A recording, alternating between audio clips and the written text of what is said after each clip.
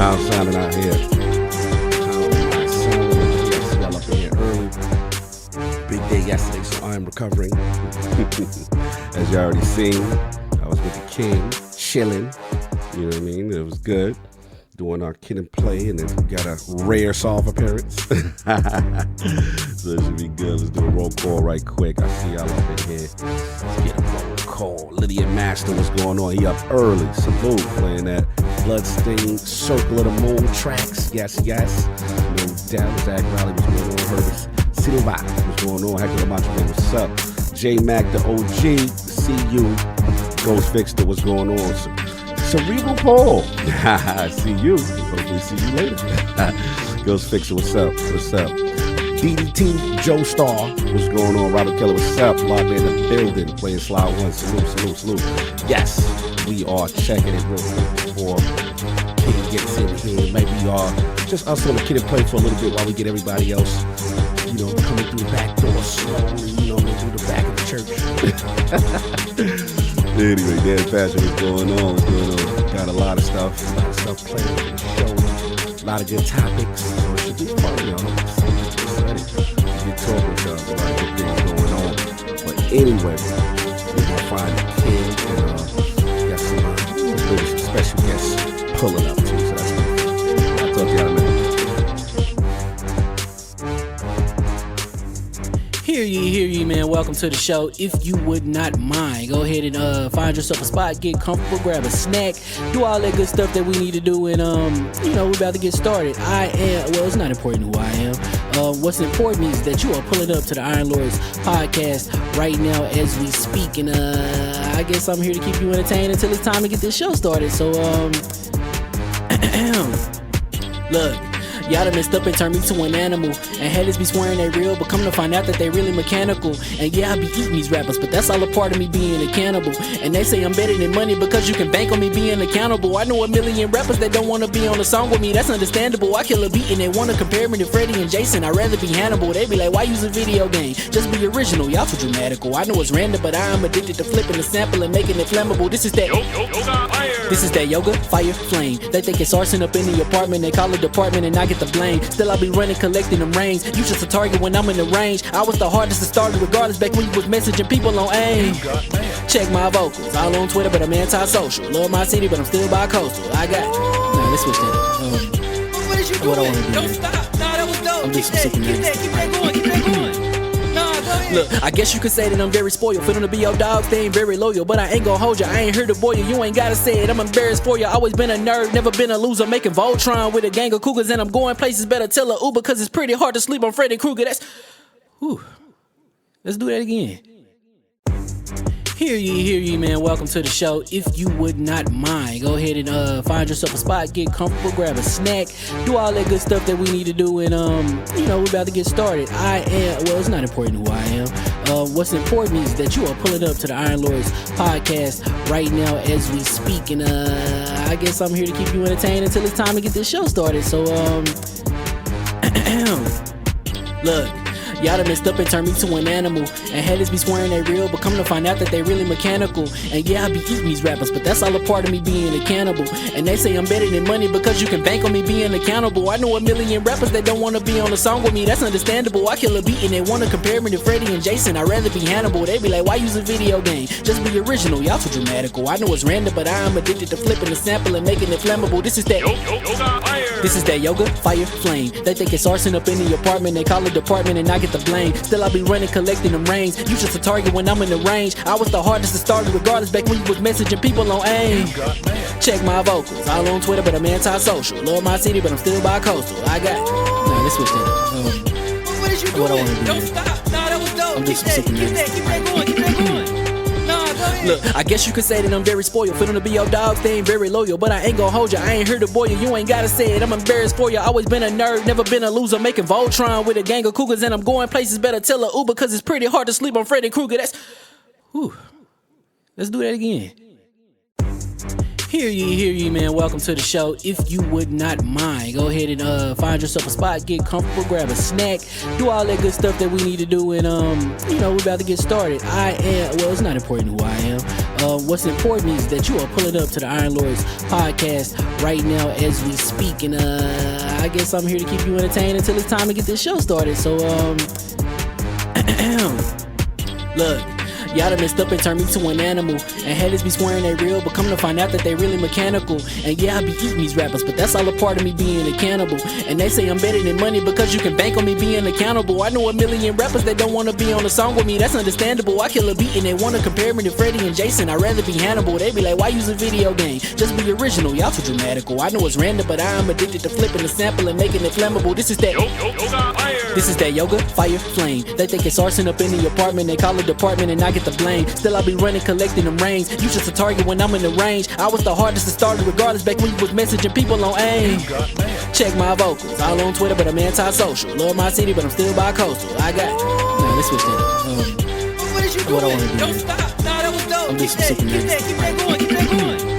Nah, go ahead. Look, I guess you could say that I'm very spoiled. For them to be your dogs, they ain't very loyal. But I ain't gon' hold ya, I ain't here to boil you. You ain't gotta say it, I'm embarrassed for ya. Always been a nerd, never been a loser. Making Voltron with a gang of cougars. And I'm going places, better tell a Uber. Cause it's pretty hard to sleep on Freddy Krueger. That's whew.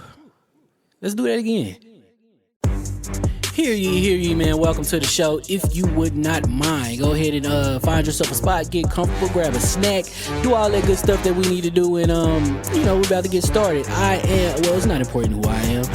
What's important is that you are pulling up to the Iron Lords podcast right now as we speak, and I guess I'm here to keep you entertained until it's time to get this show started. So look. Y'all done messed up and turned me to an animal. And haters be swearing they real, but come to find out that they really mechanical. And yeah, I be eating these rappers, but that's all a part of me being a cannibal. And they say I'm better than money because you can bank on me being accountable. I know a million rappers that don't wanna be on a song with me, that's understandable. I kill a beat and they wanna compare me to Freddie and Jason. I'd rather be Hannibal. They be like, why use a video game? Just be original, y'all too dramatical. I know it's random, but I am addicted to flipping the sample and making it flammable. This is that yoga, fire, flame. They think it's arson up in the apartment. They call it department and I get the blame. Still I be running, collecting them rains. You just a target when I'm in the range. I was the hardest to start regardless back when you was messaging people on AIM. Check my vocals, all on Twitter, but I'm anti-social. Love my city, but I'm still bi-coastal. I got nah, let's switch that. What is you doing? What I wanna do? Don't stop. Nah, that was dope. I'm just Keep that going. Keep that going. Nah, go ahead. Look, I guess you could say that I'm very spoiled. For them to be your dogs, they ain't very loyal. But I ain't gon' hold ya, I ain't here to boil you. You ain't gotta say it, I'm embarrassed for ya. Always been a nerd, never been a loser. Making Voltron with a gang of cougars. And I'm going places, better tell a Uber. Cause it's pretty hard to sleep on Freddy Krueger. That's whew. Let's do that again. Hear ye, man. Welcome to the show. If you would not mind, go ahead and find yourself a spot, get comfortable, grab a snack, do all that good stuff that we need to do, and we're about to get started. It's not important who I am. What's important is that you are pulling up to the Iron Lords podcast right now as we speak, and I guess I'm here to keep you entertained until it's time to get this show started. So look. Y'all done messed up and turned me to an animal. And haters be swearing they real, but come to find out that they really mechanical. And yeah, I be eating these rappers, but that's all a part of me being a cannibal. And they say I'm better than money because you can bank on me being accountable. I know a million rappers that don't wanna be on a song with me, that's understandable. I kill a beat and they wanna compare me to Freddie and Jason. I'd rather be Hannibal. They be like, why use a video game? Just be original, y'all too dramatical. I know it's random, but I am addicted to flipping the sample and making it flammable. This is that yoga, fire, flame. They think it's arson up in the apartment. They call it department and I get the blame. Still I be running, collecting them rings. You just a target when I'm in the range. I was the hardest to start regardless back when you was messaging people on AIM. Check my vocals, all on Twitter, but I'm anti-social. Love my city, but I'm still bi-coastal. I got nah, let's switch that up. What is you doing? What I wanna do? Don't stop. Nah, that was dope. I'm Keep just that going. Keep that going. Nah, go ahead. Look, I guess you could say that I'm very spoiled. For them to be your dogs, they ain't very loyal. But I ain't gon' hold ya, I ain't here to boil you. You ain't gotta say it, I'm embarrassed for ya. Always been a nerd, never been a loser. Making Voltron with a gang of cougars. And I'm going places, better tell a Uber. Cause it's pretty hard to sleep on Freddy Krueger. That's, whew. Let's do that again. Hear ye, man. Welcome to the show. If you would not mind, go ahead and find yourself a spot, get comfortable, grab a snack, do all that good stuff that we need to do, and we're about to get started. Well, it's not important who I am. What's important is that you are pulling up to the Iron Lords podcast right now as we speak, and I guess I'm here to keep you entertained until it's time to get this show started. So look. Y'all done messed up and turned me to an animal. And haters be swearing they real, but come to find out that they really mechanical. And yeah, I be eating these rappers, but that's all a part of me being a cannibal. And they say I'm better than money because you can bank on me being accountable. I know a million rappers that don't wanna be on a song with me, that's understandable. I kill a beat and they wanna compare me to Freddie and Jason. I'd rather be Hannibal. They be like, why use a video game? Just be original, y'all too dramatical. I know it's random, but I am addicted to flipping the sample and making it flammable. This is that yoga, fire, flame. They think it's arson up in the apartment. They call it department and I get the blame. Still I be running, collecting them rings. You just a target when I'm in the range. I was the hardest to start regardless back when you was messaging people on AIM. Check my vocals, all on Twitter, but I'm anti-social. Love my city, but I'm still bi-coastal. I got nah, let's switch that up. What is you doing? What I wanna do? Don't stop. Nah, that was dope. I'm just Keep that going. Nah, go ahead. Look, I guess you could say that I'm very spoiled. For them to be your dogs, they ain't very loyal. But I ain't gon' hold ya, I ain't here to boil you. You ain't gotta say it, I'm embarrassed for ya. Always been a nerd, never been a loser. Making Voltron with a gang of cougars. And I'm going places, better tell a Uber. Cause it's pretty hard to sleep on Freddy Krueger. That's, whew. Let's do that again. Hear ye, man. Welcome to the show. If you would not mind, go ahead and find yourself a spot, get comfortable, grab a snack, do all that good stuff that we need to do, and we're about to get started. Well, it's not important who I am. What's important is that you are pulling up to the Iron Lords podcast right now as we speak, and I guess I'm here to keep you entertained until it's time to get this show started. So look. Y'all done messed up and turned me to an animal. And haters be swearing they real, but come to find out that they really mechanical. And yeah, I be eating these rappers, but that's all a part of me being a cannibal. And they say I'm better than money because you can bank on me being accountable. I know a million rappers that don't wanna be on a song with me, that's understandable. I kill a beat and they wanna compare me to Freddie and Jason. I'd rather be Hannibal. They be like, why use a video game? Just be original, y'all too dramatical. I know it's random, but I am addicted to flipping the sample and making it flammable. This is that yoga, fire, flame. They think it's arson up in the apartment. They call it department and I get the blame. Still I be running, collecting them rings. You just a target when I'm in the range. I was the hardest to start regardless back when you was messaging people on AIM. Check my vocals, all on Twitter, but I'm anti-social. Love my city, but I'm still bi-coastal. I got nah, let's switch that up. What is you doing? What I wanna do? Don't stop. Nah, that was dope. I'm just Keep that going. Nah, go ahead. Look, I guess you could say that I'm very spoiled. For them to be your dogs, they ain't very loyal. But I ain't gon' hold ya, I ain't here to boil you. You ain't gotta say it, I'm embarrassed for ya. Always been a nerd, never been a loser. Making Voltron with a gang of cougars. And I'm going places, better tell a Uber. Cause it's pretty hard to sleep on Freddy Krueger. That's, whew. Let's do that again. Hear ye, man. Welcome to the show. If you would not mind, go ahead and find yourself a spot, get comfortable, grab a snack, do all that good stuff that we need to do, and we're about to get started. Well, it's not important who I am. What's important is that you are pulling up to the Iron Lords podcast right now as we speak, and I guess I'm here to keep you entertained until it's time to get this show started. So look.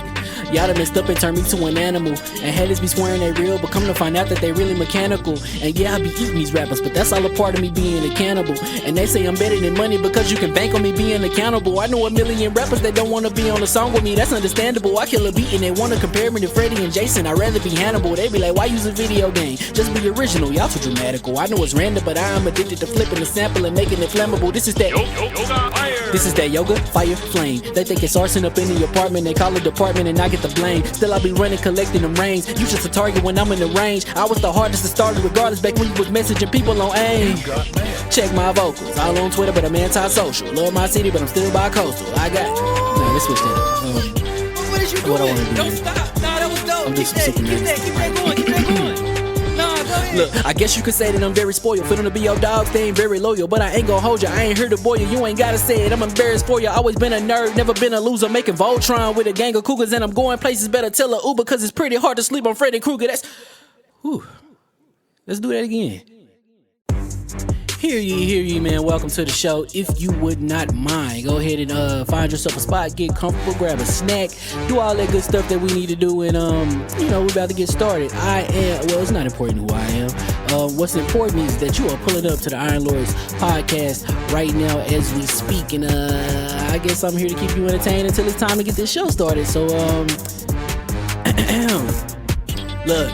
Y'all done messed up and turned me to an animal. And haters be swearing they real, but come to find out that they really mechanical. And yeah, I be eating these rappers, but that's all a part of me being a cannibal. And they say I'm better than money because you can bank on me being accountable. I know a million rappers that don't wanna be on a song with me, that's understandable. I kill a beat and they wanna compare me to Freddie and Jason. I'd rather be Hannibal. They be like, why use a video game? Just be original, y'all too dramatical. I know it's random, but I am addicted to flipping the sample and making it flammable. This is that This is that yoga, fire, flame. They think it's arson up in the apartment. They call it department and I get the blame. Still I be running, collecting them rings. You just a target when I'm in the range. I was the hardest to start regardless back when you was messaging people on AIM. Check my vocals, all on Twitter but I'm anti-social. Love my city but I'm still bi-coastal. I got nah, let's switch that up. What is you doing? What I wanna do? Don't stop. Nah, that was dope. I'm just Keep that going, keep that going. Nah, go ahead. Look, I guess you could say that I'm very spoiled. For them to be your dogs, they ain't very loyal. But I ain't gon' hold ya, I ain't here to boil you. You ain't gotta say it, I'm embarrassed for ya. Always been a nerd, never been a loser. Making Voltron with a gang of cougars. And I'm going places, better tell a Uber. Cause it's pretty hard to sleep on Freddy Krueger. That's, whew. Let's do that again. Hear ye, man. Welcome to the show. If you would not mind, go ahead and find yourself a spot, get comfortable, grab a snack, do all that good stuff that we need to do, and we're about to get started. It's not important who I am. What's important is that you are pulling up to the Iron Lords podcast right now as we speak, and I guess I'm here to keep you entertained until it's time to get this show started. So look. Y'all done messed up and turned me to an animal. And haters be swearing they real, but come to find out that they really mechanical. And yeah, I be eating these rappers, but that's all a part of me being a cannibal. And they say I'm better than money because you can bank on me being accountable. I know a million rappers that don't wanna be on a song with me, that's understandable. I kill a beat and they wanna compare me to Freddie and Jason. I'd rather be Hannibal. They be like, why use a video game? Just be original, y'all too dramatical. I know it's random, but I am addicted to flipping the sample and making it flammable. This is that This is that yoga, fire, flame. They think it's arson up in the apartment. They call it department and I get the blame. Still I be running, collecting them rings. You just a target when I'm in the range. I was the hardest to start regardless back when you was messaging people on AIM. Check my vocals, all on Twitter but I'm anti-social. Love my city but I'm still bi-coastal. I got nah, let's switch that up. What is you doing? What I wanna do? Don't stop. Nah, that was dope. I'm just Keep that going, keep that going. Nah, go ahead. Look, I guess you could say that I'm very spoiled. For them to be your dogs, they ain't very loyal. But I ain't gon' hold ya, I ain't here to boil you. You ain't gotta say it, I'm embarrassed for ya. Always been a nerd, never been a loser. Making Voltron with a gang of cougars. And I'm going places, better tell a Uber. Cause it's pretty hard to sleep on Freddy Krueger. That's, whew. Let's do that again. Hear ye, man. Welcome to the show. If you would not mind, go ahead and find yourself a spot, get comfortable, grab a snack, do all that good stuff that we need to do, and we're about to get started. It's not important who I am. What's important is that you are pulling up to the Iron Lords podcast right now as we speak, and I guess I'm here to keep you entertained until it's time to get this show started. So look.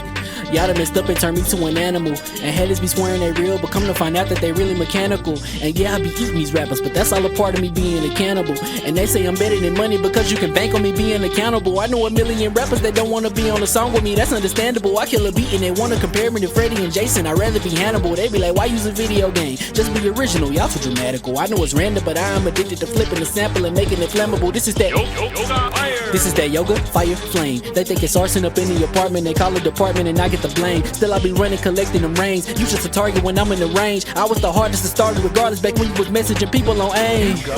Check my vocals, all on Twitter but I'm anti-social. Love my city but I'm still bi-coastal. I got, nah, let's switch that. What is you doing? What I wanna do? Don't stop. Nah, that was dope. I'm just Keep that going. Keep that going. Nah, go ahead. Look, I guess you could say that I'm very spoiled. For them to be your dogs, they ain't very loyal. But I ain't gon' hold ya, I ain't here to boil you. You ain't gotta say it, I'm embarrassed for ya. Always been a nerd, never been a loser. Making Voltron with a gang of cougars. And I'm going places, better tell a Uber. Cause it's pretty hard to sleep on Freddy Krueger. That's, whew. Let's do that again. Hear ye, man. Welcome to the show. If you would not mind, go ahead and find yourself a spot, get comfortable, grab a snack, do all that good stuff that we need to do, and we're about to get started. It's not important who I am. What's important is that you are pulling up to the Iron Lords podcast right now as we speak, and I guess I'm here to keep you entertained until it's time to get this show started. So look. Y'all done messed up and turned me to an animal. And haters be swearing they real, but come to find out that they really mechanical. And yeah, I be eating these rappers, but that's all a part of me being a cannibal. And they say I'm better than money because you can bank on me being accountable. I know a million rappers that don't wanna be on a song with me, that's understandable. I kill a beat and they wanna compare me to Freddie and Jason. I'd rather be Hannibal. They be like, why use a video game? Just be original, y'all too dramatical. I know it's random, but I'm addicted to flipping the sample and making it flammable. This is that yoga, fire, flame. They think it's arson up in the apartment, they call it department and I get the blame. Still I be running, collecting them rings. You just a target when I'm in the range. I was the hardest to start regardless back when you was messaging people on AIM. Check my vocals, all on Twitter but I'm anti-social. Love my city but I'm still bi-coastal. I got, nah, let's switch that. What is you doing? What I wanna do? Don't stop. Nah, that was dope. I'm just Keep that going. Keep that going. Nah, go ahead. Look, I guess you could say that I'm very spoiled. For them to be your dogs, they ain't very loyal. But I ain't gon' hold ya, I ain't here to boil you. You ain't gotta say it, I'm embarrassed for ya. Always been a nerd, never been a loser. Making Voltron with a gang of cougars. And I'm going places, better tell a Uber. Cause it's pretty hard to sleep on Freddy Krueger. That's, whew. Let's do that again. Hear ye, man. Welcome to the show. If you would not mind, go ahead and find yourself a spot, get comfortable, grab a snack, do all that good stuff that we need to do, and we're about to get started. It's not important who I am. What's important is that you are pulling up to the Iron Lords podcast right now as we speak, and I guess I'm here to keep you entertained until it's time to get this show started. So look. Y'all done messed up and turned me to an animal. And haters be swearing they real, but come to find out that they really mechanical. And yeah, I be eating these rappers, but that's all a part of me being a cannibal. And they say I'm better than money because you can bank on me being accountable. I know a million rappers that don't wanna be on a song with me, that's understandable. I kill a beat and they wanna compare me to Freddie and Jason. I'd rather be Hannibal. They be like, why use a video game? Just be original, y'all too dramatical. I know it's random, but I'm addicted to flipping the sample and making it flammable. This is that yoga, fire, flame. They think it's arson up in the apartment, they call it department and I get the blame. Still I be running, collecting them rings. You just a target when I'm in the range. I was the hardest to start regardless back when you was messaging people on AIM. Check my vocals, all on Twitter but I'm anti-social. Love my city but I'm still bi-coastal. I got, nah, let's switch that. What is you doing? What I wanna do? Don't stop. Nah, that was dope. I'm just Keep that going. Keep that going. Nah, go ahead. Look, I guess you could say that I'm very spoiled. For them to be your dogs, they ain't very loyal. But I ain't gon' hold ya, I ain't here to boil you. You ain't gotta say it, I'm embarrassed for ya. Always been a nerd, never been a loser. Making Voltron with a gang of cougars. And I'm going places, better tell a Uber. Cause it's pretty hard to sleep on Freddy Krueger. That's, whew. Let's do that again. Hear ye, man. Welcome to the show. If you would not mind, go ahead and find yourself a spot, get comfortable, grab a snack, do all that good stuff that we need to do, and we're about to get started. It's not important who I am. What's important is that you are pulling up to the Iron Lords podcast right now as we speak, and I guess I'm here to keep you entertained until it's time to get this show started. So look. Y'all done messed up and turned me to an animal. And haters be swearing they real, but come to find out that they really mechanical. And yeah, I be eating these rappers, but that's all a part of me being a cannibal. And they say I'm better than money because you can bank on me being accountable. I know a million rappers that don't wanna be on a song with me, that's understandable. I kill a beat and they wanna compare me to Freddie and Jason. I'd rather be Hannibal. They be like, why use a video game? Just be original, y'all too dramatical. I know it's random, but I'm addicted to flipping the sample and making it flammable. This is that yoga, fire, flame. They think it's arson up in the apartment, they call it department and I get the blame. Still I be running, collecting them rains. You just a target when I'm in the range. I was the hardest to start regardless back when you was messaging people on AIM. Check my vocals, all on Twitter but I'm anti-social. Love my city but I'm still bi-coastal. I got nah, let's switch that. What is you doing? What I wanna do? Don't stop. Nah, that was dope. I'm Keep just super that going. Keep that going. Nah, go ahead. Look, I guess you could say that I'm very spoiled. For them to be your dogs, they ain't very loyal. But I ain't gon' hold ya, I ain't here to boil you. You ain't gotta say it, I'm embarrassed for ya. Always been a nerd, never been a loser. Making Voltron with a gang of cougars. And I'm going places, better tell a Uber. Cause it's pretty hard to sleep on Freddy Krueger. That's, whew. Let's do that again.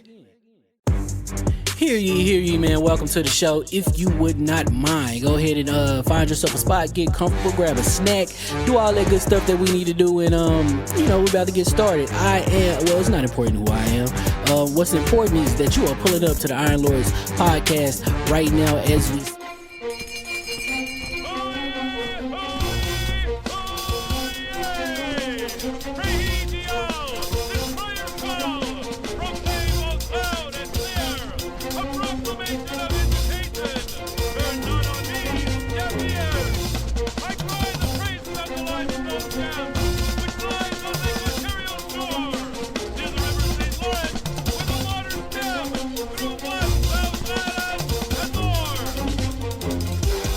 I'ma just chill and watch them and eat snacks in the attic. I wanted to chill with the pack and be like a young whoop, but then they would mistake me for addict. If I can imagine it's cool to give you some advice, then invite your girl to your squadron. Cause if you don't give her that option, you gon' be single player like Sovereign. You gon' get tossed in the bushes by King David. Royalty and not a pretender. Detrimental to an elemental, what's an avatar to a knee bender? I gotta be me though. I know it's my destiny, word to Cognito. Who cares if you fly, if you still a mosquito? You swear you ain't stuntin', but really be Steve-O. You like to collect stuff and that's cool, but I got bad news. Even if you really was that dude, King David still be the king of the statues. Since a juvenile, I've been cursed with a curse to be musical. And if you hate it, we'll meet in the crucible. Other than that, then it's cool and it's beautiful. We let you know that your dreams are pursuable. Whatever you wanna do, then it's doable. If you got work on a Sunday, it's suitable. Cause you can listen to this in your cubicle on the Lord's Day. Woo. If you got work on a Sunday, it's suitable. Cause you can listen to this in your cubicle on the Lord's Day.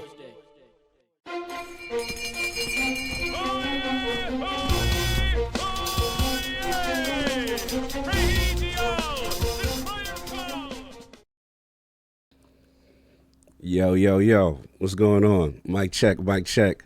Yeah, I had to get rid of them, man. I'm tired, that's it. I'm going solo. This is the debut of the Iron Lord podcast, LordCognito Dolo. This is it. Getting rid of the rest of the lords.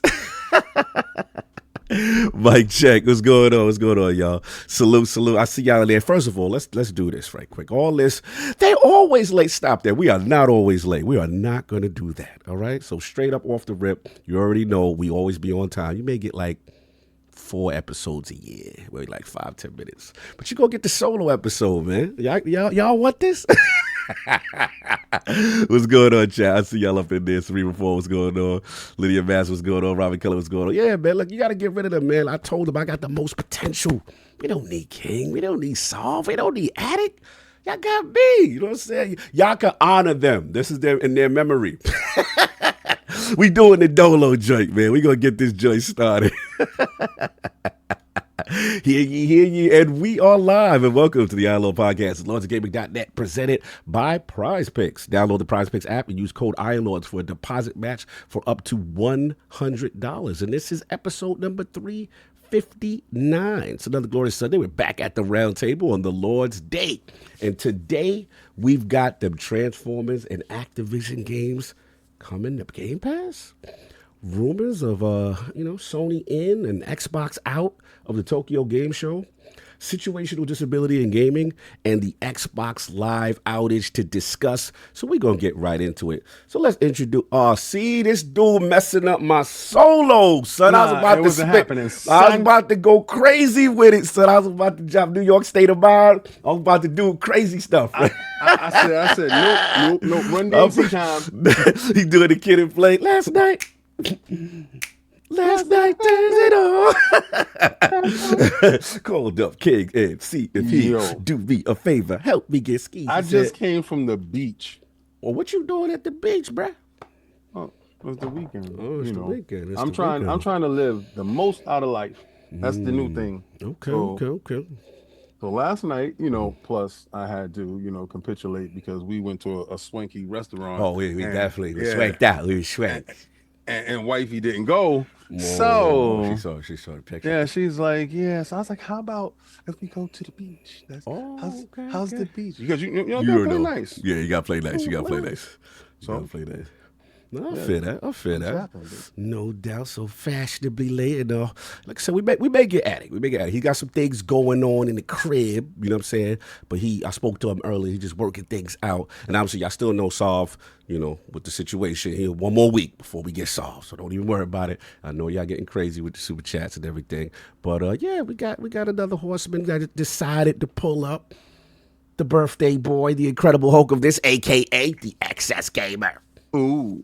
The prophet of Xbox. Swami. King of the statues, who demands nothing less than that premium experience. It is the ascendant leader of the Xbox platform movement. Ooh. Beloved. Lord King, how we doing? How was that sake last night, though? Yo.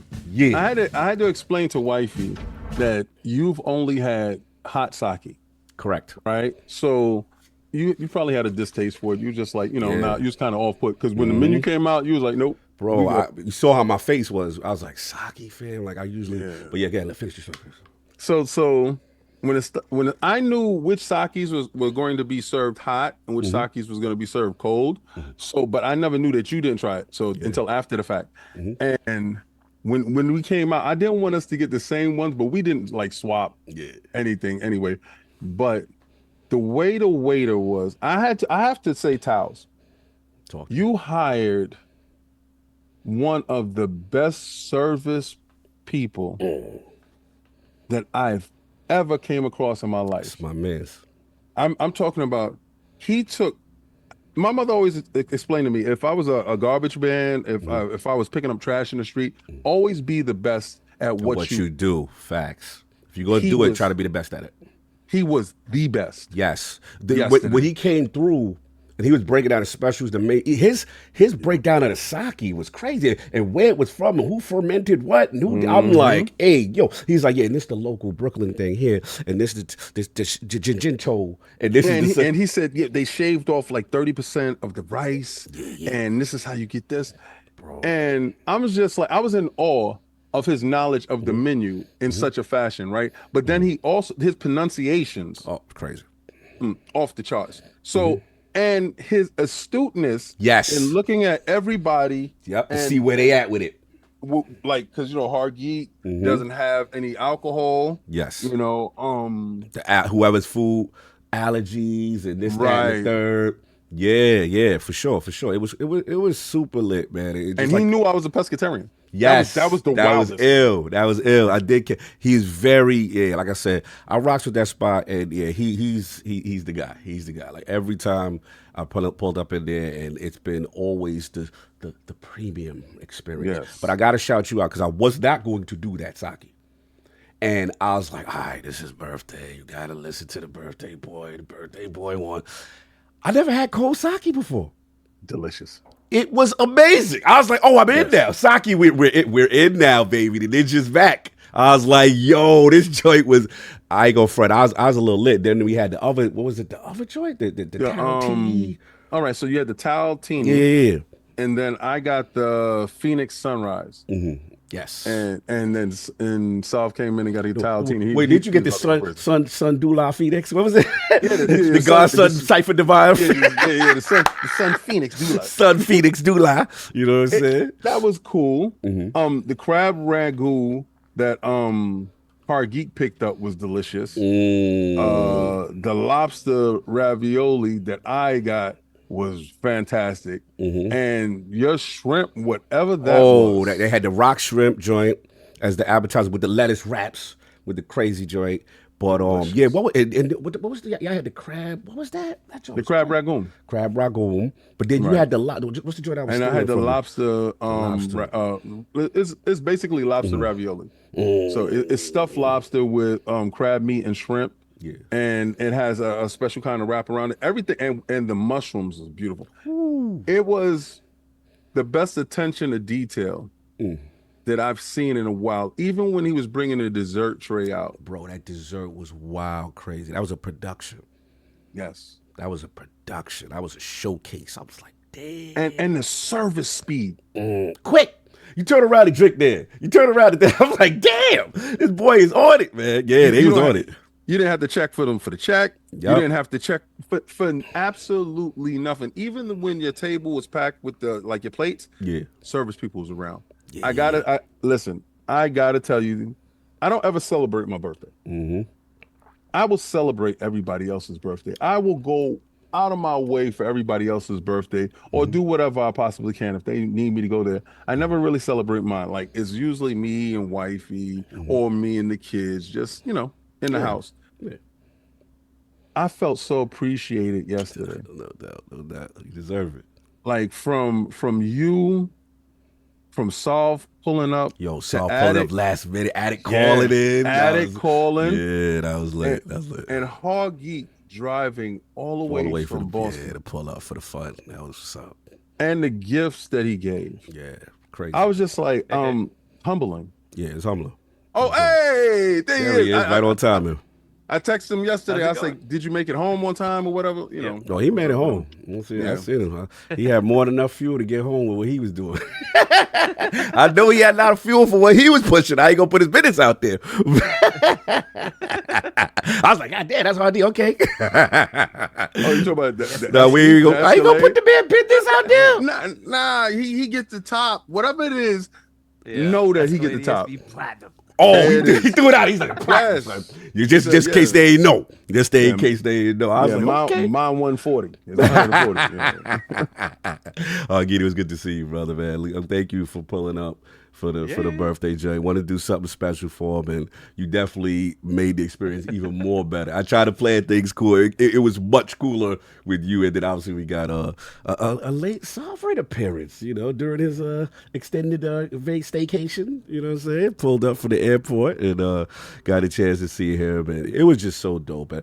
What it is with me is I like to give you the ambiance, and I was like, I felt he had the proper king-like ambiance. What did you feel? It was incredible, bro. Like, from the giant Buddhist statue that's there to even going into the bathroom. I don't understand what the hell this is. Hold on. Let me show you, because I had to take a picture of it. I know what you're talking about. It's like there's like a game over the toilet seat. Yeah, this thing. What is that? Like, I was trying to figure out what that is and why we need to be doing that in the. So I was so tipsy that I walked in the bathroom. I'm like, there's a lot of lights in here. I'm like, where's these lights come from? And I looked at in front of me, and to me, it looked like they cut off Bumblebee's head from Transformers and put it against the wall. I said, oh, they done killed Bumblebee and mounted him. I took the picture. I took the picture, went to the bathroom, got out of there, and I love the bathroom service people. I feel be feeling bad for them. No, they gotta be standing in that job. No, I don't feel bad for them because somebody explained to me that it's an honorable thing. Really? Like it's a tradition thing, and sometimes you are like godfathered into the situation. Got it. But they are like your eyes and ears for stuff, and it's like they're like barbers. In a sense, because they make sure that you are presentable right after you come out of the bathroom. Get yourself together. You good. Stuff. He was on point. He left him his tip. Yes. It was just I just felt really appreciated yesterday, from everything. And I just did a whole reflection last night on my journey to 52. And I was like, first of all, I thought I was gonna be dead at 25. I really did. Where you came from, how you was moving. It was out of control. You was moving crazy. Yeah, it was out of control. I told Hargeet, like, we're very fortunate to have this man with us for how he was moving. On his life. and that's so bad. But I credit the people that I put around me. Yeah. You know, smart people know to put smarter people around them, because you're gonna aspire to do better. And you guys helped me do better. But it was just such a reflection yesterday. I teared up last night. I was like, yo, you know, from the podcast, like, we do the podcast every week, and we go to all these shows and we do all this stuff, and, you know, the website and Disney, and you meet all these people, and you take it for granted that tomorrow is going to show up, or we're going to make it to this place, or we're going to meet that. See you next time. And I just took the philosophy of no more see you next time. Whatever I can do today, I'm going to do. Yeah, you got to do it. And the thing is that when you get older, you don't, well, me and you realize, especially, you know, black men, sometimes we don't appreciate the moments. We don't record the moments. We don't, like, we got to be better about it. So it's like, that's why I love, like, this pocket we're in, because we're actually taking advantage. Like I said, even the Summer Games Fest trip, Hargeet was there as well, you know, taking advantage of, yo, we ain't never just us 1, 2. It's usually all the Lords. It's just, you know what I'm saying? Like, just little things. And we gotta record those moments. It's important to cherish that. So yeah, it was. And also, it's important to cherish the fact that you have ascended to the stunt double for Dwayne The Rock Johnson. You stupid. If you look at that picture, I want anybody to defy me. Listen, man, I looked at him, I said, oh, snap. You ridiculous. He looked like The Rock. I'm not even holding you. You are ridiculous. Okay. Listen, I want a 1 in the chat. If this dude right here in the picture look like The Rock. This dude. If you see The Rock in the picture, yo, you stupid. Put it 2. Put a 1 in the chat. Put a 2 if you don't see a young version of The Rock. Yo, you stupid. Told you what I told you. They ain't gonna listen to you. You know your king disciples. Whatever king says, man, we agree with the king. You know it's gonna be 1,000 was. You know they don't like me. That's why I'm trying to go solo today. I'm trying to do the show, trying to take it back. I saw people looking at you thinking I was sitting with The Rock. I was like, yeah. Shaq and The Rock is sitting together. Oh, I get stop putting ones in the chat. I see you. Or anyway, but no, it was dope. So you got a chance, came back from the beach, all that. I'm assuming just relaxing, no gaming, just finally just decompressing. No games. Yeah, which is good. I didn't get a chance to even put together that. Remember that I had to put together that cabinet. Yeah. I got home, wifey was like, Yeah, just chill. Yeah, no doubt. Of course, you got the gaming ninja himself. Shit, that would be LordCognito. Was trying to go solo, but King don't want me to. He don't want me to shine, man. Nope. You don't want me to shine. Shout out to ILP. Nah, Beyonce, get back into Destiny Child. I'm ready to drop the solo shot. Nah, Beyonce. No doubt. Shout out to Mr. Matty Plays. Shout out to Duke. We was talking about the Ladies of Out interview. Shout out to E. Bartis. We had Ty Guy. A little 4th of July on vacation. Be back with them next week. For me, it's Path of the Goddess. How do you pronounce it? Konami gets. I already pronounce it, but actually. Yeah, something Gagey. Kunitsu Gami. There we go. Yeah, Kunitsu Gami. Thank you, Hargeet. Yo, I had my eye on it, and I'm like, yo, I didn't realize this is a card game. Like, it is not what I thought it was, but in a good way. You know what I'm saying? You have the 2D aspect to it, where it's in real time, it's action. You're going through the town, and you're purifying areas, right? And it's just like when you get rid of this defilement in the town, then you got the goddess, and you don't really control her other than telling her to stop.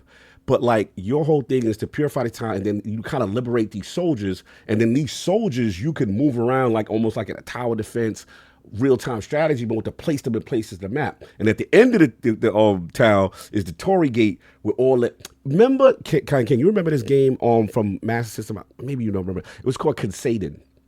And it was the only game I remember. That was my first. Talking about with the Japanese scary people. Yes, like that was my first introduction to Japanese style horror as a kid. Yeah. That game scared the hell out of me, and it was very difficult. So it's that kind of energy, the yokai and the Torii Gates and demons and all type of joint. And so basically, it's a day-night cycle. You're doing all this preparation because her thing is this game is very spiritual, mystical. Like she's out here doing all these things and purifying the land, but she herself cannot fight. Right? You are like her protector, the swordsman, and you're going through helping with the purification and all this stuff. And then it's very martial arts, very Channel 5 with the combos and the spins and stuff like that. And then the soldiers, you can make them like woodcutters, you can make them these talismans to like do things to help you combat the demons when the demons come through. And it's funny because when the gates open and they come through, you be thinking you be having the situation under control. And like they'll flank, and the game will tell you another way, right? The goddess is in danger. So it's like, I gotta protect the goddess. I gotta protect. Like, so you go. Yeah, I ain't going for it. Like, it's horror. It's its own. It's a very unique game, and then it's got like you use this like little brush thing, and it's like to purify. It's a very seance. I feel like it's based on something religious. I don't know culturally. I feel it's based on. It probably something. Is. Yeah. Some type of Japanese law. Yeah. But all right, when I first saw the game. Yeah. It presented as an action game in the vein of Onimusha. I feel you. Right? I feel you. Even the way the graphics was when they were saying in-game engine. Yes. The polygons was larger, the main characters was larger, this, that, and the third. Then when I got a chance to see it again, when they said Game Pass and they was doing the second deep dive, I was a little bit disappointed because it looks like the camera was pulled back. Right. It looks like, all right, this is the actual game now, and it wasn't what they showed us. What they showed before. It was more closer up. And no, I get what you're going. And what's weird is it's 2D, but then you could go into the background on some pseudo 3D type situation. So yeah, like I said, very unique game. I'm loving it. It's a COG game all the way. Absolutely loving it. And then actually played the Altars demo on Steam. Ooh. And that, they got one there. That's the one with the guy who makes multiples of himself. Yes. Starts off, the engine impressed me more than I thought. I didn't think they would be punching over their weight because they kind of got their little Starfield Mass Effect running around the planet. And he trying to figure out why he crash landed, where the rest of his crew is at. Then you get to, I guess, their main starship or whatever it is. They look like a unicycle. It's funny. And we're figuring out this thing. And then he realizes in order to survive, okay, look, you cannot do all these tasks by yourself. So you figure out the cloning process. And, okay, this joint is wild. It's like, like you could create, basically, it's a timeline of your journey. So it'd be like, okay, King, this is his life. He's going to go do this. And he's going to become the leader of ILP, right? But at this point in his life, early, he could have went off to the side and been a mechanic. Or this side of his life, he could have went off. And then you pursue that. So you could get that timeline, create that version of you from that thing and bring them into the world. So why I bring in the mechanic version of me, and in his timeline, he lost his arm. So he out in the field complaining about arm pain about his arm, and then he come back like, yeah, so I need a little something for the pain, and I'm like, oh, he a junkie. Bro.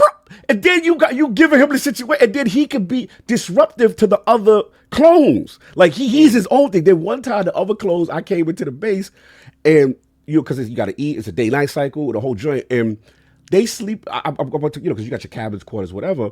So you talking to them, and you can see their emotional states. Like they're like, oh, disgruntled or whatever. Right. And then I'm going, and then I woke up, I see them on the floor, and then they was like, yeah, it must be nice. You go into the captain quarters and look how we living out here, fam. Because they sleeping on the floor. So I'm like, all right, let me build a dormitory. So it is a wild game. It is a wild. I gotta give it a shout out to the Altars. If they land it, they got something super. A lot of potential. How's the frame rate? My only concern with that game was the frame rate. Now, mind you, I'm playing it on the ROG Ally. I am not playing on console. I mean, most PCs should be fine. No issues with that. But we got to wait for. Because there's no Xbox demo just yet, and I believe this is a Game Pass game, so yeah, we'll see. But I think it's day and date in Game Pass. Yeah. That's shout out to hold on. We gotta get some. We gotta get some what you call it. We got some love in this chat right quick. Let's get all right. So shout out to Hector the Bouncer Man member for 5 months. Lord Silver. All hail the powerful lords. I don't know what's worse than the Shakur fight or Colin saying PS5 had the greatest 6-month releases this year. Delusional. Damn. What did Colin say that got y'all mad? Anyway. You going in? What's up with the Shakur fight though? Shakur was boring. What happened? I did not even see the fight. That's how out. As soon as I got up today, we're going. I got the picnic basket. I got everything like that. I didn't even watch the fight last night. I was paying attention to it because Man, it's like you got to think about it. We just come back from Cali, Yeah. and then it's like now I'm gonna do something else, and it's I don't know. Women are delicate, and she's extra delicate for that. when it comes to not being invited. I'm like, it was just gonna be me and him, and then it turned into me, him, and Hargeet. Yeah. And then Solve came through. It's gonna be a small thing. Tell her she gonna be all right. No doubt. Shout out to Robert Kelly, $2 super chat. Happy birthday, General. Hope y'all had fun. Salute. Blessings. Hollywood Rules, $2 super chat. Lord the People's Champ. Cog the final boss. Y'all starting that rock nonsense again. That's right. Jovar Ingi, $5 super chat straight from Iceland. What's going on, brother? Lords, gear up and bring on the epic entertainment. Love to you. Yeah, love to you, brother. Always love. Chuckle, wow, with the 50-pound super chat. Happy belated birthday. Much love to the king. Thank you, Doubt. And then we got someone, my IT brethren, then pulled up in the back door. Ohio in the building. Let me get a mic check for the daring one. How we doing, sir? Check. What's it sound like? Oh, it sound crispy. Oh, yeah, you leveled up. Oh, you left that 49 hat is very clean. I'm feeling that right now. How we feel? Are we sided, Brandon? Now you go. Is it going down? I hope so. Yeah, we in trouble if IU can come back. That's the best receiver in the game right now. Woo! Talk that talk. You hear that, Hargeet? We don't want to hear no Patriot talk today. I'm done with football. Oh, you done? I'm done. I had 20 years of dominating all us. You freaking football fans. You allowed us to catch up. Destroyed all y'all. Facts. And then you got the capper. All y'all. Listen, the capper with the roast, and he destroyed everybody again. Yes. All I can say to you, Hargeek, is can't wait. Yo, you stupid. You hit us with the Bart card. You needed that one year, that Rex Ryan year. One game. You're baby. messy. That's it. Shout out to the great Fox 20 with the £2 super chat. Shout out to the Lords. Greetings from Amsterdam. Yo, this is love. We got UK, we got Iceland, we got Amsterdam. I'm loving it, y'all. That's what I'm talking about. We big overseas. International Lords. I'm loving that. No Worldwide. doubt. Worldwide. You already know what it is. So in the States, we whack. You know, shout out to the daring one, my IT brother. Good to have you in the realm, bro. And right on time, because we want to do some Patreon questions. We got one actually that came in from the homie, Sean Mason. He said, Dear Lords, this question that we can ask for the Lords first, and then we'll open it up to everybody. As summer surrounds us, I'm curious, which video game reminds you most of this season? Personally, Super Mario Sunshine resonates with me. Its tropical theme and release in August evoke memories of receiving the game just before starting first grade, marking the perfect end to a memorable summer in 2002. Best regards, Sean M. So, King, let's start with you, man. What game reminds you of the summer? Oh man, it's a tough one, right? Yeah, it's a tough one. When you play this game, you think summertime, or gives you the best. Street Fighter 2. Really? Because I remember when Street Fighter 2 came out, like all my memories is surrounded by kids being out or being at the arcade machine. Mm-hmm. Yeah.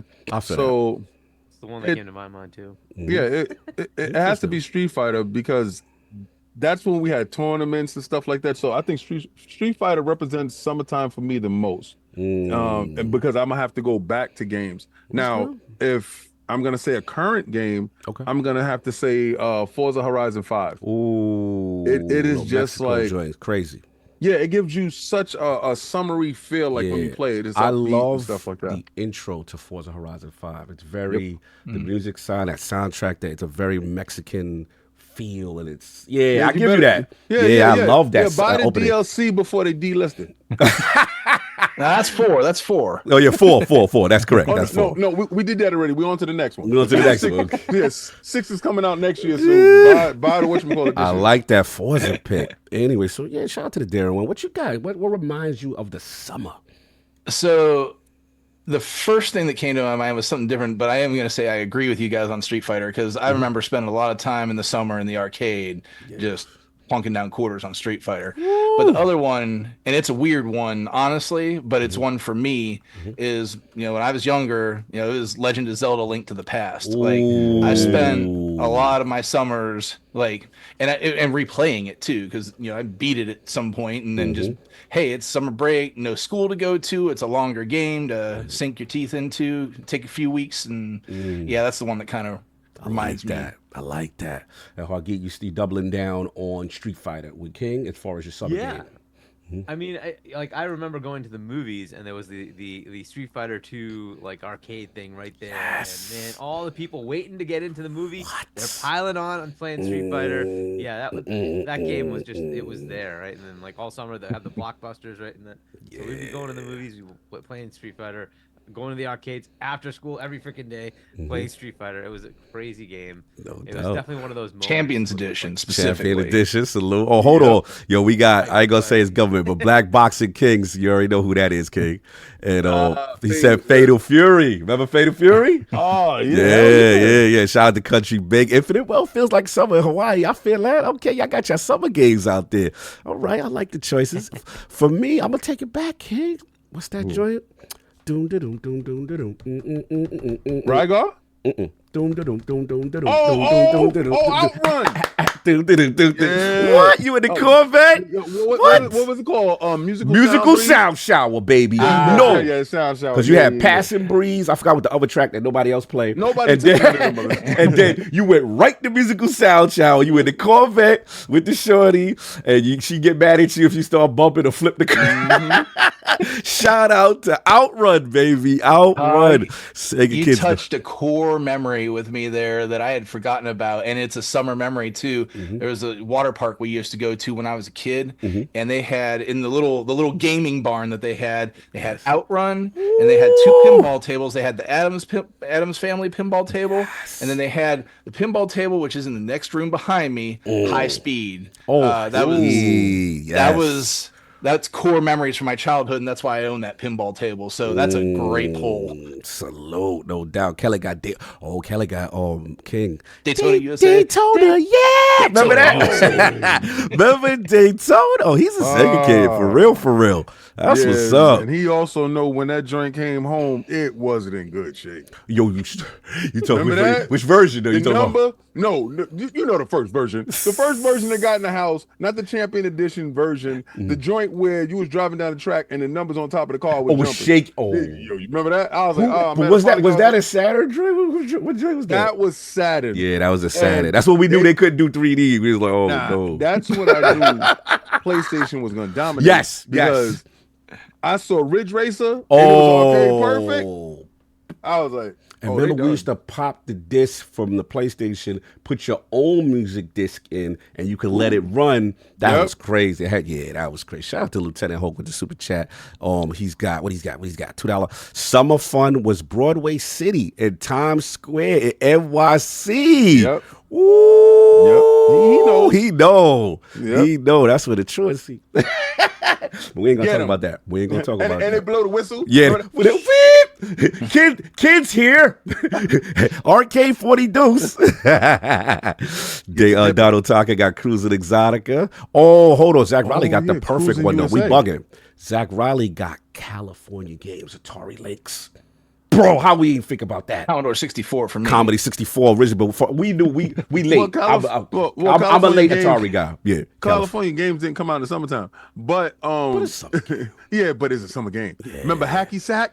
Sitting there playing Hacky Sack and Half Pipe. The Half Pipe, the BMX joint was crazy. Yes. The BMX, Lynx was ahead of time. Lynx was ahead of time, man. Salute. We already know. So we got that. Last week's poll results are in, and the people have spoken to the question with the announcement of the Xbox gaming on Amazon and rumors of a new dashboard or mobile and future vehicles. Do you think it's a mistake for Xbox to continue to market with the verbiage "no console needed"? The winner of the three-way ILP poll at 55% of the vote is console market is finite. Xbox needs to continue to grow and expand to bigger markets group. In second place at 33% of the vote was Xbox continues to devalue and self-sabotage its console sales. And in last place at 10% of the vote was I don't care. When can I get Xbox in the whip though? So everybody like that Remac situation. Let's start with my IT technical brother, Lord Darren One. How we feeling? It looks like the realm is saying that it is needed for them to expand beyond the console. What's your thoughts on that, sir? I mean, I've been on record a while ago, when all the drama went down with them moving games over, I've been on record a while ago. If I was a first party publisher, that I'd have my games everywhere. Like, there'd be a time limit. Like, I wouldn't be doing it right away because you got to come over here and spend the money directly with us first. But if you want it that bad and it's like 2-3 years down the line, you can have it all. It's like, it affected I don't like. It was a very emotional subject. A lot of people were like, they don't like that verbiage. Console needed, but you're okay with Xbox marketing it in that way. Absolutely. All right, no doubt. So we go get right into it, man. We got a big show, lot of stuff to talk about. And Hargeet, let me know. I know if you're on a time constraint or anything. Let me know. I don't know if you're good, but it's all good. All right. So look, this for me. This is my topic. Activision, y'all. Activision, Blizzard games, and Transformers games rumored to be coming to Game Pass soon. Shout out friend of the realm, Tom Henderson, got an article out in reference to this, and actually he sourced Ecstasis when I was, excuse me if I mispronounced that, X Computer Forums, and then also our Windows Central, our own Jez Corden, who corroborated the rumor. And first it started talking about Tony Hawk 1 and 2 remake and Spyro Reignited Trilogy will be coming to Game Pass in the near future. And then also he said in terms of Jazz, he outlines that he understands that Microsoft's strategy isn't to release all of Activision's back catalog at once, but rather drip feed it into the platform. And then, for now, fans have also talked about the Crash Bandicoot Insane trilogy. And then for me, there was some relisting leaks. And this is in reference, shout out to Comic.com on this one as well. Multiple Transformers games seemingly to be returned after being delisted. So it looks like, remember in 2018, Activision made the decision to remove Transformers War of Cybertron, Fall of Cybertron, Rise of the Dark Spark, and remember the Platinum joint, Transformers Devastation from storefronts. And then these removals were due to the license had been expired, and it meant that Activision could no longer sell each title. But then it was spotted on Twitter about these Activision Transformers games being observed and relisted on stores. So they said the games are not available for purchase, but the fact that the details are up is very interesting. So I'm going to set this off because this is my topic, and y'all know how I feel as a G1 kid. Y'all know how I feel. I literally live and breathe these games. And to be honest, I'm super hyped, not only just, for that aspect. I wanted to give some love, obviously, to Transformers Devastation, the one made by Platinum, which was kind of a beat 'em up kind of thing. It was a little different. And but it was cell shaded. It had that cartoon feel to it. But in my opinion, the shout out to the legend, Matt Teeger from High Moon Studio, who we're still trying to find. Hold Law, I'm going to put you on an assignment. We got to find this man. This man is he's the greatest, made the greatest Transformers games, in my opinion, ever. They were also based on canon, right? With pre-Cybertron lore for Hasbro. He got a lot of liberties to make these games, the Fall and the War of Cybertron. But anyway, enough about that. Wanted to bring it to you guys in the realm.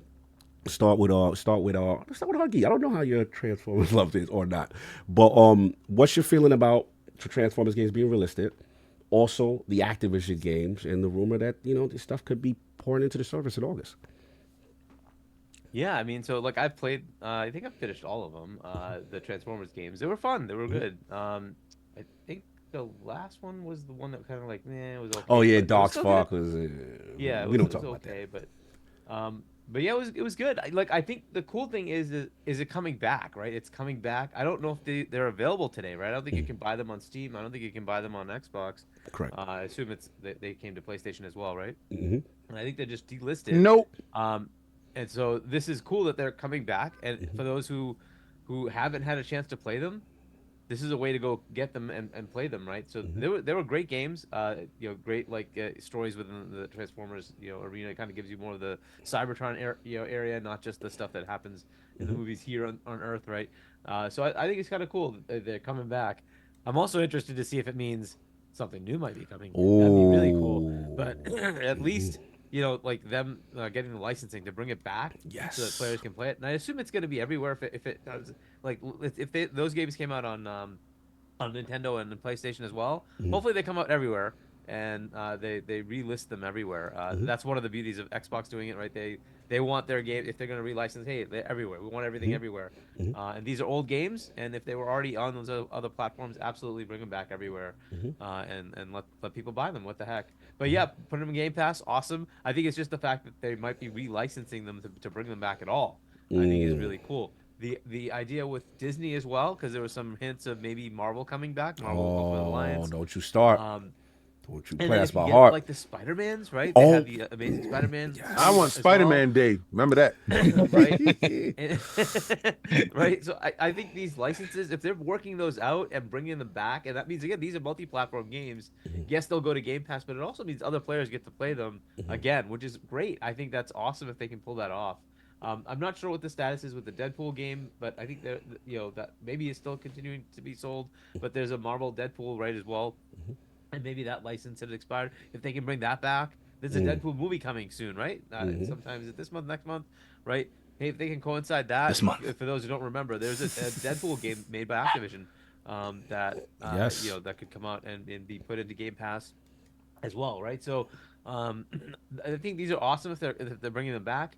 ABK games are going to come, right? At some point, we know that Call of Duty drops happen. We're going to get some Call of Duties coming in, whether it's 1, 5, 3, I don't know, whatever number of Call of Duties they start putting in. To me, the best thing to do this year is to say, hey, this is the Black Ops year. Let's bring in all the Black Ops games. I don't know if they're going to do that or not. I'm just putting that out there. That'd be my recommendation is, hey, let's throw all the Black Ops games in. The year of Black Ops. We end it by, October 25th, I think is when 6 comes out, right? Goes day and date in Game Pass. But yeah, they have an opportunity to start bringing in those older ones as well. Start bringing, building the hype. Maybe put one a week, one every a couple of weeks, whatever. Put them out there, and then October you land the big one, the new one. So it's great. Those are coming. At some point, you're gonna see the PC catalog, and I'm not sure when they plan to do that because there's a lot of stuff they own that's PC only, right? I'd love to see that stuff start coming in as well, right? Because look, the point of this was PC and mobile, right? It was not console specific. It was PC and mobile, and this is the time to start bringing in. What I really want to understand was, what do they do with World of Warcraft, right? That is going to have its expansion later in the year. What do they do with World of Warcraft? How do they take that and tackle it? Do they just leave it alone? They say, you know what, we're not going to touch that with Game Pass, or do they do something with Game Pass? That will be an interesting thing. We'll see what they try to do to marry those at all, if they do at all. But it is a big thing for them to have that big PC game, right? Yeah. But there's a bunch of other old catalog games. I'd love to see what they do with it. StarCrafts, the old Warcrafts. There's the whole Sierra online catalog. There's like all those old point and click Sierra games, right? And all these old games, right? Like, what do they do with all that stuff? And let's see what they do. And then there's Crash. I'm sure that's going to be coming. So there's rumors of that potentially coming as well, right? So Crash coming in. Like, the thing that I'd love to see is they now have Crash. I think it's Rumble, which is their Smash Brothers equivalent, right? And then they have Crash Team Racing, which is their Mario Kart equivalent. And with all the IP that Xbox has, right? It's time to start putting those in those games, right? To give you the all-in-one, like, here's all of our IPs all put into a game. Now, Fortnite's another place. Obviously, they should continue that path as well. But having like the Mario Kart equivalent of all the Xbox IPs, right? Have those characters all be there. That'd be kind of cool, right? The Smash Brothers equivalent with their Rumble game and do that. So there's some great opportunities there. I don't know what they plan on doing with it, but like if it's me, that's what I would totally take that and say, why not do the same treatment that that Nintendo did, where you bring all the different IPs into Smash, right? You bring all these various characters into Mario Kart. Do the same. You have the opportunity now, right? And why not like put them all together and see what you get? They put a few of those in Killer Instinct, but I don't think that's the same level as a Smash type thing with Rumble.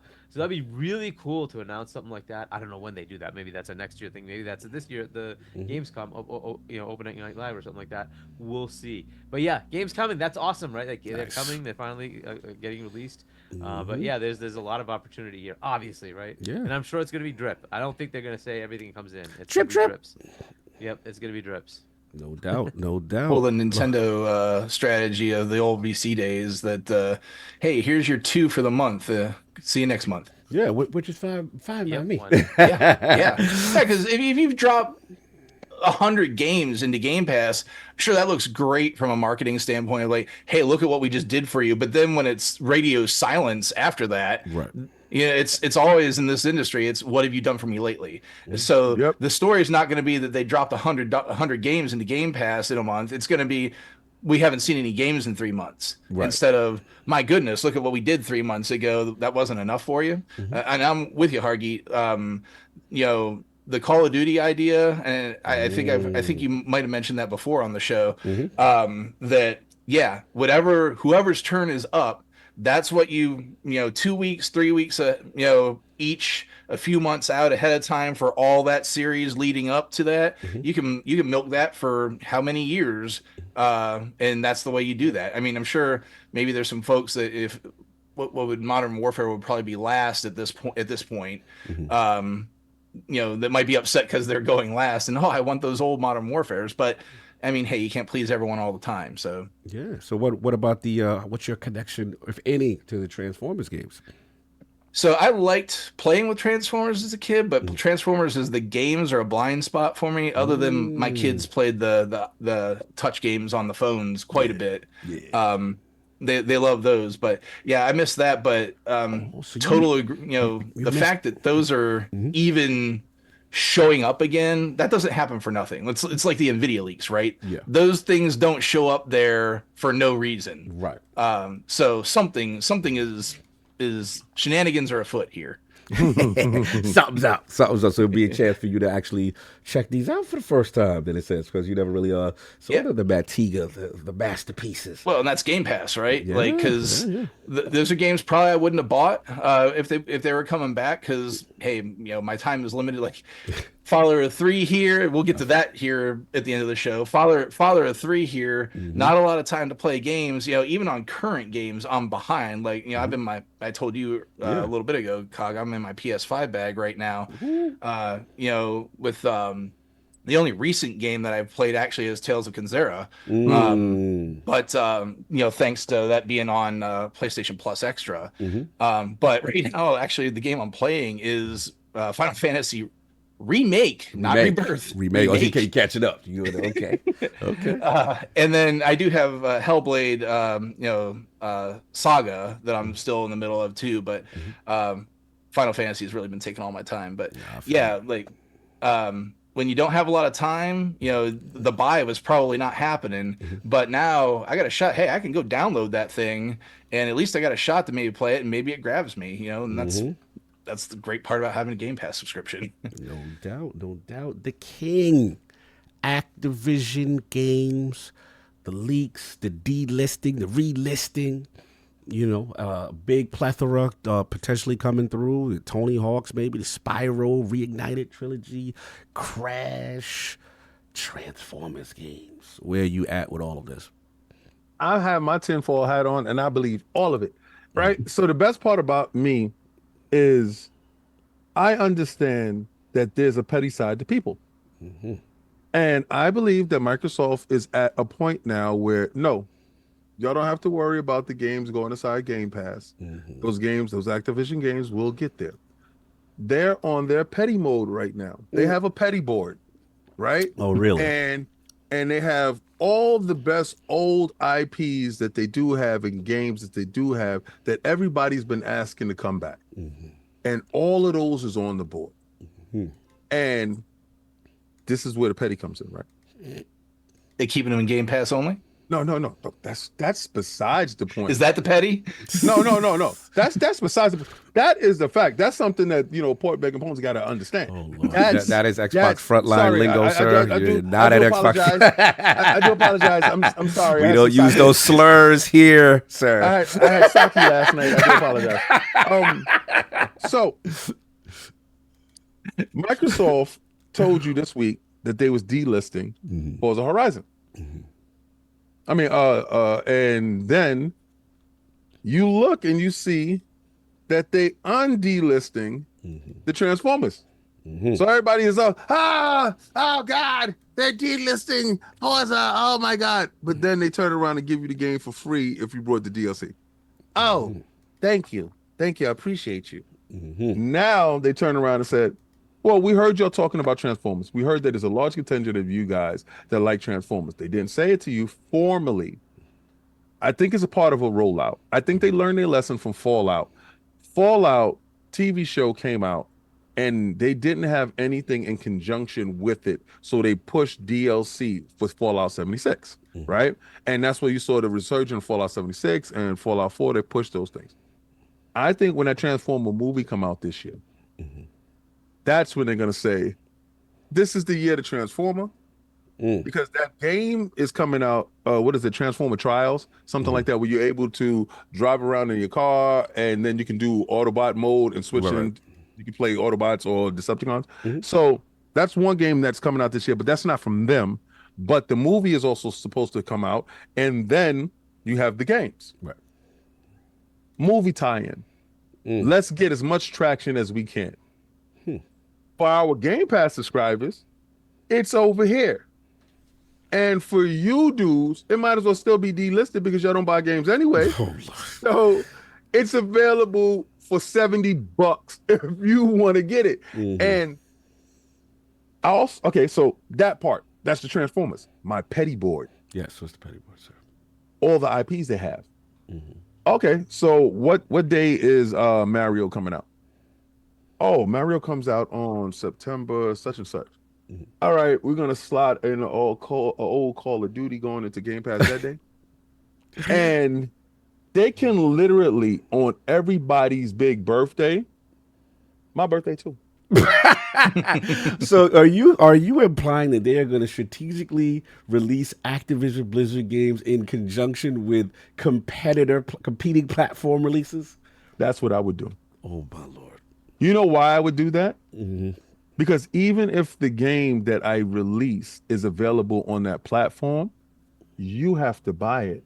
And I can say it's day one inside Game Pass. And that's how you push the ecosystem. So what it is a double hit to the competitor. They put out their game, you bring nostalgia. Nobody beats nostalgia. Nostalgia is undefeated. You bring nostalgia in the building. Remember that Call of Duty, Black Ops 2, whatever the hell, right? Oh man, that was lit. All right, cool. It's back, baby. But it's back. But God of War, Ragnarok the third comes out today. Yeah, it's over there. You could go buy that, but also you could buy it over there for y'all for the $70. So you could put it there. There'll be competition. So you put nostalgia in the building, dudes be like, I don't know if I'm gonna get God of War because I did like that joint. And let me spend that. So you split the fan base, but then you also show them that we have it over here inside Game Pass. Wouldn't you like your releases to have the best opportunity to succeed away from bigger releases? No. It's not the same thing though. It's not like it's two new releases going against each other. Thank you.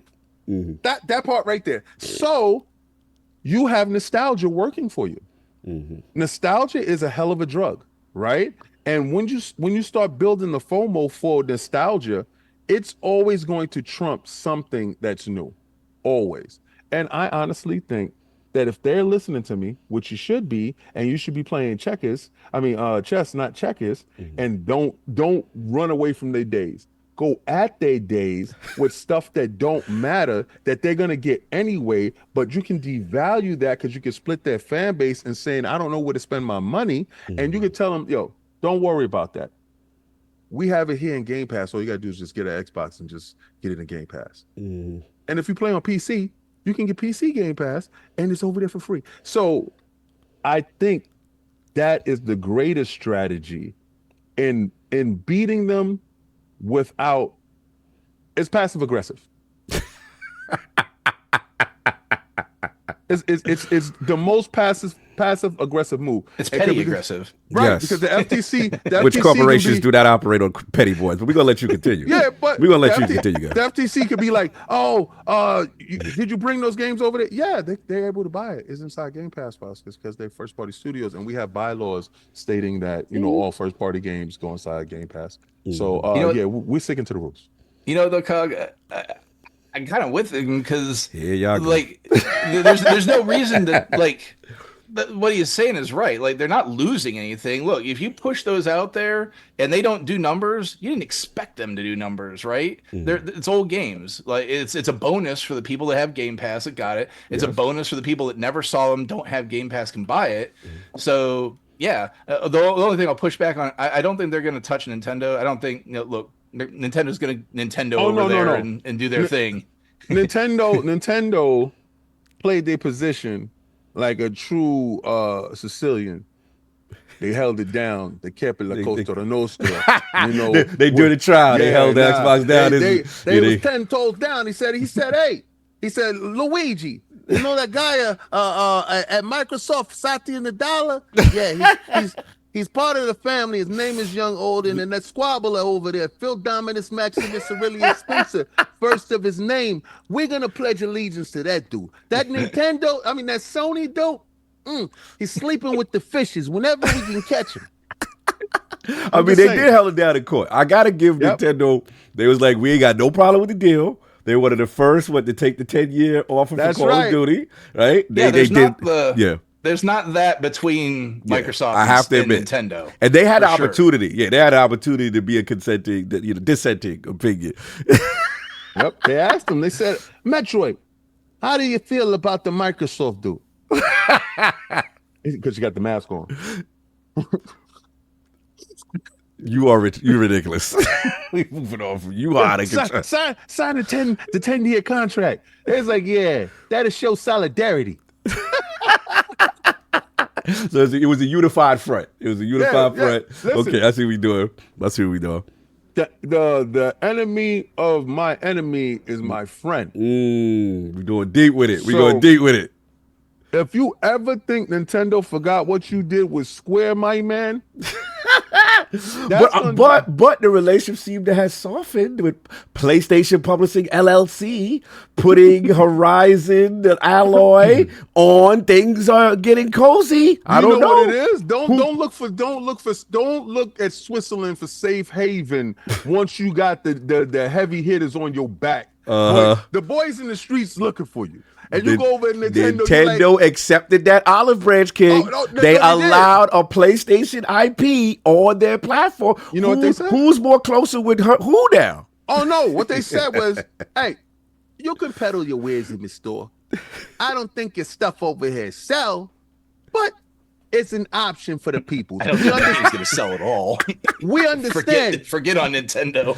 I'm just saying. We understand that you're hurting for money. Oh, that's what this is. That's what this is. Okay. We don't lend out any cash, but we'll let you put your wares in the store. Yo, you stupid. Oh, so this was, they hurting. Okay, I see what we do. We OG'ing them. Okay, I see what's going on. You are ridiculous. Anyway, look, outside of this, the other ones I want to give a shout out was Marvel Ultimate Alliance, obviously, which Hargeet mentioned. Huge game. Tenshu series. So should be part of that package on some level, and then obviously, like you said, King of Spider-Man games. There's a lot of great Spider-Man games that they. Here we go. Go ahead. What you got to so you didn't bring that up just then. Let's go. I want Spider-Man Day. Okay, so how are we doing this? How is Microsoft going to should do this? Please. This is the only one I want them to make a big thing. Okay. Like in Times Square, put all the Spider-Man out. Tobey Maguire. What's this? Andrew Garfield. What's the last one? Named the young kid. The last one. All of them. Even the one from the TV show. Even the one from the Japanese manga. Everybody. Put them all up. Who is your best Spider-Man? Miles Morales. Have that going around. Make that poll. Make it a TikTok thing. Get a dance to it. Do everything that you can to it. And then say today is Spider-Man Day. When you drop every Spider-Man game, except for the ones that's on PlayStation inside Game Pass, and put the best place to play Spider-Man. Oh, you out of control. Now you out of. King already said that once, though. I did. He had that take once because he wanted to do that for Spider-Man 2. Yep. It still applies. So why do you think the PlayStation ones don't apply? Whoa. Wait, are y'all implying something's going on? Okay. Let me hear this now. Let me hear this. Okay. Okay, so your theory could be true because Sony LLC is out here lending things out. And we did make them bend the knee for the 10-year contract. Okay. So we did send over 4. Right? You know? Oh, so this is the 4. This is the coming back. This is what you get back. Hiroki Totoki is there. Yeah, yes. He's on a different type of time. I will give you that. He's a businessman. He a businessman. He a businessman. He's such a businessman. Dudes thought they was going to get one CEO. He said, nope, we're going to split you into 2. We're going to split you into 2 because I'm going to tell you right now, I want this done. Right? By any means necessary. He said, in first order of business, I need Sony LLC studio. So what the hell is that? This was forced upon them. Yeah, what the hell is that? PlayStation Publishing LLC was forced upon them. They didn't want to get down with that. He said that's on a need-to-know basis, and you don't need to know. so Alloy was forced and dragged into this situation. And Hiroki said, hey, get Lego on the phone. I got a proposal. I don't think Hiroki Totoki Literature Club is gonna send anything to Xbox. Right, so if you need any evidence of that, that's why Aloy ain't on Xbox right now on Legos. So are you implying this was against their will? This is a Hiroki Totoki situation with PlayStation Publishing LLC on other platforms. That's what we doing. I think Hiroki is pulling all the major strings over there right now. Even with firings or people retiring, I think Hiroki, when you come from upstairs and then you come downstairs to see what's going on, he was not happy. I'll give you that. He was like, "What? We are not efficient. We're not like you're really good people." But kind of energy. Not good at your job. Yeah, it was that energy there. In fact, I got to give King that one. Hiroki's comments are very interesting. And continue. They're vicious in the sense that so when everybody knows when corporate comes downstairs, oh my God, everybody's worried about their job. Fact. That's a fact. Everybody. And because they're doing evaluations on efficiency. And he went to each and every last studio, including Bungie, and said, y'all are not working efficiently. And then gave an evaluation, and then it broke it down to people, loss of jobs and stuff like that. But this is what you're supposed to do in business regardless. But it's other moves that shows me he's more palatable than other people in the past in putting games someplace else. So now, he's got that Satya energy a little bit. Right. They don't care. They don't care about exclusivity. They're about money. Yeah. Right? So he comes upstairs from Sony movie theaters, and he says to himself, we don't exclude our movies from any movie theater. Why the hell will we exclude our games from another platform where we can make money? Right? Because they did it to us. So somebody had to okay the games going, right? All right, so, we got a proposal. We want to send games over there. All right, cool. You don't think that guy looked at the metrics on our game selling over there and didn't say, call Nintendo, Lego, we're going to put a game over there. We know if we put it on Xbox right now, it'd be too much of, doom and gloom. Oh, how many games are going over there? They do worry about their base on some level, the reaction of their base. They're very measured, even when it came to the PC ports at first. Yes. It took Helldivers now to do day and date. But I give you that. Continue. I believe next year, Horizon will show up on Xbox. Oh, wow. We doing this. Okay. Because it's going to be a game that is going to facilitate day and day, and the barriers are going to start to be broken down in trying to make money. It's no longer trying to cater to a core fan base that don't support. And the reason why I'm gonna tell you that you guys don't support, and let me give you my direct reason. All right, you said there are 60 million PlayStation 5 consoles out there, right? Cap. But okay, I'm gonna give you 60. Out of that 60 million, they said 70 million PlayStation Network before they stopped reporting was online, right? I'm going to give you 35 million of that is PlayStation 5, okay? 35 million. 35 million of y'all played Stellar Blade. 3 million of y'all played Stellar Blade out of 35 million. 1 million purchased the game. They need to make money in a sense that if they keep limited their self to a small fan base that has already reached its peak, they cannot grow. That's no operating cost. So they need to diversify and find other avenues of making money. PC was the first one. Mobile is the second one. Nintendo is the third. Who the hell else is outside that can make money in a quick fashion like Xbox? So Don't be surprised when all their games is everywhere. Okay, so measured approach is what you're going Yes. with. Okay, I see what we're doing. No shout out. We get a couple. Oh, hold on, the OG is in here. I got to break protocol. Shout out to OG TK Cole. Found out. He said he doubts Activision. Found out super chat. I doubt Activision gets to make a new Transformers game because of the Paramount Skydance deal with Hasbro. If anything, Skydance Media will make it. Sounds accurate. Sounds about accurate. I will give that. No doubt. Let's get a couple more super chats real quick while we get things moving.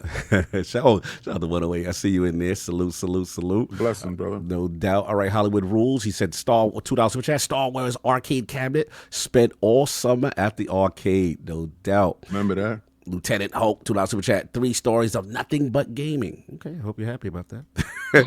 Dr. Strangelove, oh boy, $5 super chat. Cog, did you see they sell more dead Transformers figures? You could add dead Ratchet and Brawn alongside dead Optimus for your collection. You are blocked, sir. You are blocked. You are out here traumatizing Transformer kids' memories with your foolishness. That was funny.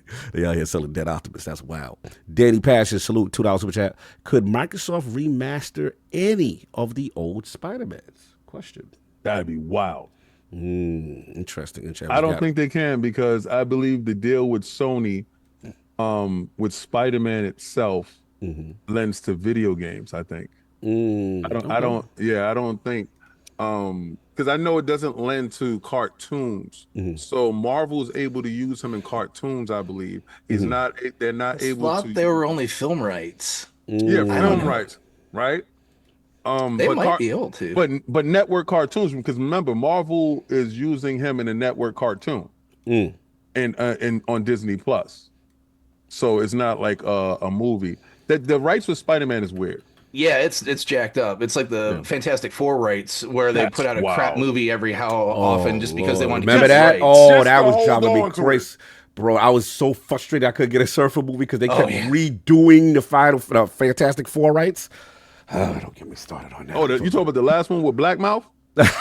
I'm talking about the old Fox joints in the Yeah, those are funny. Those are funny, but at least the Fox joints stick to. I don't care. That Surfer, that scene with him and the Human Torch. They blew the whole budget on Surfers. Yeah, it was no black. The whole budget. I remember going to the theater and was like seeing everything that they showed in the trailer in the theater. It's like, oh, that was all of it. That's it. Him doing the Lincoln Tunnel. Him doing I was like, oh, okay. Him grabbing him by the neck, taking him out to space. Yeah. It blew the whole budget. Salute to that. But I will say it was fire. That his portrayal, the way they at least attempted. Yep. And everything else has been kind of whack. Yeah, that part right there. You already know. Let's see if anything else came through. Dr. Strange Love again. $2 in the chat. Got a Quest 3 half off yesterday. Any game recommendations? Yes. You need to play. Oh man, why am I blanking on the killer app that came with it? That comes with it. Why am I blanking on the name? It's the RPG joint. Yeah. The game with what? That comes with Quest. The joint. It's like a killer app. It's the main thing. If you get a Quest 3, you get it. And but that's new though. You talking about not Sword and Sorcery? No. The new joint. Yeah. When they launched it, that was the launch they launched game. it. Yeah, launch game. I'm blanking on it too. Is that the one that we presented at Game Awards? No. We presented part 2. We presented. Hold on, I'm telling you right now because this is crazy right now. Why am I blanking on the damn game? and I worked that better. And I messed up. That's messed up. But anyway, we gonna get it. But also in the meantime, also Demio. You want to get that? I would say Asgard's Wrath 2. Asgard's Wrath 2. Why am I blanking? Asgard's Wrath 2. Killer, you have to get that game. Strange Love. Have to. That and I will say Assassin's Creed VR is cool. The Iron Man joint is fire. I like that. The Star Wars joints, sick. There's so many, man. There's so many. But those are probably 3 or 4 I would say to start off with, off the rip. very, very good games. And of course, Beat Saber. Of You course, gotta get that with every. Of course, That's the default. It's the default. God, I've spent so much money on Beat Saber. Oh It's a yeah, little you're gonna embarrassing. get in shape too. You're gonna definitely get in shape Yeah. with that joint. There's no question, no doubt. Oh yeah, Bladed Sorcery. Okay, yep. Be safe. All right, some good suggestions in there, no doubt. All right, we are going to move on, and I actually need everyone to mute their mics for a second because we got to pay the bills for a second. We got to pay the bills.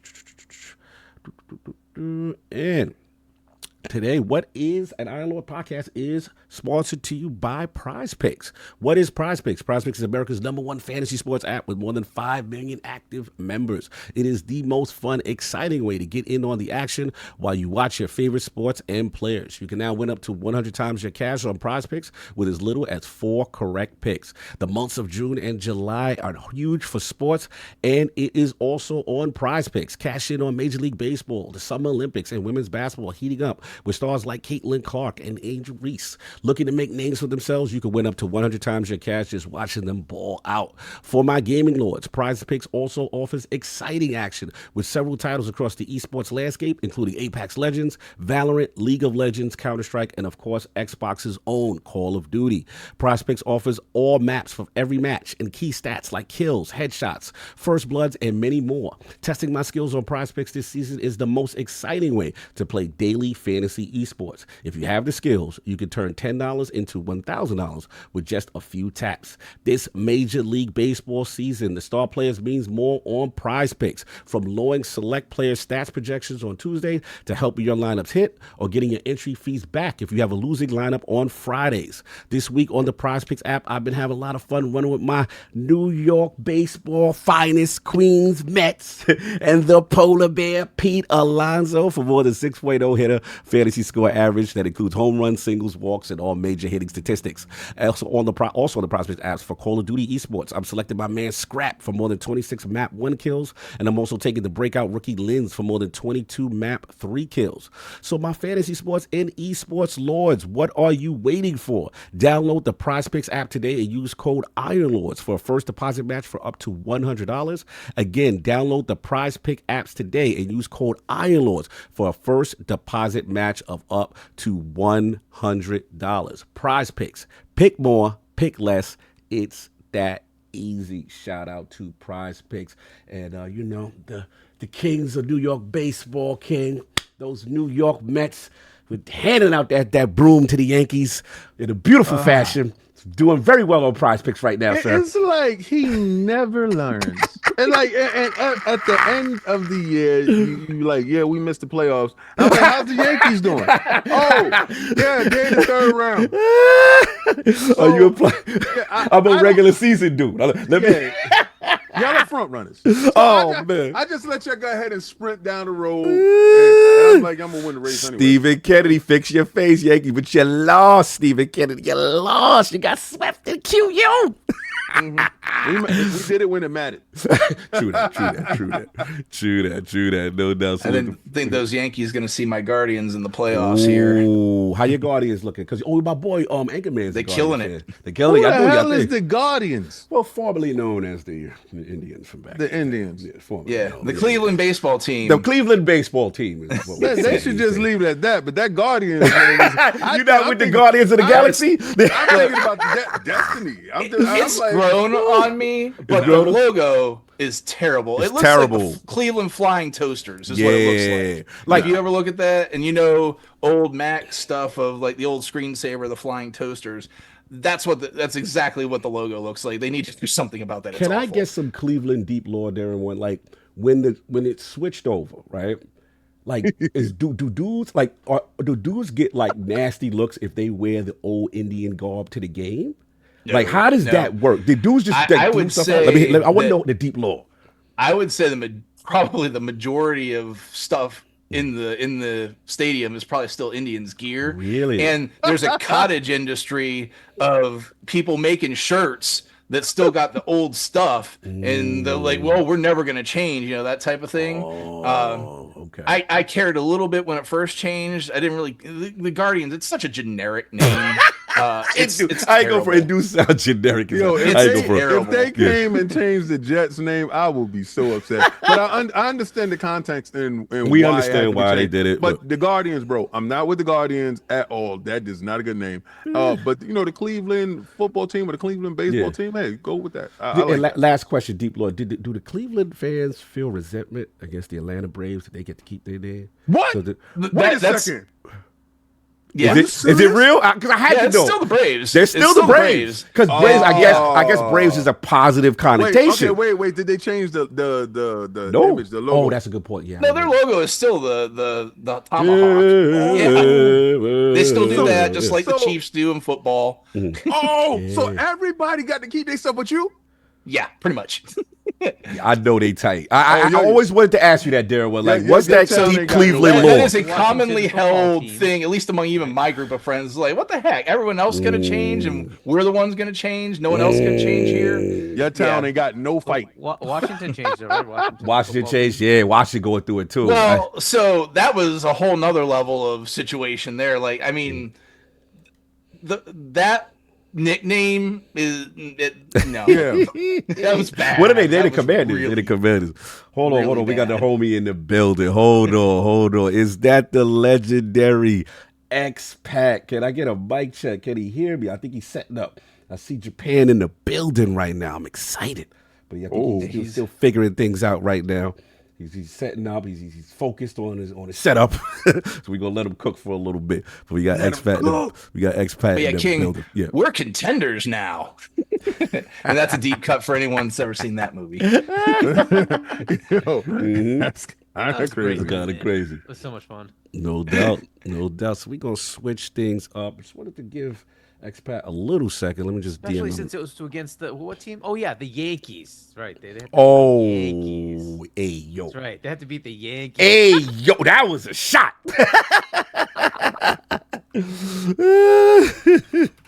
Kid, quiet.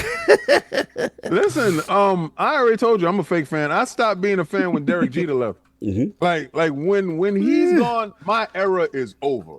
Like I don't identify with none of them dudes there with the stuff that they do there. Y'all killing it, though. Yes, Steinbrenner is not there. He's gone. Andy gone. Everybody gone. The Rocket is gone. El Duque gone. Everybody gone. I'm gone. Oh, you Same going? thing happened with me on the Indians side, because like after those late 90s, early 2000s teams, Ooh, like I all like those those guys teams. cleared out. Yeah. It was like, who the heck are these guys? You that know we what got my back? team, my favorite when Yeah, y'all back to when a y'all live had y'all movie. was stacked. Y'all had Kenny Lofton, Oh, jeez. Roberto Alomar, Tim Tomey, a young Manny Ramirez. That team So was the wild. team that went to the Exciting. 95 and 97 Yeah, series might have been the best lineup ever to hit in ever had. baseball, Facts. top to bottom. Facts. But we didn't have the pitching. That was the problem. Yes, that was correct. I So sort of caved on the Sox when we lost Poppy, but oh, Ortiz. And then y'all had Manny. Yeah, that Manny, that was crazy Yeah, too. yeah. Y'all had Manny some Poppy lineups. combo. Oh, yeah, that was sick. I ain't go for it, kid. Remember when boys used to come down to town and Manny Ramirez, the whole Washington Heights was in the building. Every Dominican in New York was coming. They was Boston fans for that series every day. They was repping. That's when you know flag means more Yes, than team. the team. That's what I knew. Facts. Yep. People was repping their country like, yo, I don't care where he at. That's my man. You know what I'm I saying? was at a game last year where he got inducted into the Cleveland baseball club, however you want to call it. He got inducted to the Hall of Fame for Cleveland baseball. And, we weren't doing great numbers with attendance at the time, but that place was packed. Yeah, salute, no doubt. So I think he maybe X-Pac maybe have a little difficulty, but we're gonna start. Hopefully he can get his situation straightened out. But we got another topic going on right now. Another thing going on. Tokyo Game Show.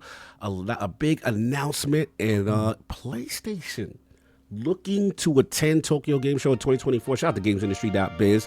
Sony joins other platform holders, including Capcom, Bandai Namco, and Square Enix for this year's Tokyo Game Show. And it hasn't, for Sony, it's been as reported, it's been the first time the platform holder, they haven't been at an event since 2019. So they already announced in 2024 the digital state of the play presentation, but yeah, and it said that included live service multiplayer, Concord, PC editions of Until Dawn and God of War and Astrobot. And yeah, initially they wasn't clear that they were going to be there, but now they have confirmed. And obviously, King, you already know that Tokyo Game Show with the Lords eventually at some point we'll be getting to. We figure probably next year. Probably next year. But it's going to be held in Chibi, Japan. And other, like I said, other platform holders confirmed to be in attendance include Capcom, Bandai Namco, Konami, Sega, and Square Enix. Now, what was interesting, shout out to the homie Stealth 40K, friend of the show, and also huge Nintendo historian, and very great. Please follow this guy. He's excellent on Nintendo news. We haven't had him on in a while because we haven't done we used to do a prediction series for Nintendo. We got to bring that back. Yeah, he basically added some additional context. He said PlayStation is back, obviously, for the first time since 2019. But inconspicuously, Microsoft seemingly will not have a showcase. And he mentioned Nintendo also in reference to they're listed in the business meeting area as they usually are. And he said, however, Nintendo, he said, let me get this correct. He said, historically, Nintendo has a September Direct every year with announcements showing up at TGS. But he said, we know that Nintendo will be revealing their new console soon. So who knows what they're planning. So they're there. They're in the business meeting area. So we shall see. So let's open this up. X-Pac, I know I still haven't heard from my man. I think he's still figuring something out. He messed me back. But I would actually start with you, Darren. Tokyo Game Show, like, what do you think about PlayStation returning, since 2019? Microsoft not seeming to be there. And Nintendo, what's your thoughts on all this? So I might be taking a little bit of King's thunder on this, but what the heck is Sony gonna show? Like, that's what I want to know. Okay. Like, yeah, they're showing up, but man, I mean, I don't really see what they're gonna, other than maybe some retreaded stuff that's already been out there. And as far as Microsoft not being there, I mean, look, probably kind of in the same box. Like, what are they going to show that's specific to the Japanese audience that they're going to care about? They kind of folded that possibility when they folded Tango, to be blunt. That would have probably been the main thing and I did look at the list of people not even a Microsoft studio, I think, is showing up there, let alone Microsoft itself. But it makes sense to me because these are primarily Western-focused studios, and Microsoft is a primarily Western-focused company at this point. They care about the U.S. and Europe at this point, and that's it. Nintendo. So were you kind of implying that they don't have anything to show, but they're there just to hang out? The vibe I get, X-Pac, I see you talking, we don't hear you. Hey, brother. Guys, can you there we go. Now? There we go. All right. It's like the audio was messing up on me. Sorry, guys. You good? Live with Japan. We got you next up. As soon as we finish with Darren, we got you, X-Pac. Live. Appreciate you. Yeah, no problem. Japan, no problem, brother. Man. Appreciate you. I know it's like, damn, it's 3 in the morning. Oh, my man is. It's 3:33. Oh, that 3:30 Japan time. Oh, appreciate you, brother. Yeah. No doubt. So, Darren, so as far as we know, they don't, like I said, have a booth per se like the others, but according to Stealth, he said they're in the business meeting area, so they have a presence, but not in the traditional sense, so to speak. I mean, the big three not really having games to show, I mean, that's probably more the story, to be honest, because they're the most Japanese-centric of all three of the big three. But again, like thinking about their lineup, I guess they probably do have more, but it would probably be more kind of like stuff we've already seen situation, but I'd expect them to be on the floor with that, because there are games that definitely would appeal to that audience. And maybe I'll throw to X-Pat for this since he's living in Japan. Maybe you can help us out a little bit more with with that situation. What's going on, brother? I'm doing good, man. Doing good. Thanks for inviting me on. Really appreciate it, man. Big fan of your content. Continue. I just want to say I'm not trying to brag. I've been living in Japan for 28 years now. Nice. And Nintendo has generally never really had a presence here at Tokyo Game Show. And I want to say to all of you out there that don't understand, Tokyo Game Show is not in Tokyo. Yes, It correct. is in Chiba Prefecture in Makuhari Messe. Mm-hmm. So, which is the big convention hall out in Makuhari. So, Mm-hmm. and yeah, Tokyo Disneyland is also in Chiba. So it's so I mean, it's like, you know, they should call it, yeah, Chiba The Disneyland. Chiba did But of course, it. then everybody would, well, what the hell is that? Yeah. Yeah, So, good point. Good point. Thanks for the context. so the reason I think Nintendo, when it comes to this indie game project, I mean, out of these 80 games, now there were like 900 games that were, you know, admitted, and then 80 were selected. That those are going to be interesting. But I think the main thing about Nintendo here is they book these business meetings, as you were talking about, Cog, and they're going to be talking about with those developers from the 80 games, but also a lot of it's probably going to be about the new Switch. Oh, you read my mind. That's what I was about to ask you, because Yep, it seems like we might be on timing, right? As far as the release cadence and schedule. And then I want to back you up for a second, because I want to get the feel of PlayStation returning, in the sense that they have not been there since 2019, right? So like, in an exhibition sense. In an They've exhibition been there, sense, yes. Right. They've been there in a minor way, but not in an exhibition sense. Yes. So what does that mean to you? And do you also think maybe a PS5 Pro? What do you think? Yeah, there's rumblings out here that we might get the PS5 Pro. Yeah, we got to shake King up. We got to put Fear and King boots. Let them know that they coming. But then again, Fix I'll your bet face, you a Hargeet. case of I'll bet you a case of spiritual opium, Cog, that we're not going to get it, though. Really? I don't know. Yeah, I don't think we're going to get it yet. I think they're going to wait until, because they're not at Gamescom. I think they might wait until, you know, the Game Awards, actually. Okay. Yeah, I don't know if it's ready yet. State of out play here. announcement. It could be. It could be. That's what I'm thinking. Okay. No, But I mean, continue. you were talking about King. You were talking about Totoki-san earlier. Yeah, and I think he's probably one of the main reasons they're coming back. I mean, because they haven't, like you were saying, Cog, they haven't been on the showroom floor pretty much since 2019. And they basically need to have a presence, especially in their home market. Yep. You know, because they've been focusing for so many years now on the Western market That was Jim. Yeah, exactly. Jim, you know, and with all the indies and all the, you know, the PS4 games, and that PS4 generation just dominated, right? But now it's, you know, time for new leadership, and Totoki-san, you know, he's probably the one that said, let's get back to Tokyo Game Show. And to get it on the showroom floor. And I'll tell you guys, the last time I went to TGS was, you know, pre-COVID. And when PlayStation was there, there's like Makuhari Messe is like, there's like 3 main levels, and there's almost like a stadium level that they have. PlayStation dominated that stadium level. I mean, it was huge. And then there's like 11 different exhibition halls. And then in the one side exhibition hall was Microsoft. In the corner, on the side? In the corner. Oh, in the corner. man. So it's like nobody was there. They had like 5 staff girls like just walking around with nobody asking them questions. So, you know, I felt sorry for them.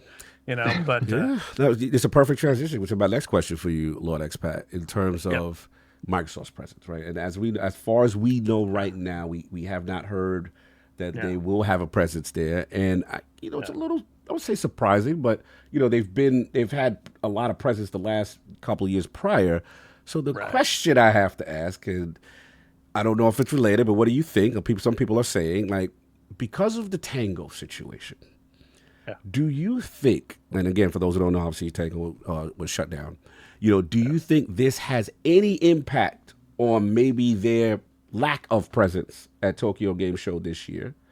And one thing, you know, again, I've had the pleasure of being on your podcast, you know, the Arena podcast, amazing show. Thank you for the invite. Oh, thank you so much. And one thing you told me that really resonated, you were like, God, Japan's about respect.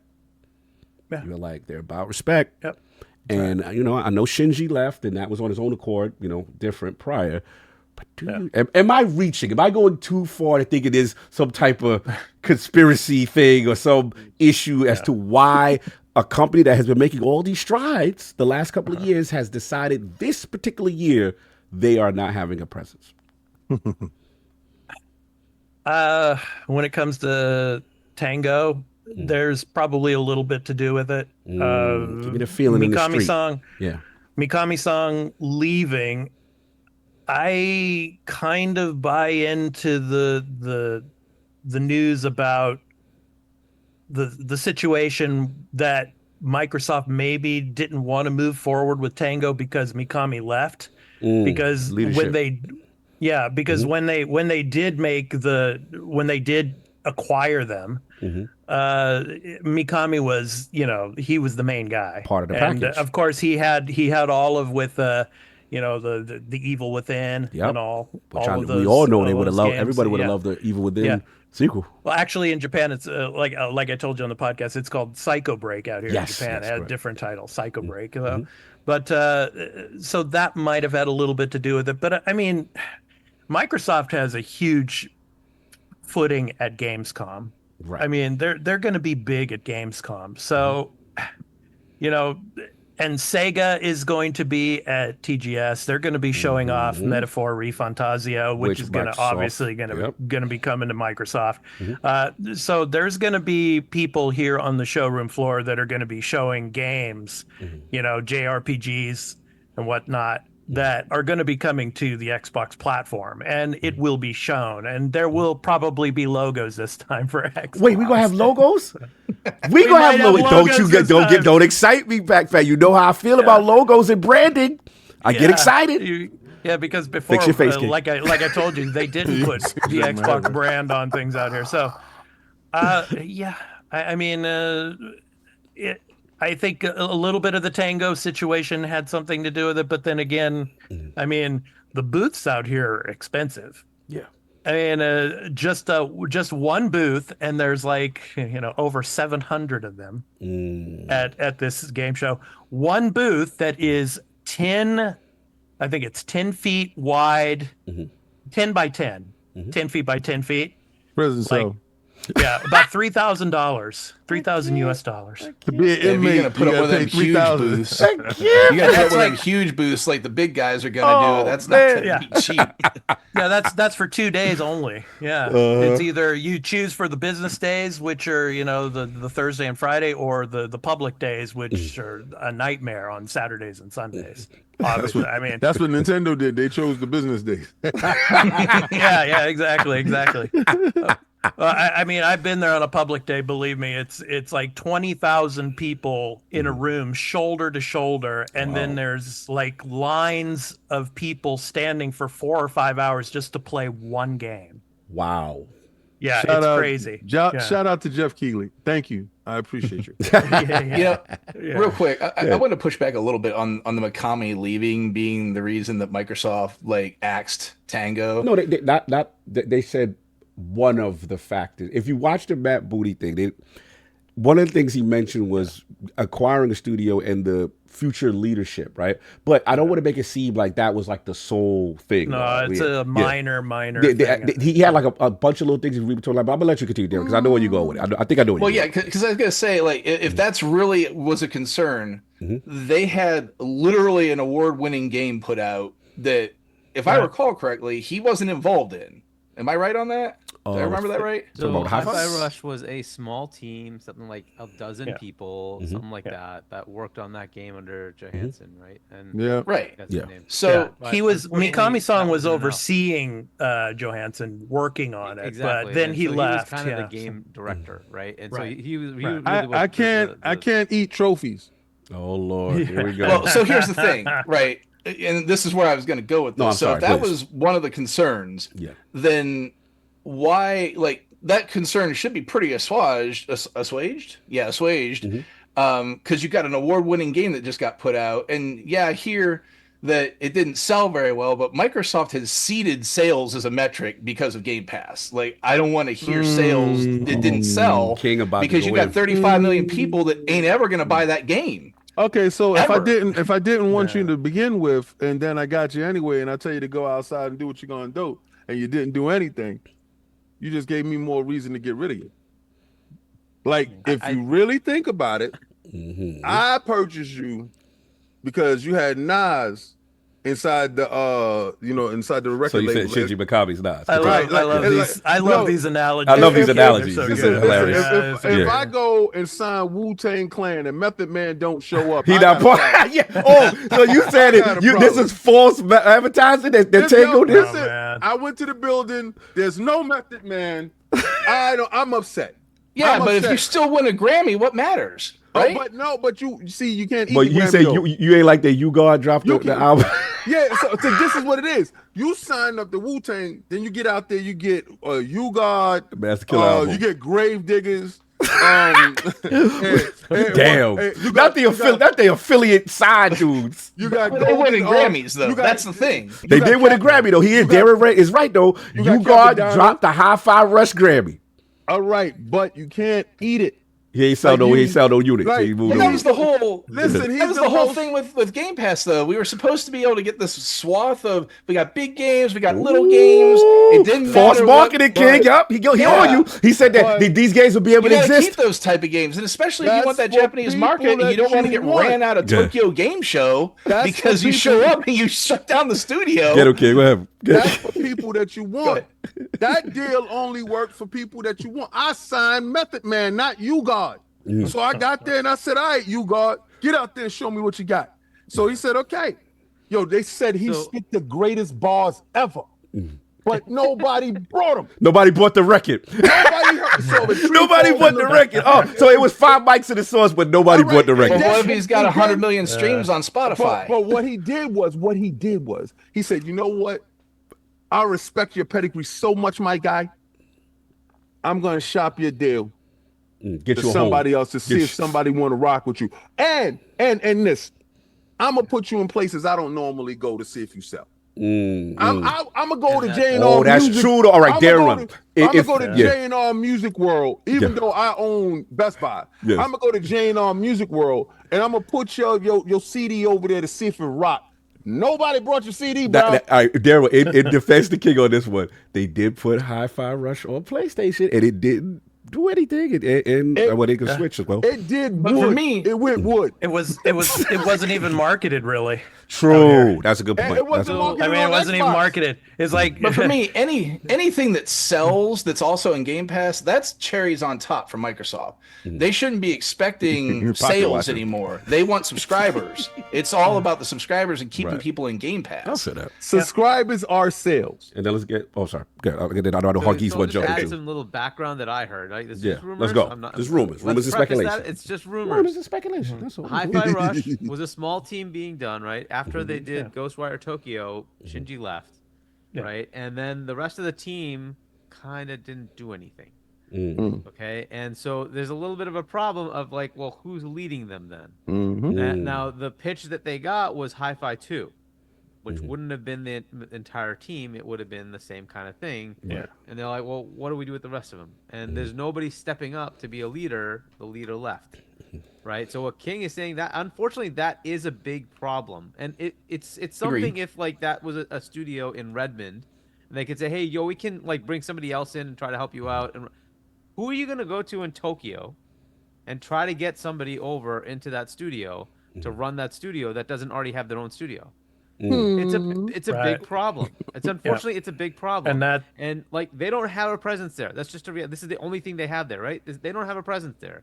How are they going to go fix that?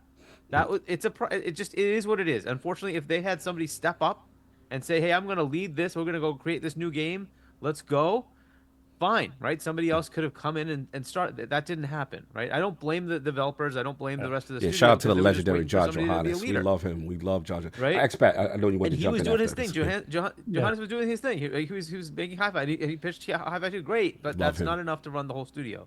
And that, unfortunately, is kind of, again, this is all rumors. I'm not saying this is true. I'm just saying this is what I heard, right? So Plausible. these are things that possibly happened. Right. And like if you look at that structurally and you say, well, how am I going to make this studio succeed? I'm over here in Redmond. They're over there in Tokyo. I don't have anybody to help them. What's going to happen? Right? How am I going to fix that? Again, that's just my thoughts on what happened. And I heard I think similar. I agree more with King. The guy left. The guy that mattered left. He was in guy the that nightclub. mattered left. He was in the nightclub. He was You lit. ridiculous. He over there with He left. And unfortunately, that killed the studio. But I would offer that if you got that team that wants to make Hi-Fi 2, and you got we lost him again. He'll be back.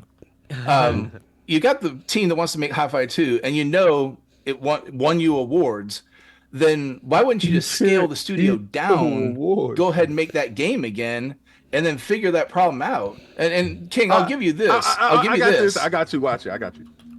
Go for it.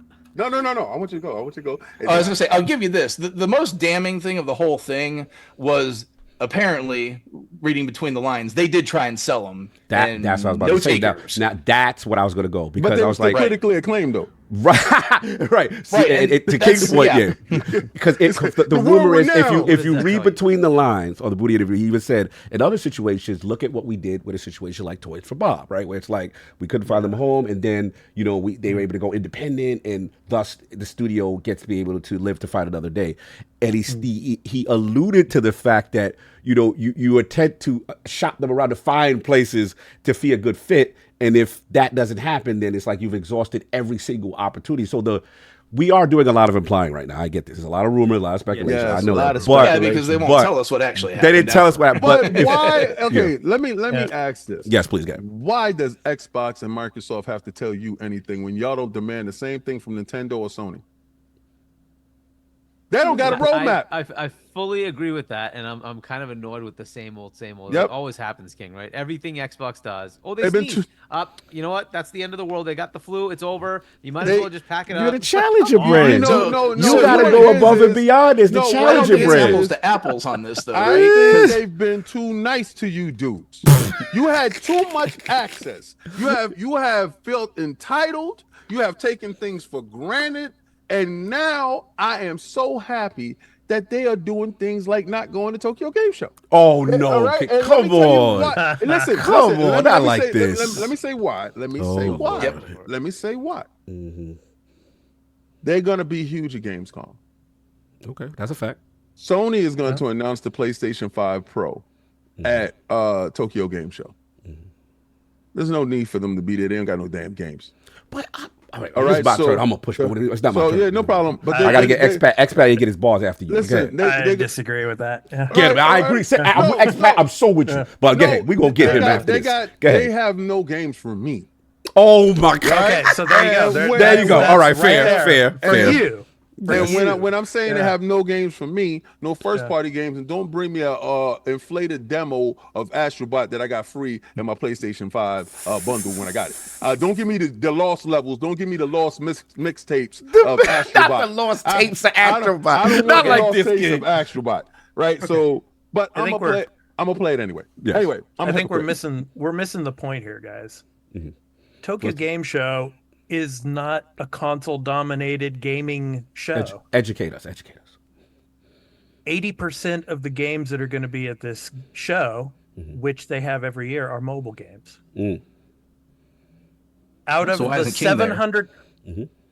Why is it? Well, because Microsoft bought them. Microsoft bought them out, and then I don't know. Well, maybe King will be back at some point, but I'm never going back.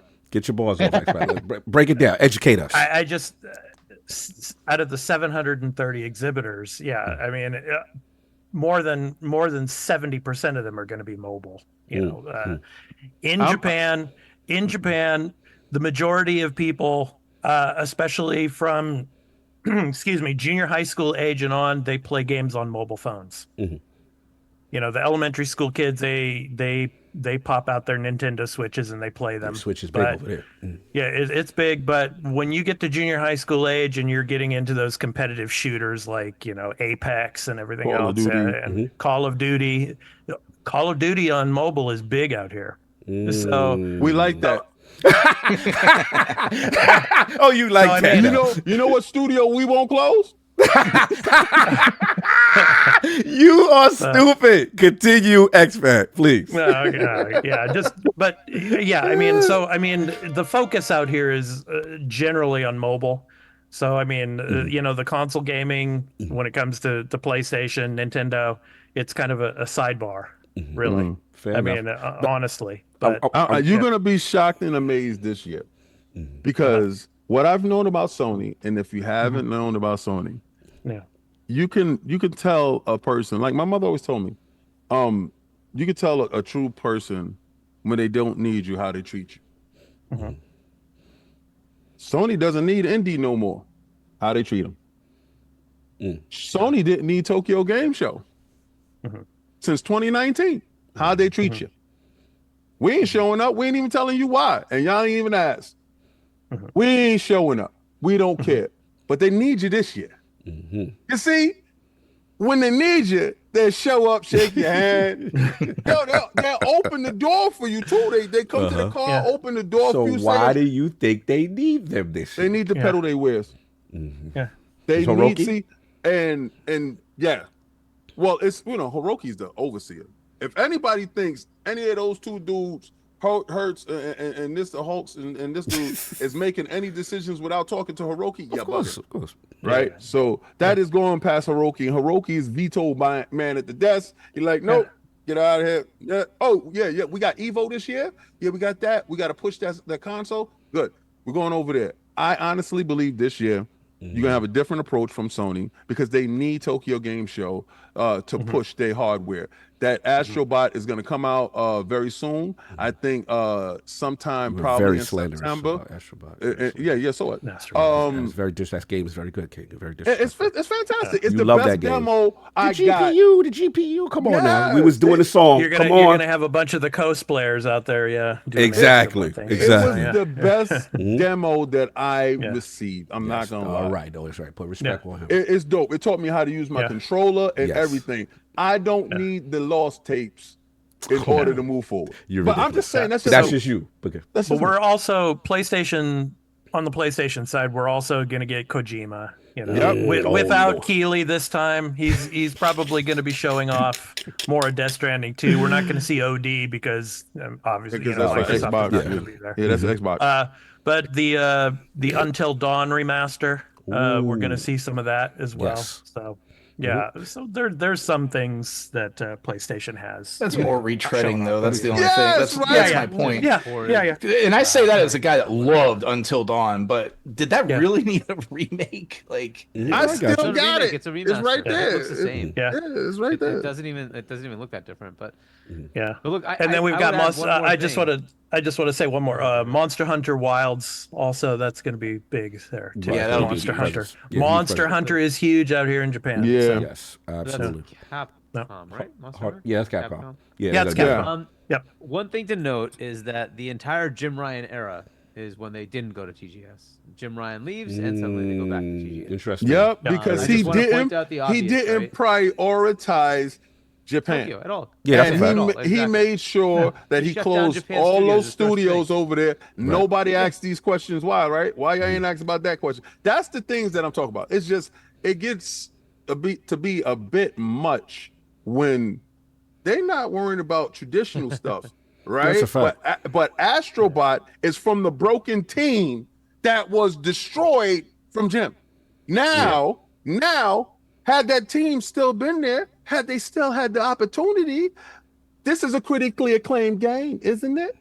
Y'all didn't say nothing. Not after the death, they made a critically acclaimed game, right? That didn't even come out yet, but everybody calling the game a year already. I'm just saying.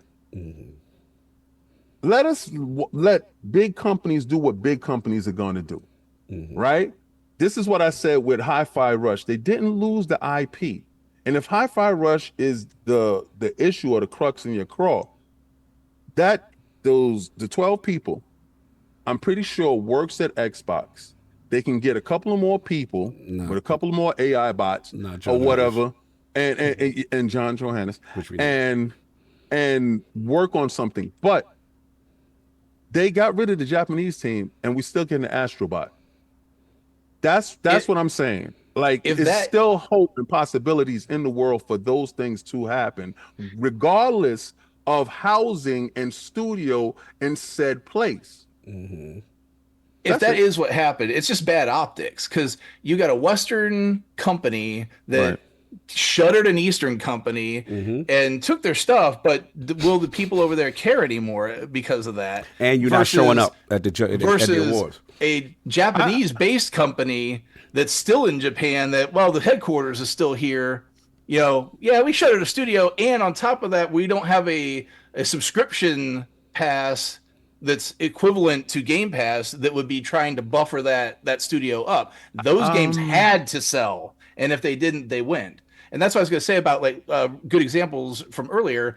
It's not really apples to apples with what happened with the Sony shutters, because when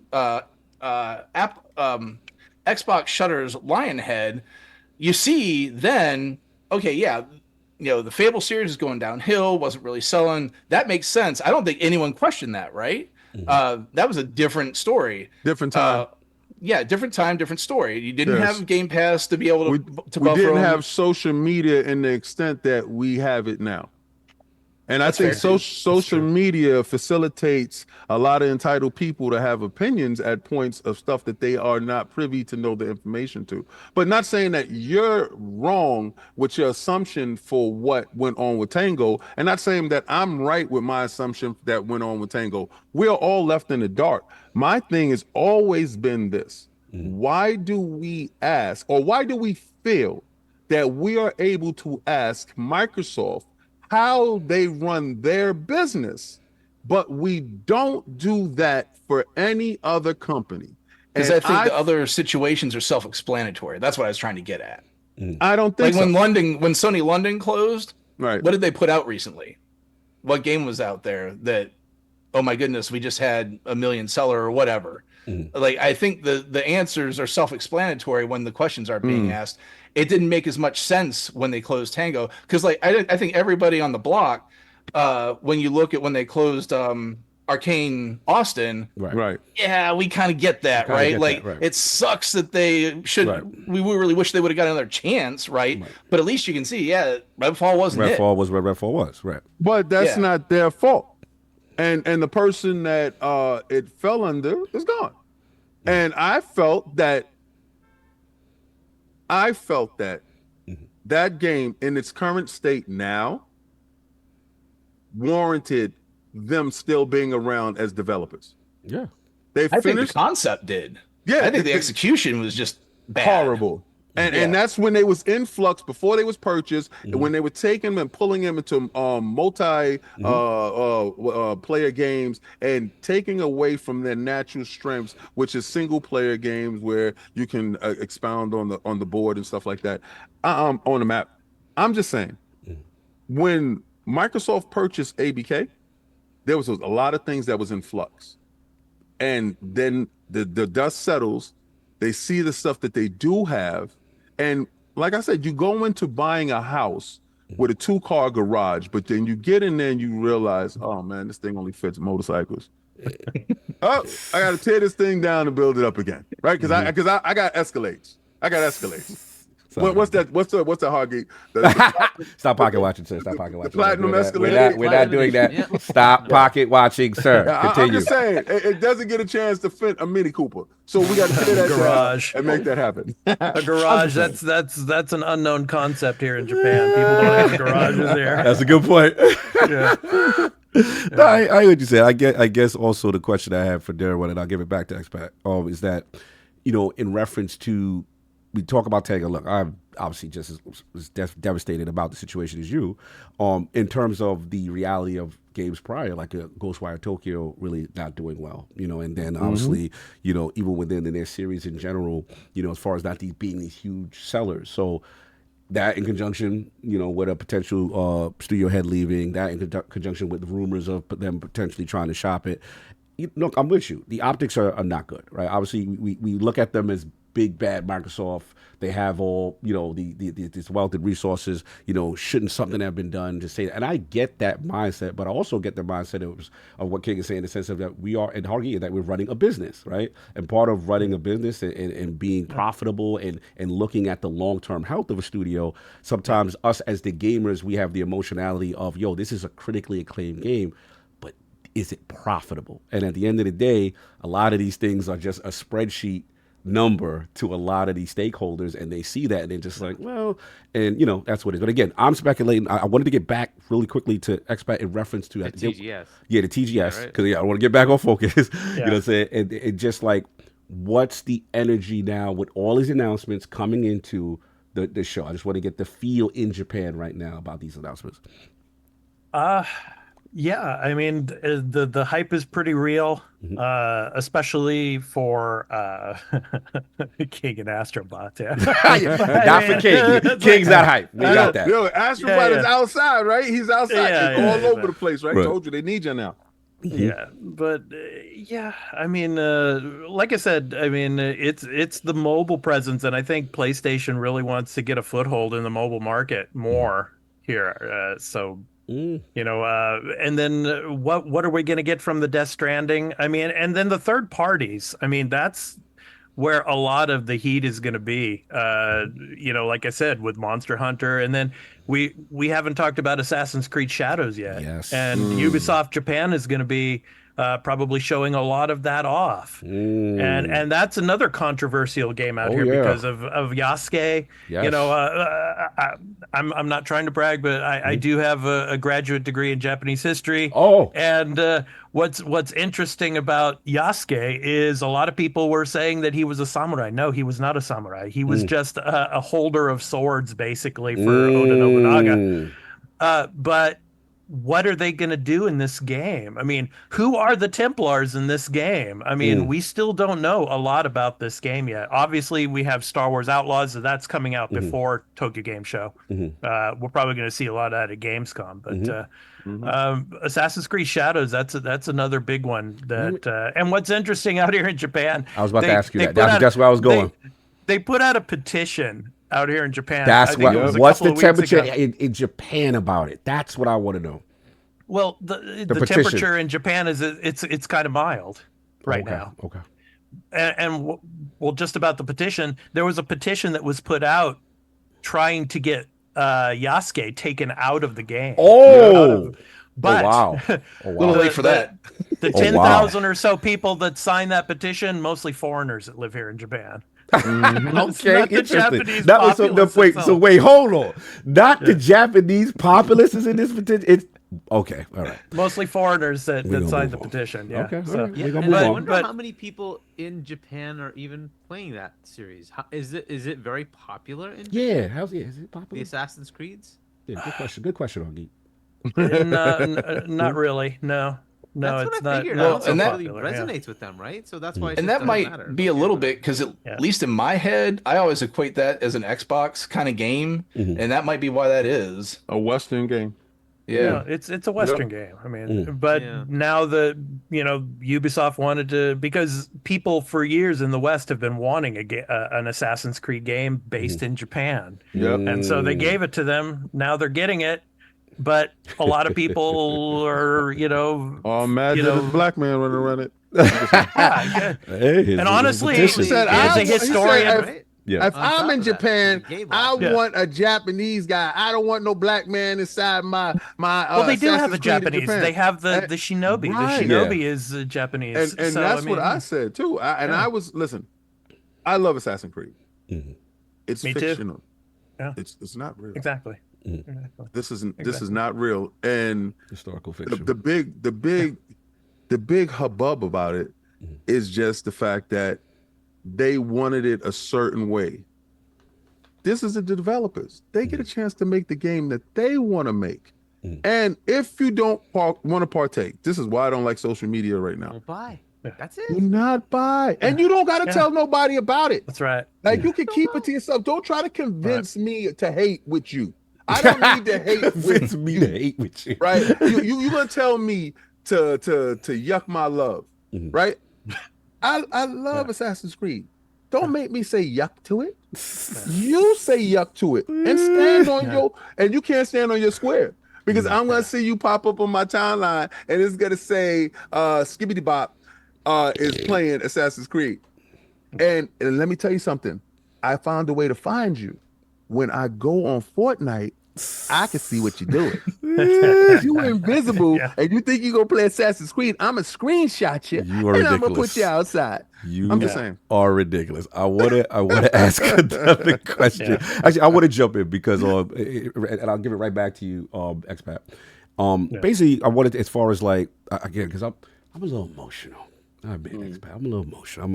I'm emotional because me and you've talked, and I was so proud of all the strides Xbox was making the last 2 years.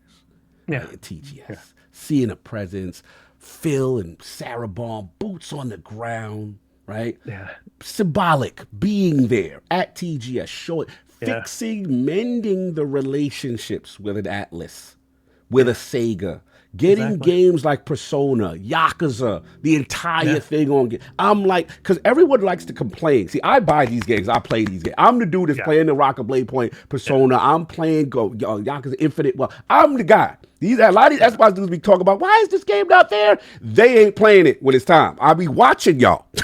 So I'm the Xbox Japanese representative supporter. And I'm gonna get you, Cog. You're gonna play the other ones too. All right, I will. I played the man that erased his name. Come on, give me credit. I played Gaiden. Cool. I played Gaiden. I might play Zero. your old beat 'em up joints on easy because I don't like that. King's got the fraud alert up. You know, but you can put fraud alert on. Oh, King, I know you ain't talking. I know you. What you put a fraud alert on me for? Let me hear this. I'm putting the fraud alert on myself. Oh, okay. I got nervous. I didn't want to go to war. I sit there and say, oh, I want all these games over there, and then when they do come over, like Danganronpa and all that stuff. At least you honest. At least you honest. But there's a lot of these dudes, I be seeing y'all on Twitter talking about, oh, I can't believe this missed and this is unacceptable. Y'all ain't playing none of these games, buying none of these games as a Japanese base. I don't want to hear it. And to King's point, y'all ain't buying Hi-Fi Rush. They closed Tango. A lot of these, I finished Ghostwire Tokyo. I finished Hi-Fi. I play these games. So that's why I'm a little upset. Right? Tell them. So Cog, I mean, basically, as you were saying, boots on the ground, trying to make strides here in Japan. Well, with the Tango closure, it was kind of like the analogy, boots on the jugular. Oh, not to come back. So that you're not welcome around here for what y'all did. Kind of situation. Am I exaggerating? I might be exaggerating, but no, that was my only frustration. It's just like because and the reason Xbox is selling at an all-time high for them over in Japan, right? 600,000. So nobody heard that stuff. Fair enough. But here's the thing, King. I guess the reason why I'm a little sad again is that if you watch last year's show specifically, right? Yeah. Look at the production values. It was almost like a developer direct. They had Japanese representation, commentators, hosts speaking in the language. They had Suda 51. Hotel Barcelona. Bro. They had Swery. Our man from what is it? Dreams Don't Die. Remember, I bought that damn Connect game. I bought that Connect. I know y'all Xbox dudes ain't buying because I bought an Xbox One and y'all ain't playing that joint. I beat it. I got the achievements. Y'all be frauded. Y'all don't support these Japanese games. But I'm gonna continue. Dreams Don't Die? Yes. Yeah, I was waiting for it was a weird little Connect game. Shout out to Swery. He followed me on Twitter because I purchased that. I bought the game. But anyway, so the question, like they had that. Remember they announced their unique game that they were working and partnering with. Bro, the Game Pass drops, the improvement of the Square Enix relationship, showing Phil Spencer with bringing things to the platform. That's why I'm like, man, y'all doing so well. Why y'all not coming back this year? Priority is Europe. Yeah, Gamescom. Gamescom. All right. Gamescom. They must win Gamescom. All right. They already won America with E3.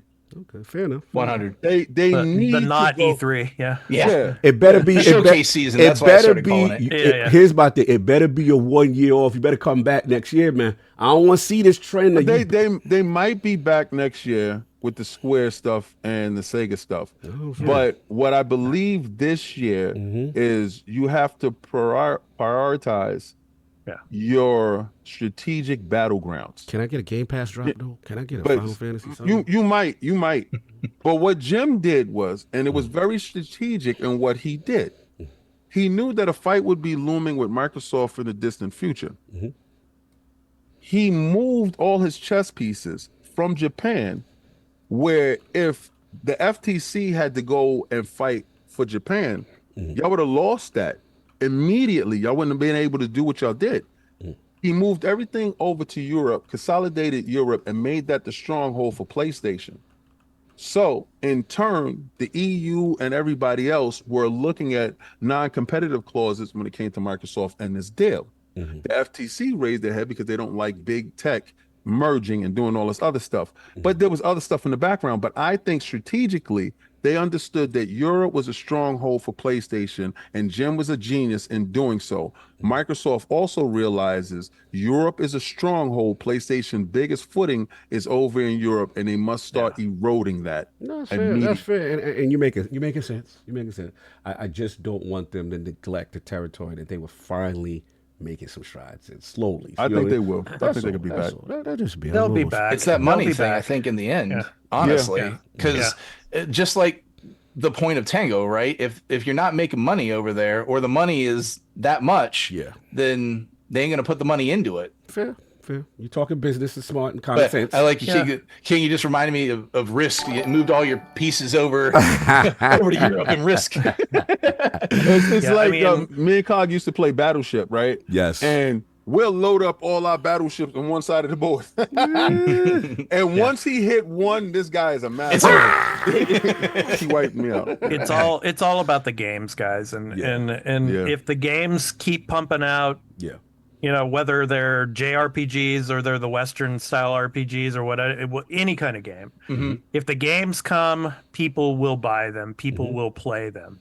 I mean, but I just want to say one thing to King. He was saying about 600,000 units sold of Xboxes here in Japan. You ask the normal gamer, they wouldn't know that. They don't know much about Xbox. I mean, it's like I ask some of my students that are like university age, do you ever think about an Xbox? And they're like, Xbox de nani? Nice one. Well, what's an Xbox? Yeah, like because they're playing on. Say PC, that again. How they say it? Say it in the language. How do they say it again? Xbox de nani? Wow. それは何ですか? Xbox. Oh no, it's like that. Yeah, they're like, no, ain't nobody playing that crap, dude. And I mean, give me the Ebonics from New York, what right? was the platform that? And so then I have to educate them on Xbox. You gotta educate. You preaching the good word. You doing the Lord's work over there. Well, what happened is what you do is you look down at him and you say, "Remember NEC?" Yeah, me too. NEC, me too. So you will remember Microsoft's name at the end of this battle. You are ridiculous. That other guy that you repping is about to go. Nippon play Electronics Communication. That's true. Hargeet got a good point. They play PC, but they PC, right? They play PC and they play Nintendo Switch. All right. So we're doing some platform ascending stuff. Okay. Real quick, to your point though, and maybe this, and I think to you, Expat too. I think you were the one that said it. 10,000 foot view. We can kind of talk about the platform war stuff all we want, right? Right. As long as the games get there, like you were talking about, like I looked while you were talking about it. Persona 3 Portable, Persona 4 Golden. Tactics. I got 4 days plus time in those Game Pass games. Thank you, Game Pass. Yes. Those are on the Xbox platform. I played Persona 5 Royal on PlayStation way back when it released, and didn't have access to 3 Portable or for Royal or for Golden because I didn't have a PSP. And when those came to Game Pass, I'm like, right. So as long as the third parties still float the Xbox, we're in good shit. We're eating good still. Fair enough. Let me throw a question out at you guys about Tokyo Game Show. About hardware. So King is saying we're going to see the PS5 Pro. Hopefully we will. I don't think so, but hopefully we will. But my question to you all is, will we get a Vita 2? No.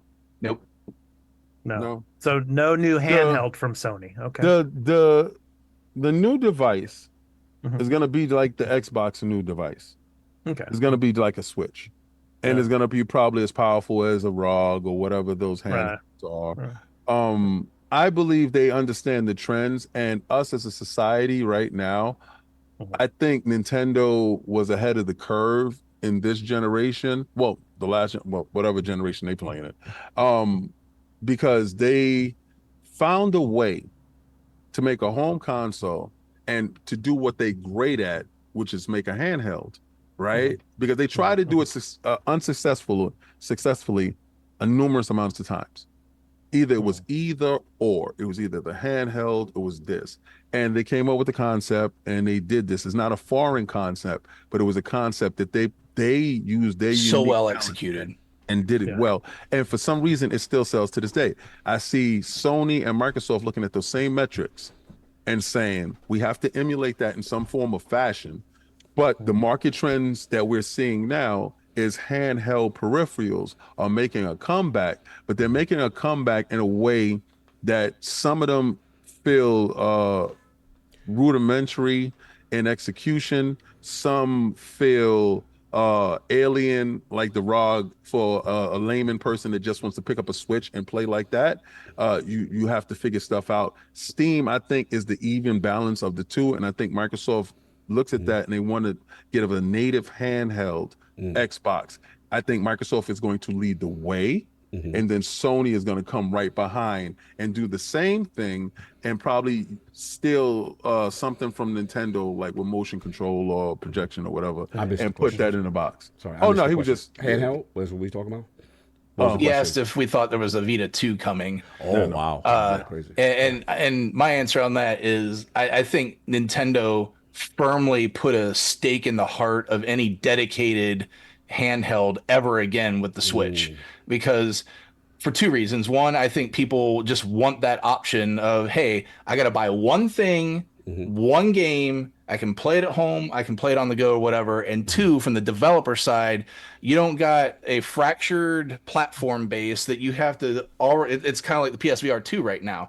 I got a fractured development base that I got to develop specifically for this thing, and it'll only work on this thing, and I might have 2 million people to sell to. And in the face of, well, there's however many tens of millions of Xbox Series S and X or PS5 and PS5 Pro, whenever that thing makes it, a dedicated handheld I think is never ever going to sell again. I put a bend the knee bet. Oh, we putting the bet on that. Be a Vita we putting knees on it. Ooh. So wait, so let's get this straight. Hold on, Garrett. Dedicated portable platform from Sony again.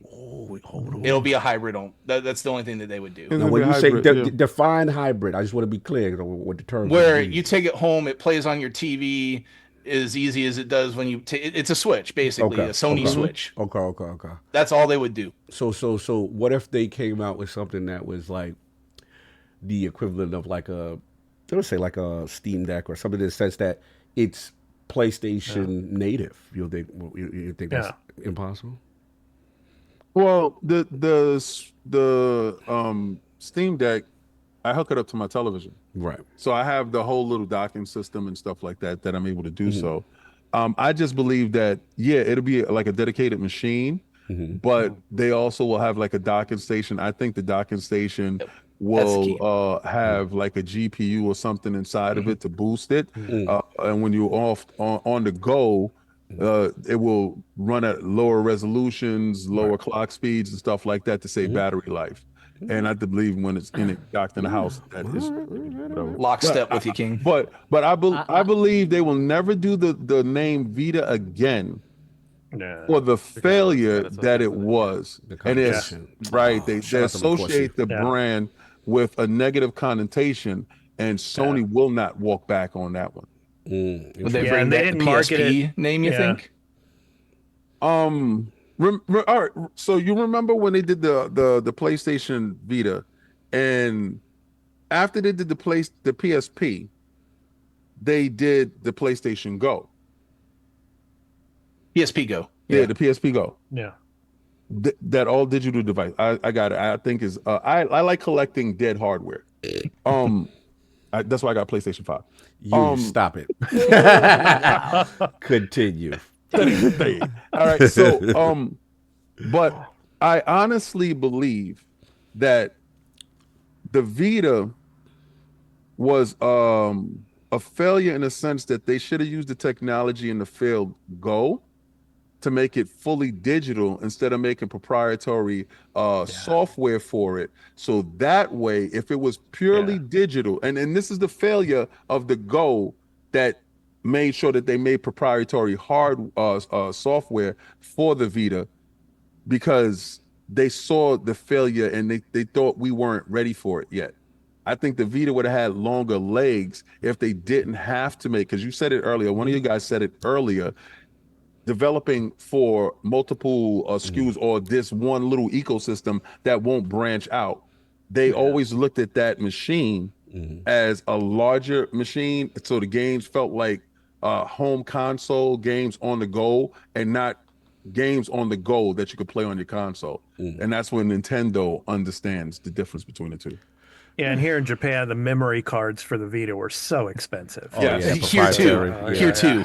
Yeah, Yeah, the proprietary, everywhere. right? Yeah. And don't forget, they got hacked to oblivion. Well, and that was allegedly the reason for the memory Yeah. cards being proprietary, because they wanted to avoid that with a standard SD card, and it didn't matter. Once, I remember Luke Corsi and I think Trinity Collin. He's like, once that information was kind of out there, they had to kind of, they knew the days were numbered, at some point. But no, I mean, I still think they'll get in there. I probably the only dissenting opinion. I think they will take a stab at it. But They did. It was called a Portal. Yeah, that's what they have. Look, I love my Portal. I love that thing. I've been God bless you. half of what I played Final Fantasy remake on right now. Wow. Oh, you the target audience. So for sure. let me ask you a question. If somebody right, came, yeah. if somebody came to your house right now and stole your PlayStation 5, how your Portal doing? I just say. No, so much like I got you. Colin on LSM, I have a very specific use case for it. Like, Yes, you are use case. my PlayStation's downstairs, and kids might be on the Xbox, and I want to play some PlayStation. And I don't want to like leave white, or the other piece of that is like my wife will be up here doing something, and just being in the room with your significant other, I'd rather play next to her rather than being downstairs kind of being separated. I feel that. Absolutely. It's a use case for sure. I was gonna get it for my son, and then I was just like, nah, I'm just gonna pick up the Pro and give him my PlayStation 5, because I thought about it and I just said, I wanted them to put out a handheld. I wanted that, and I thought the Portal was going to have more substance to it, and the stuff that it was lacking. That's why I made that stupid bet and lost. And good thing I didn't bet shaving my eyebrows, Tom. Shout out to Tom. That was funny. That was funny. It felt like a passion project. Like the same way I felt like the Vita, not the Vita, the VR feels like a passion project. Those things look like they're set to fail because they're missing key components that can actually win. Yeah. Right. That part. The technology is would just you not lock there yourself? yet. But the thing is, if it's not there, why not make it free market that everybody's able to use?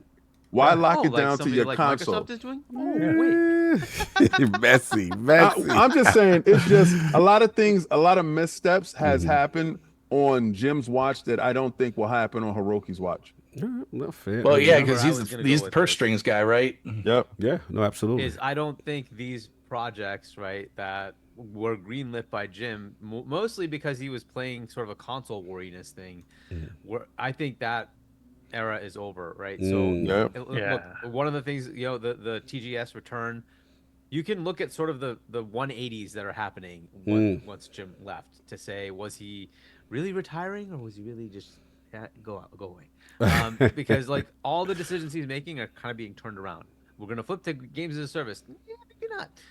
We're gonna put out a PSVR. Let's turn that off.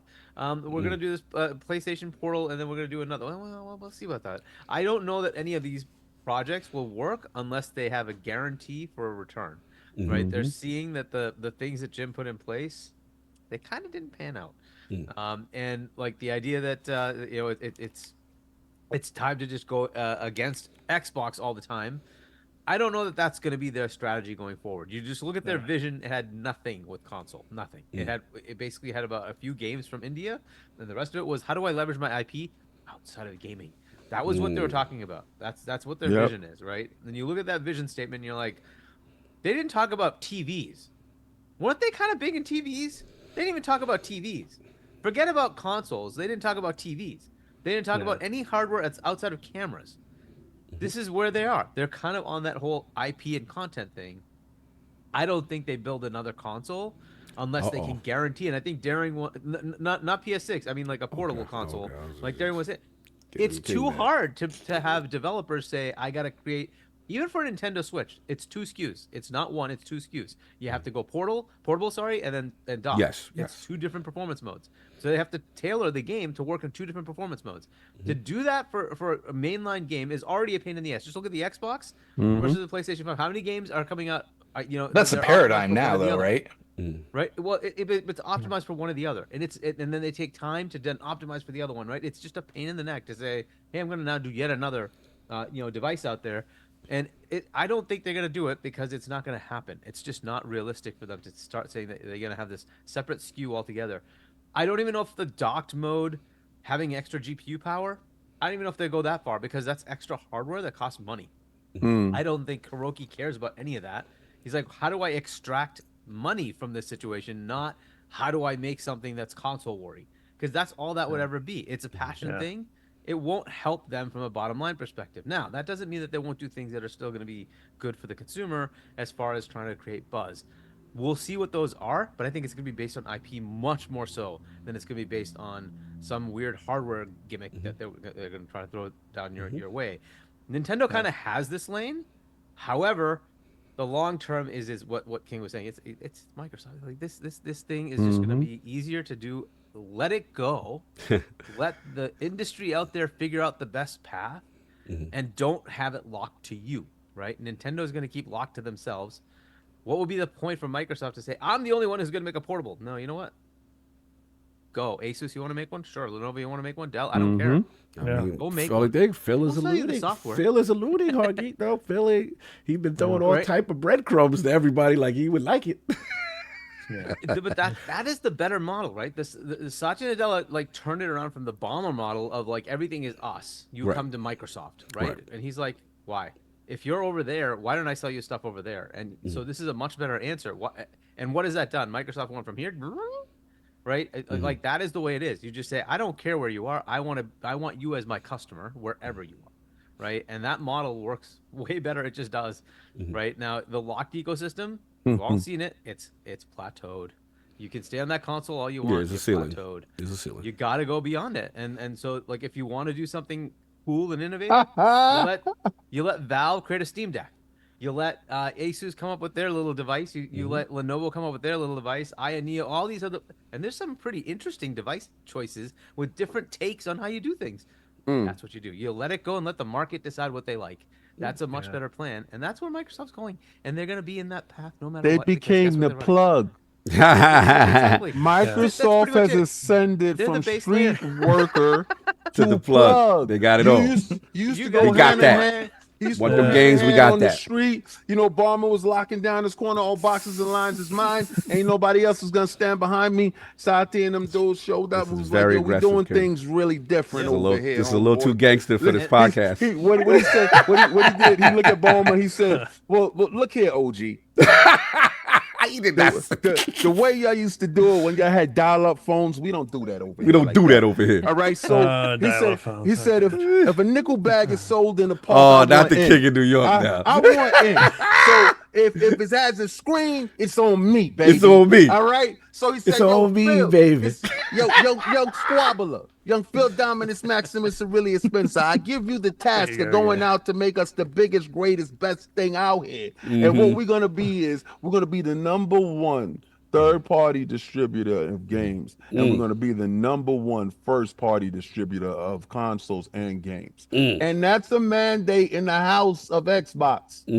And come hella high water, they're going to run over you because big bank eat little bank. Here we go with the flex. The time. And it's just the best part about it is y'all can't do a console hybrid thing like that. I don't think so. I think something's gonna happen, and when you drop the PlayStation 5 Pro, which will be my relic that I'm gonna purchase, hashtag no PlayStation 6. Here we go. I believe Microsoft in 2026 has such a huge, large start that y'all can't catch up, and it's not gonna be the 360. Y'all not gonna get in the game. To tie something that you said to what Hargeet said earlier, the one thing that Sony has to watch with PlayStation that Microsoft does not have to watch with Xbox is that Sony with PlayStation is so much of Sony's revenue now, they can't afford PlayStation to have a misstep and go south. And if they do, it's over for that whole company. Because to your point, Hargeet, where were the TVs? You know, is cameras all they got left? Because it used to be Sony Electronics was a big thing, right? Right? I'm like, why It is that not in your ain't vision? now. What are you It talking is about? not now. Transistors. They sold us some transistors. They traded with us. Well, So okay, and then to continue forward, right? Like Expat, you were mentioning it. You're like, hey, I talk about Xbox, and then like, I play on PC. Yeah. That's where the market's going. It's mobile Mhm. and PC. Mobile Those and are the PC. two platforms, mobile and PC. Yep. And Microsoft saying, well, how do I market there? How do I get there? I want to own that, right? And they're not looking at just console and saying, hey, I'm going to stay here. They're like, how do I get to that? Buy Yeah. King, the biggest game maker on freaking mobile, Thank you. right? And then they own the other one. PC, they own the other one. It's theirs. So they've become the platform du jour for anybody who wants to be on PC, whether that's even a ROG Ally or something like that. That's still PC. It's still running Windows. From the operating system, to be clear, they don't own the store. You can buy games Who on cares? PC, but not have to Who go cares? through What's that Microsoft. They don't get revenue a line dollar above for that. Xbox? What was that revenue line above Xbox? It was Windows. They don't care. Yeah. You buy a Windows device, they get money. They get their money. That makes it. Now look, there are other deals they can make as far as store revenues coming to them. That's a separate thing in the background that we don't have to care about. They make their money. They're happy. You're on their device. That's all that matters to them. They get to then advertise their crap to you. That's the way it is. That's how it always goes, right? You're on their system. So that they kind of own that. They're working with partners to make all these other types of gaming devices, and they can also sell their own. Just like Surface, they can sell you their own too, right? So the world kind of just meanders towards that world anyway. Then you have cloud. That's another potential. But you have mobile, which they're trying to get their stores into, and you have PC. Those are basically what the gaming platforms give. It's like 20 years from now, are we going to say PlayStation something? Maybe. No. I doubt it. PlayStation though. app. Maybe. Oh Lord. What I would think would happen is PlayStation will just be another Xbox. It would just basically have a Windows PC that's under your TV. 20 or years from portable. now, 20 years Right? from now, It just makes consoles, sense. the only place you're going to find consoles is in like a used hardware shop in Akihabara, probably. Oh It damn. is because Yeah, I'm I'm trying not to- with when you I on come- that. when we come through, I'm I'm trying not to get remotely something, with man. you on that. why? Tell You ain't me letting it why. go? Give me the reasoning why.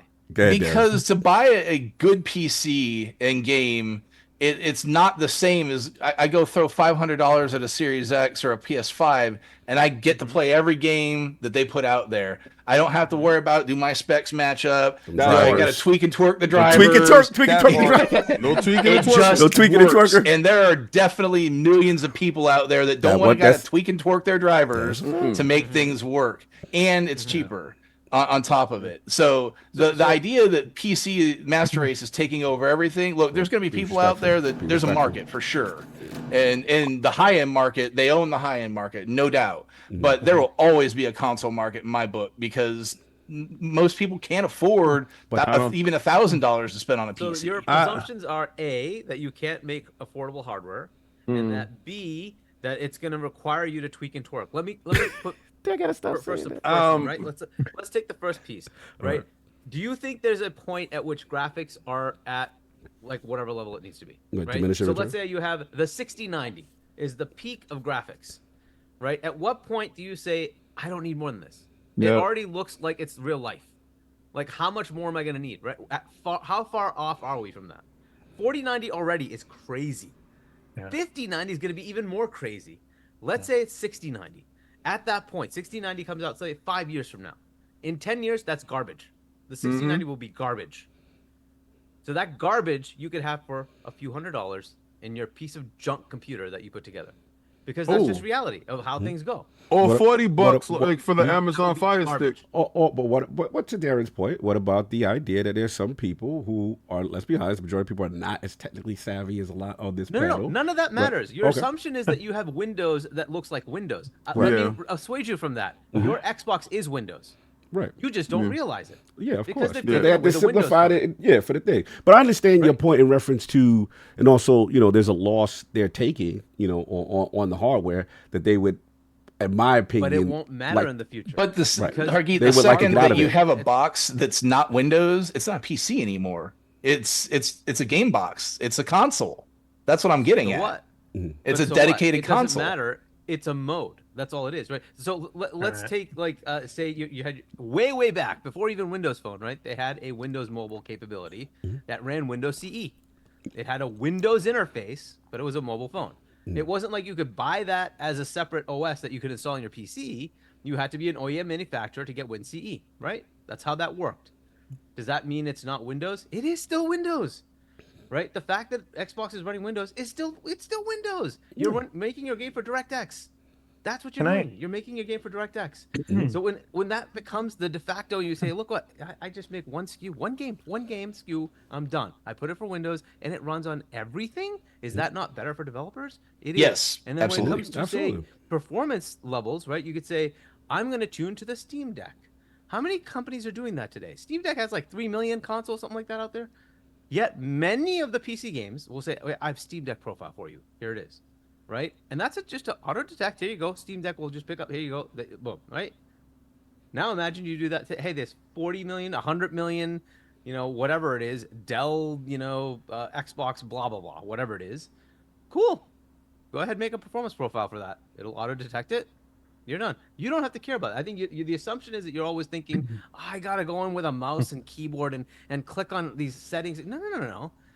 All that gets done in the background. In the back end, yeah. I definitely hear what you're So saying. that all goes away. Yeah. The idea is that for a developer, I'm making a game for Windows, and I'm done. Yeah, I don't think I we publish it in disagree Windows, there. and I'm done. I pick my store, whether it's Epic, whether it's Steam, I got you, whether Xbox. it's Microsoft, whether it's GOG, whatever it is, I pick my store, and they're just available, right? You don't have to, as a consumer, worry about that anymore. I pick up my Xboxy device. It has all the stores. They're all there. My entire library. It's all there. I just pick the game I want to play, and I just play it. Yeah, that's the Right? future They they want. handle all the crap in the background. That sounds like an infinity gauntlet. Y'all ridiculous. It is. And they have the options. They absolutely can do all that, right? Because Microsoft owns all of that. It's They can absolutely do all inevitable. You're ridiculous. Anyway, let me get X back because we're going on mad long with this topic. Yeah, for I sure. want to get Yeah, X yeah. back in, Sorry. and then we gotta move on. hardware. Yeah. Right? I know we're on Because TGS. we went to a whole nother lane. X back, close I us don't out. So think yeah, PlayStation puts out anything until they can do something like that, because there's no point for them to waste the money unless they can guarantee results. So I don't think they're going to do it. It's a lot of investment to make hardware, especially portable hardware. It's a lot of investment. I don't think they're going to just willy-nilly do that unless there's something to benefit them financially. if they come To the out, we point of hold them everyone, looking for like, your knees. How do you get? I'm looking for your knees. If they come out, though, I will remember this. I'm just messing What was with that? you. Sorry, Hargeet. Coach? I said, if they come out, I'm looking for your knees. I will remember this. I mean, it's always possible. All right, but I'm gonna hold you. I'm gonna pull up the clip. I'll be like, you went on 10 bars. You went on a whole soliloquy. I'll be like, remember? I'm petty. No, I'm not guaranteeing that. All right, because you sound like you guarantee it, brother. You to sound do like this. you They have- guarantee it. No, I think Hiroki's going to say what makes financial sense. And Yeah, so fair it enough, makes fair enough, financial fair sense enough. to do a Portal 2 that plays enough. Android games, I'll right? be 'Cause out there it's, with a based, it's based on Android already. But you could do that. Right? Sorry, Cog, I brought up this. It's your fault. It's your fault. The Hargeet's passionate. You're passionate about this. You're passionate about this one. That little piece of hardware, those little VR projects that y'all did, all that fun time just in the failed, past right? is done. Like your little portals, that's done. You are lucky it's to get a tough. PlayStation 5 Pro. Right, because they have went Yeah, radio that's a whole silent other on that thing, right? So that means Hiroki is sitting there with the nuke button.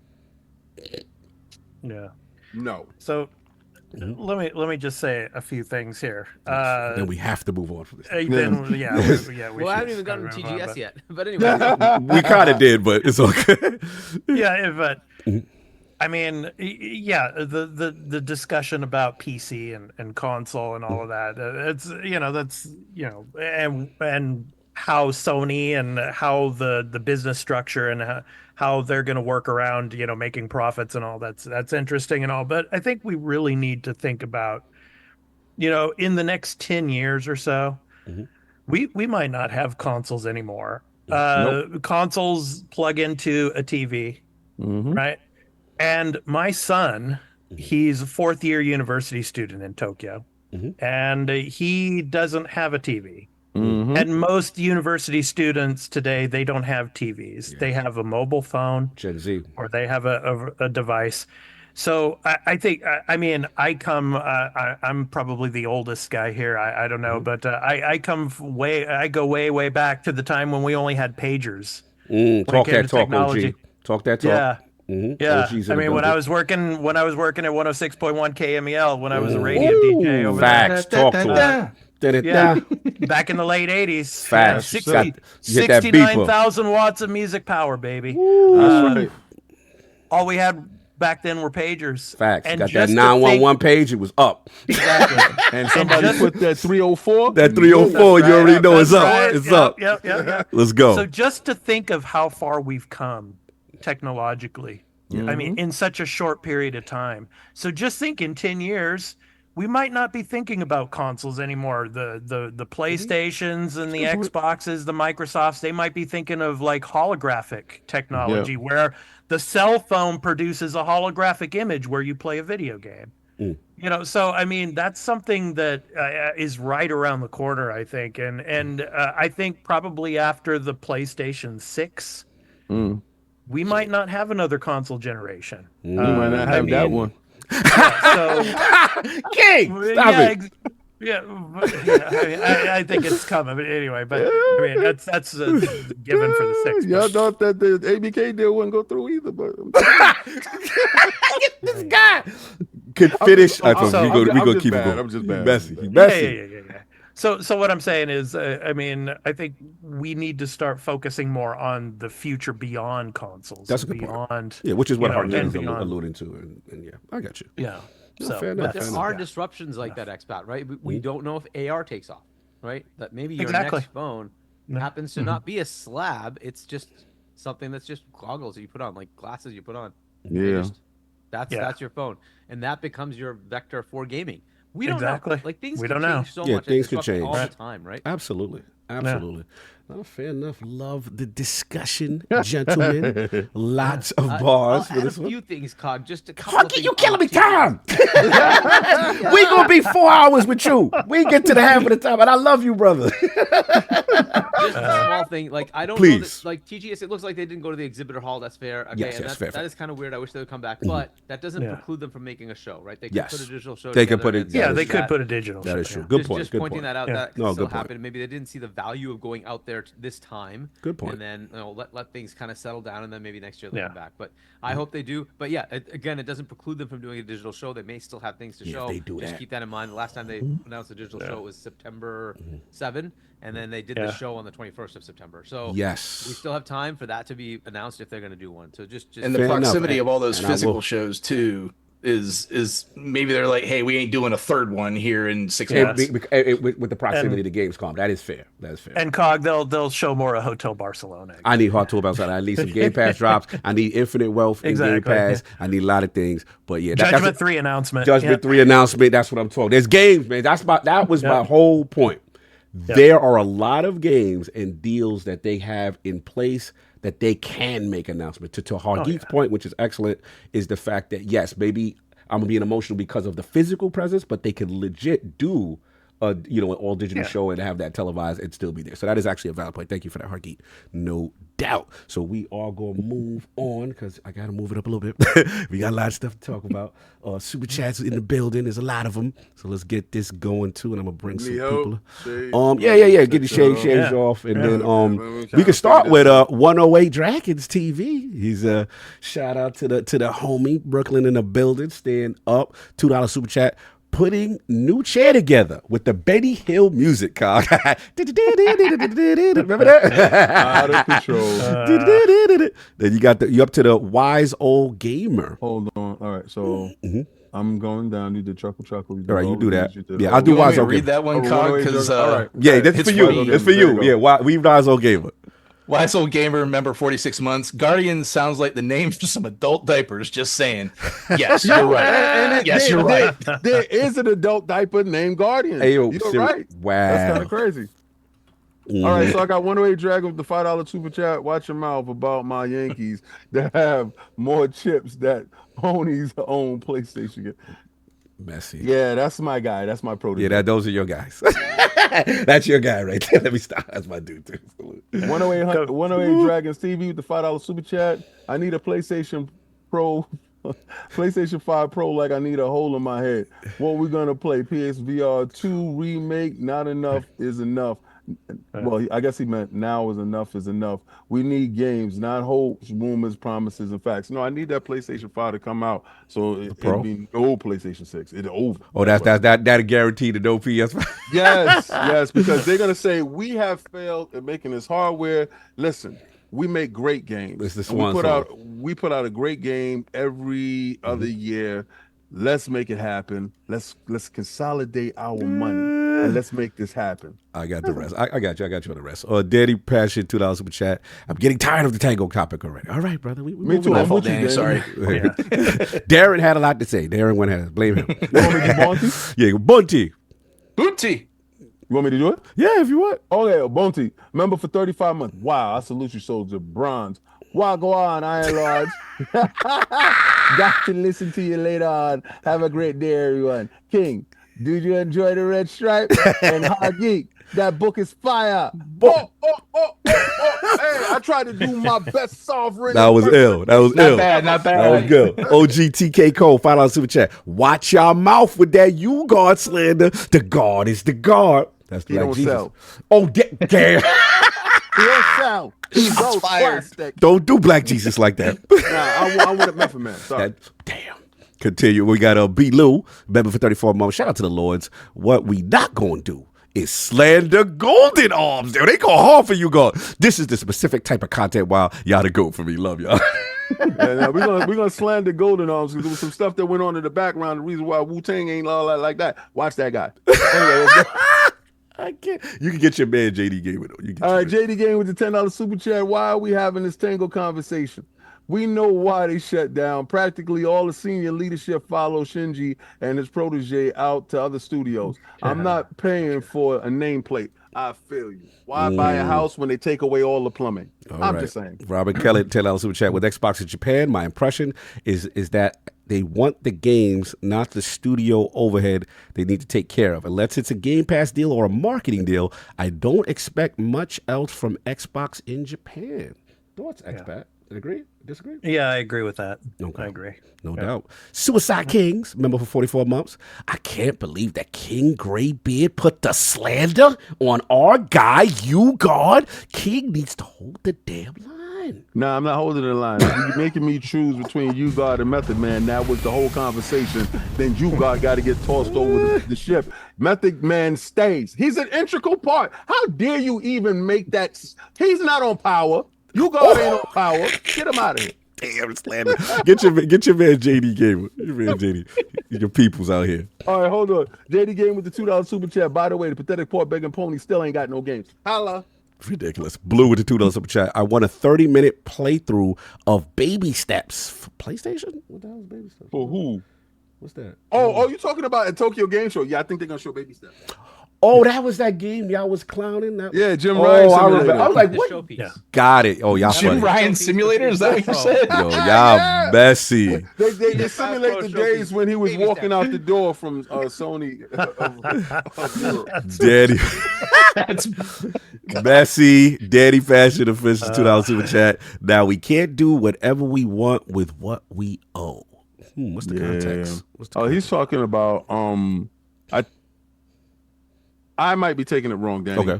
I think he's talking about when we had the outage the other day and we weren't able to play games, but I found out later on that we could play games offline. Okay. But maybe that. I don't Maybe think that. so. I Get don't your know. man JD again. He's out here Xbox frontlining again.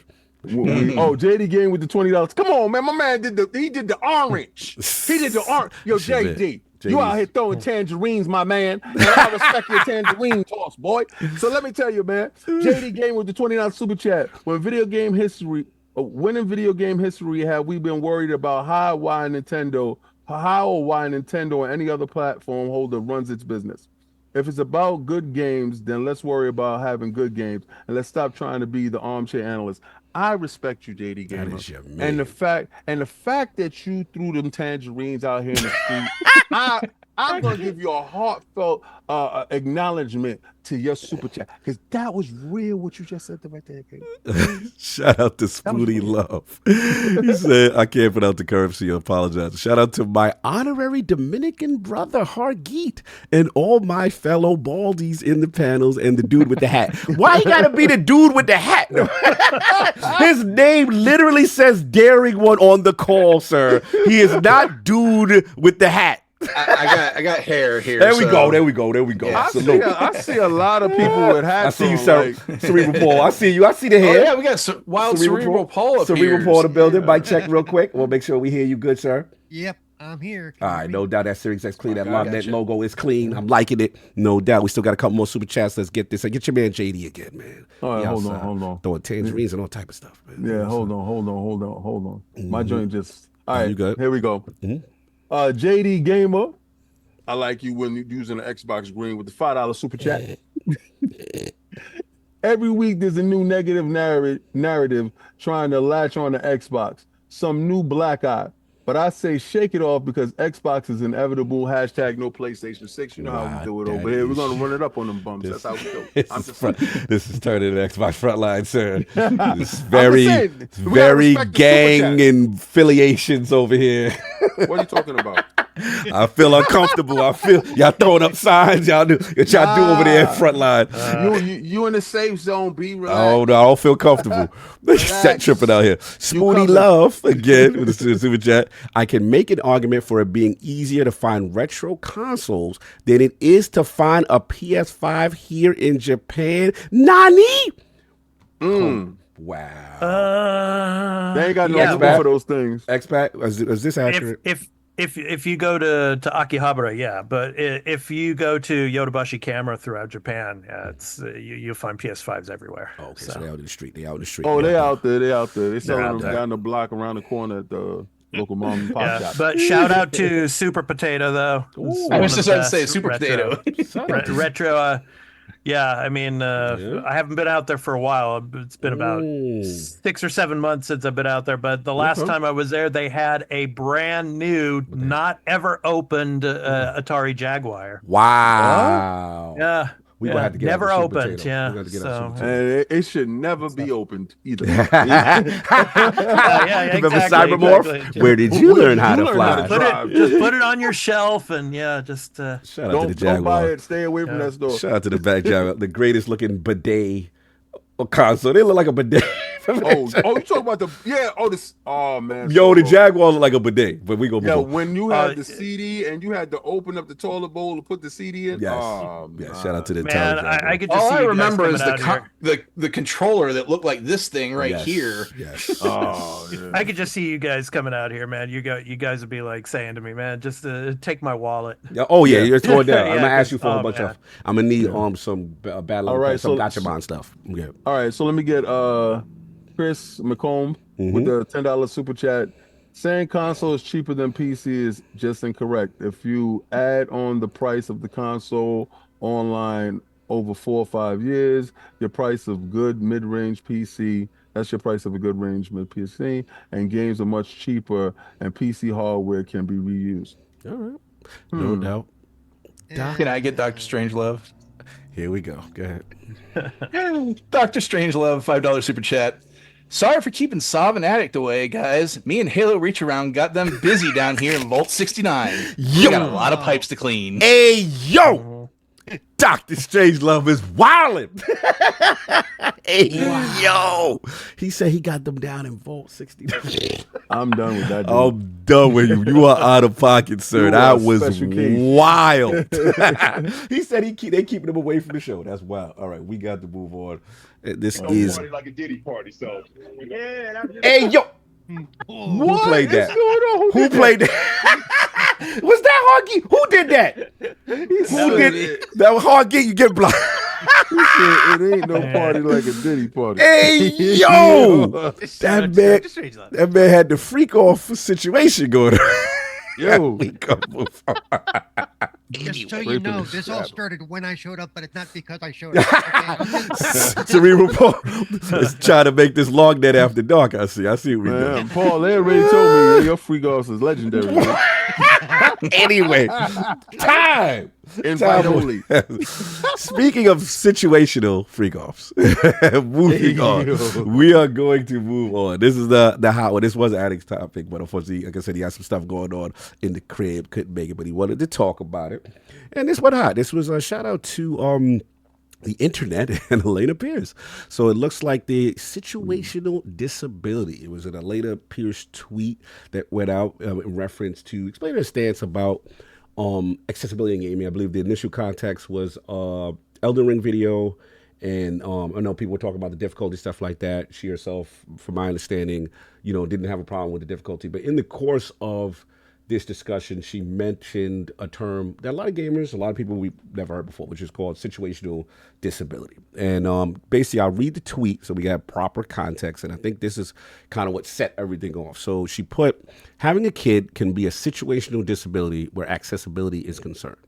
If you need to pause a game because your kid is running around your living room, but you can't, you'll have trouble playing games with no pause menu.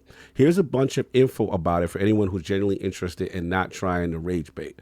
So in the course of that, there was also a Microsoft inclusive design document that was dropped in reference to what they consider permanent disability, temporary disability, situational disability. So this went viral. This whole situation went viral. A lot of people had very strong thoughts about situational disability. In pertaining to being a parent, I think seemed to be the point of contention for a lot of people. And then obviously she put out another video in fairness to clarify, her statements even further in reference to that. So, look, we got to talk about it. This was one of the hottest things in the net. I wanted to start with my man, Cerebral Paul, obviously, legend at Lords of Gaming.net, and obviously an Xbox ambassador, does a ton for accessibility. And, you had thoughts. I know we talked behind the scene and stuff like that. So, now that the dust is settled, we're talking about situational disability. What's your thoughts on this whole matter? And now that you got more time to process it. They need to change that term.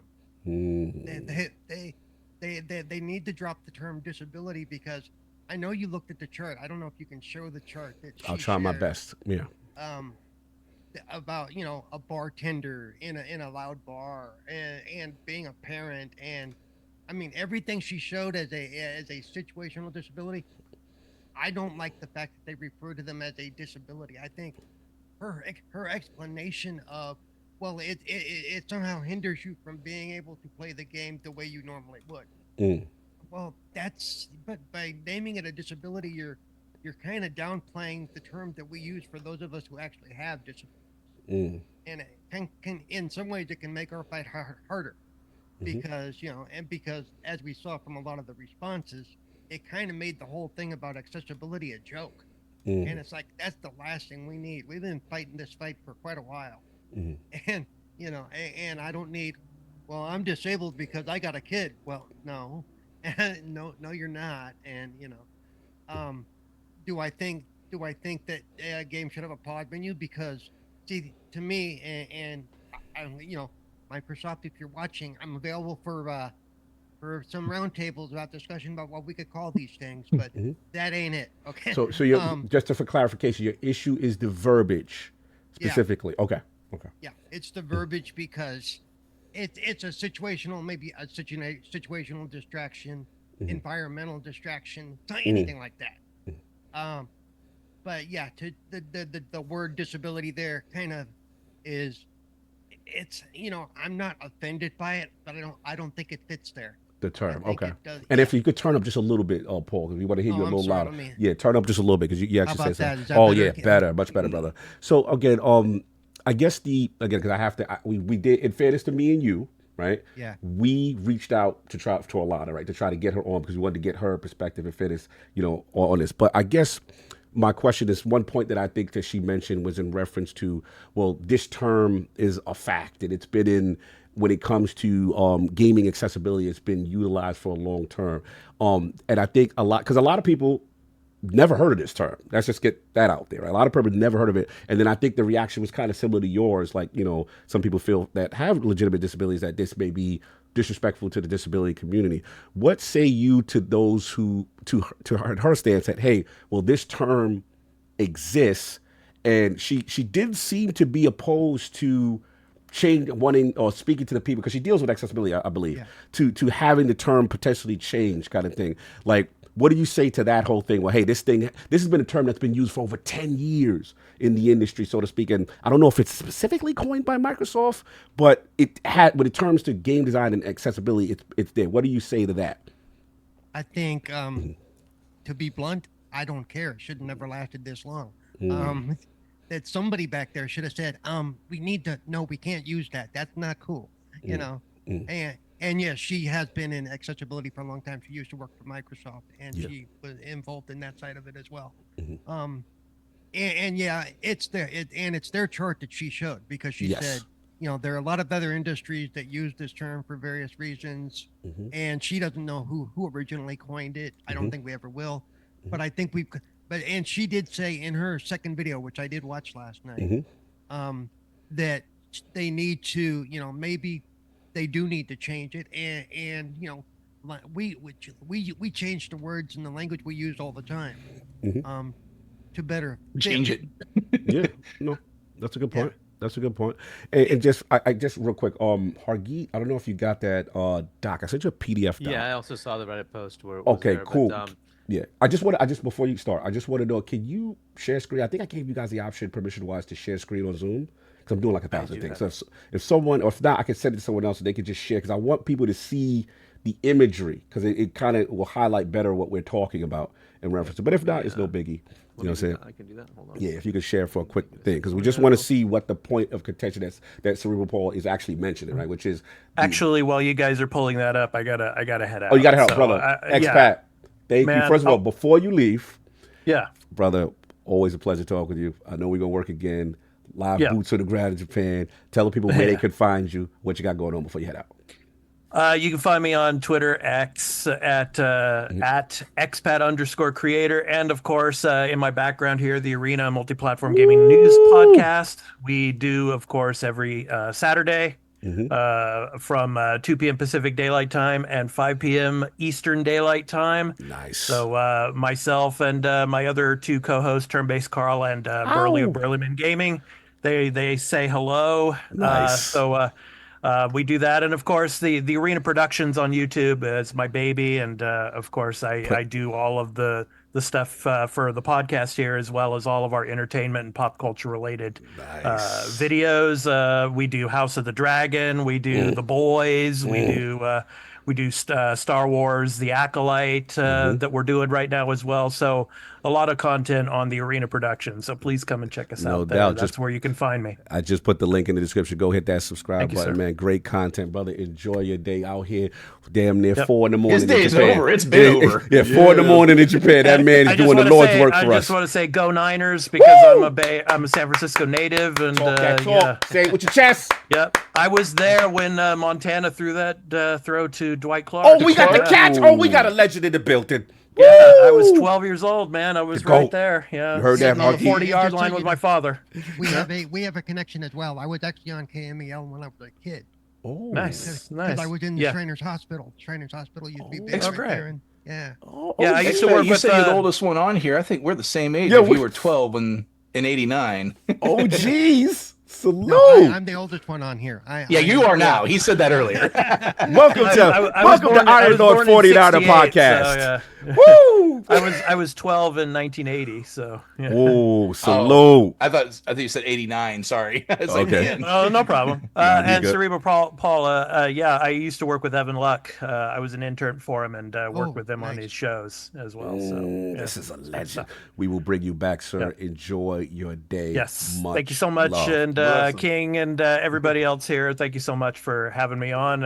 It was a lot of fun, and I'm looking forward to coming back on. Oh, again. yeah, we get you I the can't real way. wait to get to Japan and hang out with you. Oh, yeah, we pull it up. Yeah, we pull it man. up next year. That's the plan. Looking forward to it, man. So take care and have a me great safe. rest of your show.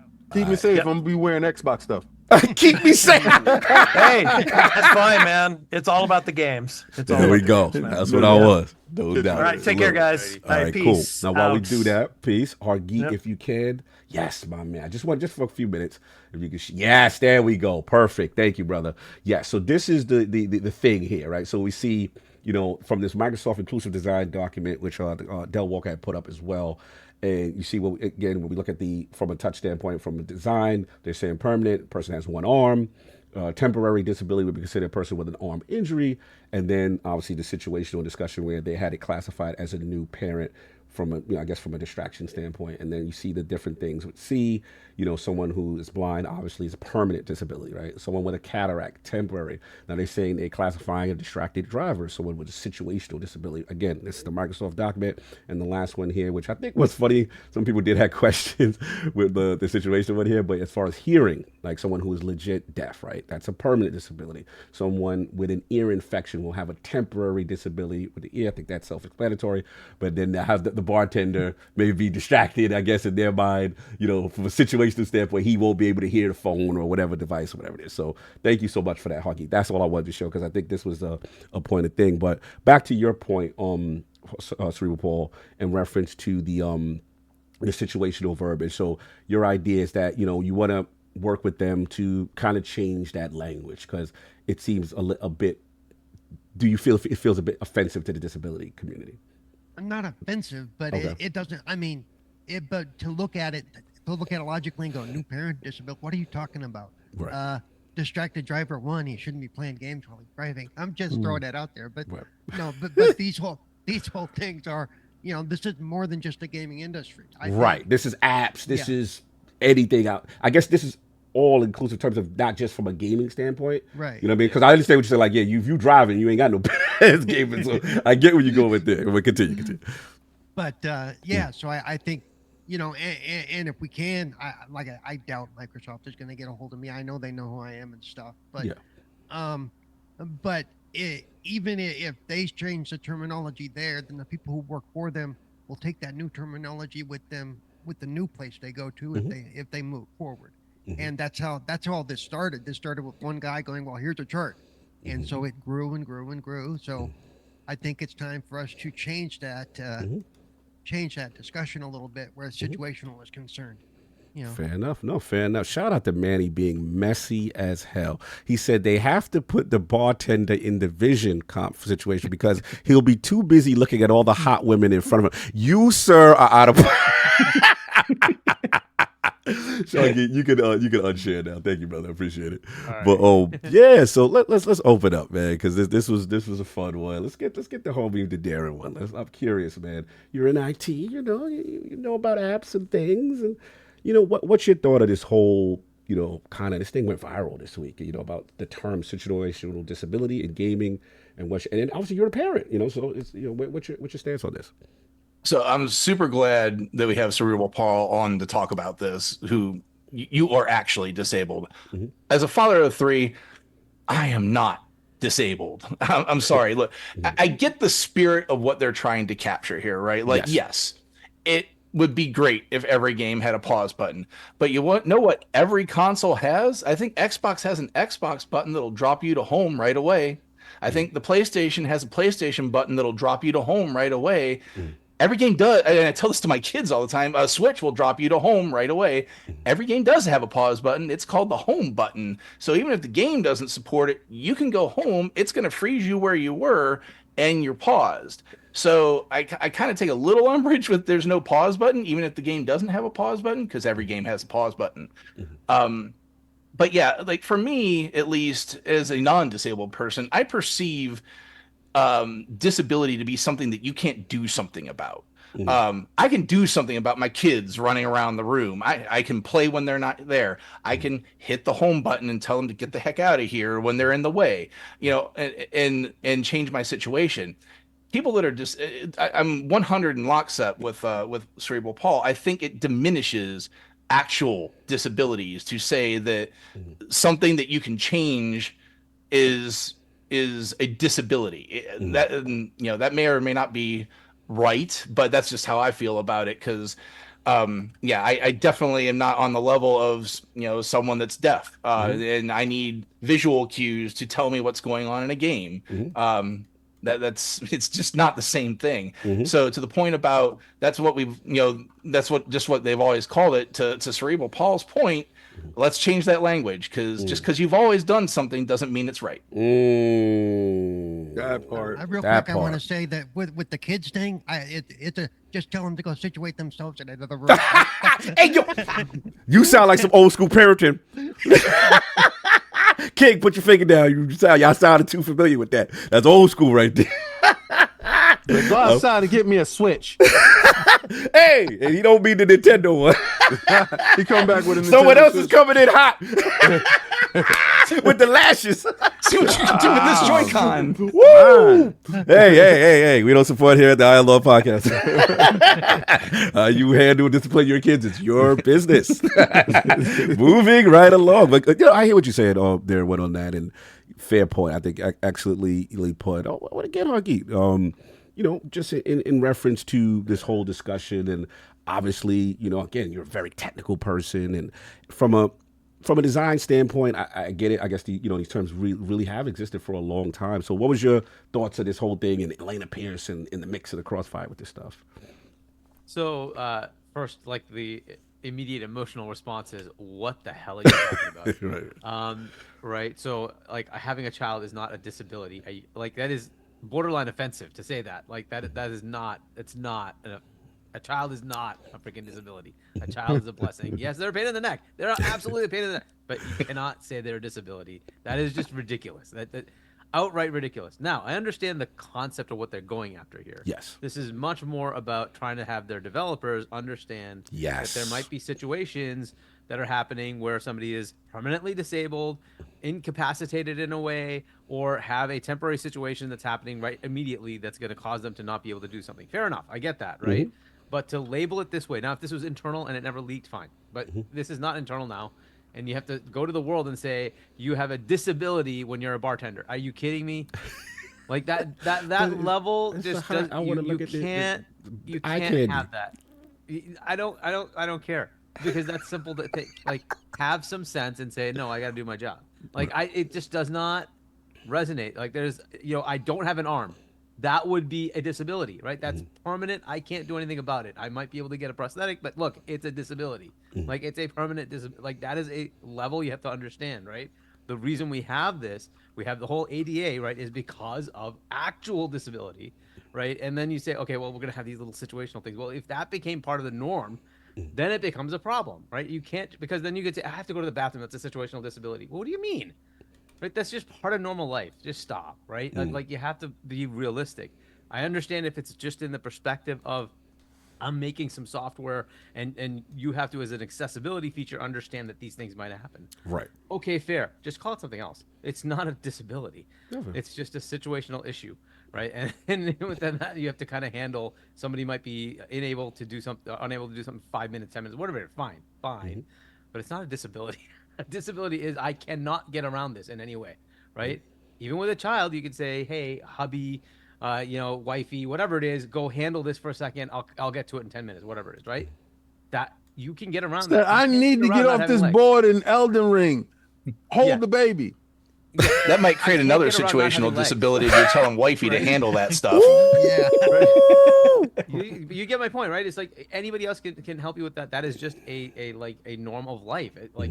But if you don't have legs, you don't have legs. That's it. There's no way around that. You don't have legs. That's a disability. That's the point of what we had with disability. So it's just really odd to even have that column of situational disability as part of disability, right? You have to kind of take it out of that context to say, hey, there might be situations that happen where people are unable to do things. Fair enough.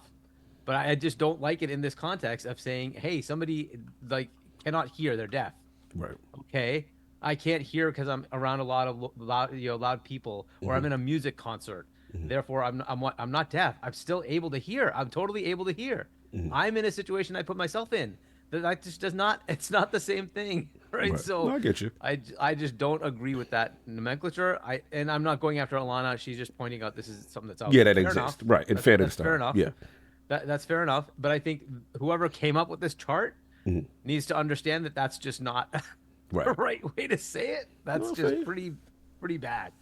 So. No, I definitely hear your points, brother. Definitely hear you on that. The King, I'm very curious. Then when he says that, he means he's very nervous. No, I know you're a very strong, opinionated man. Oh, You yeah, not hold your feelings back for anyone. So I'm just Highly curious to see where you go. Situational disability, obviously the situation that went down, and then the clarification on that in the Microsoft document. But again, I don't know. I'm not going to put that on them that they coined the term, but the term has existed. It has been existed for like 10 years. You said, yeah, right? yeah. For my All right, cool. All right, I'm a Gen Zer, right? We Gen X. We're Xers. We're Xers. Xers? We're Xers. Yeah, Yeah, we're we're All right, Xers. so I'm, Yeah. okay. So we Z X. would be your son, like. All right, so Z will be my Yeah, Z son. will be your son. I'm we're X. We X. And what's the ones Before that us? are after us? Millennials. Millennials, yeah. Got Or it. Gen Y. That sounds like some millennial crap. I knew he wasn't gonna hold back.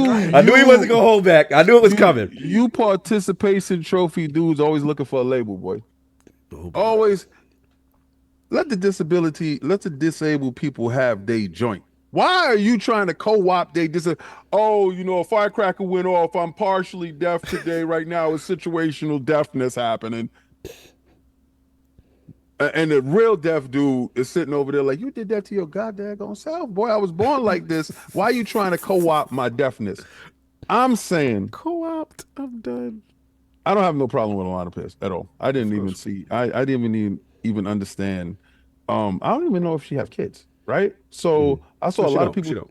Yeah, I saw a lot of people talking about, oh, why are you gonna call your kids a disability? She didn't say that, right?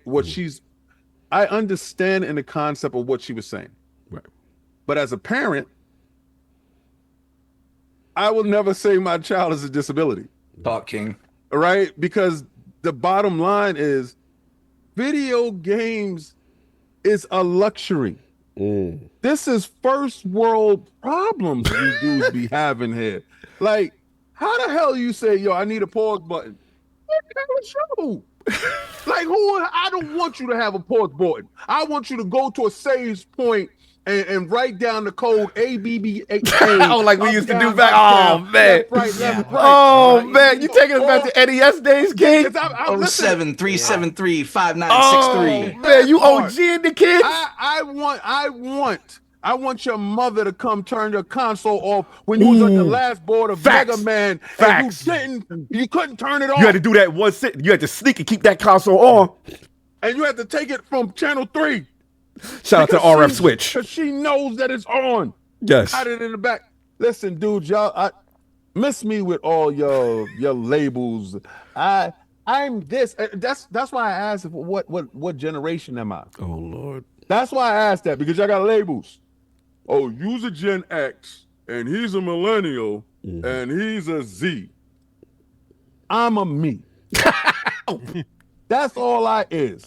I'm old school, though. I can tell you that, because a lot of stuff that y'all cry about and whine about, like this pause button crap, I would say get rid of your console. Oh, my God. If you're so turned up that you can't go and leave your house because you are on a place in EldenRing and you're not at a grace site and you can't save.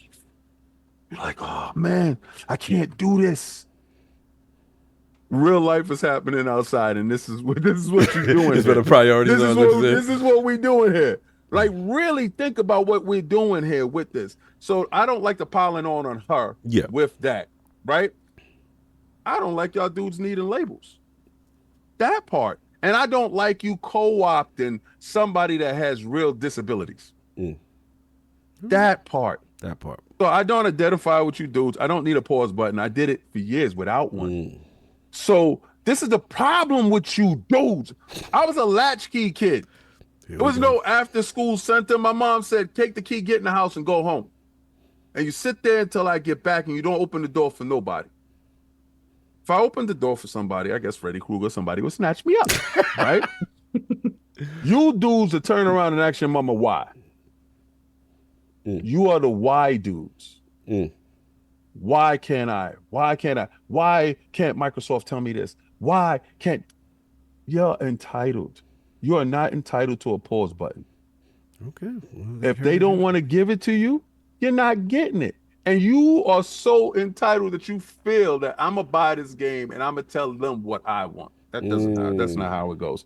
Anyway, I'm with the real dudes. I'm with the people that's in my demographic. Right. Us guys over here that are in my demographic that understand exactly what I'm talking about. We don't care about the pause button. That don't even matter to us. We'll leave the game running because we dare somebody come in there and touch it. Nobody respects you, so they're gonna turn your joint off. He left it on. I don't like him anyway. Not like this. Or you probably remember you be playing a game when you're a kid and you were, your parents were trying to get you to do something. Yeah. Parents, you turn that. And they walk over and go, bam, it's off. Oh, they might take the console and throw it out the window and say, yeah, it's over now for real, for real. You a permanent boy. Yeah, it's whatever. I just didn't like the piling on. No, I got you. No, I didn't like that either. And so, like I said, some of the people that we know were doing really bad responses and kind of making a joke out of it. And it's like, don't do that. You're not helping the situation. Yeah, no, I get that. I'll jump in. I knew this was gonna be a funny one.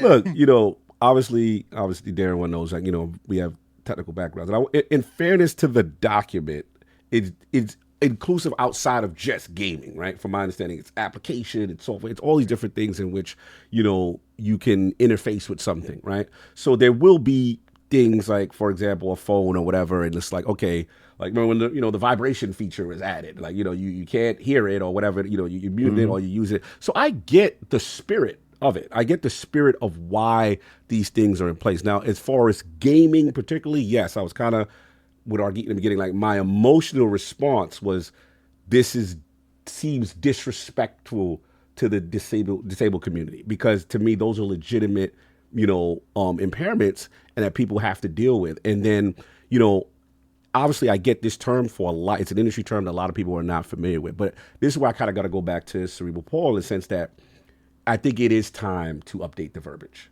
because it's kind of like anything else in life. There's times where terminologies are just they're outdated. They're just not as sensitive to what's actually happening. So maybe, again, I'm the type of person, I don't just like to pile on. I like to try to offer suggestions or solutions, right? So for me, it's like, okay, well, instead of saying that, maybe we say temporary impairment.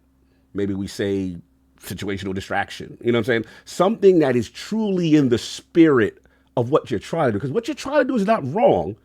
It's just not accurate one-to-one with a person with disabled. And I think and in fairness to Alana, she actually, when people said that to her, she actually said, you know what?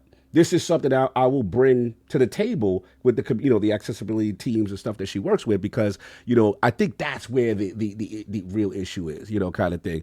And look, this is where I have to align with King on this one thing, though. I am pro-developer through and through. I've always been pro-developer. I've always been the spirit of what you want to create from a game design standpoint should be upheld. Now, if you want to use this bucket list or this suite of accessibility features and you want to add a certain thing here after your game design vision has been achieved, I'm all for you. I am all about the spirit of the vision. So if, like, for example, y'all know I don't like them Dark Souls games, but if Miyazaki says, I don't want to add an easy mode or I don't want to add anything, that's his vision. That's to me, I look at them as the artists.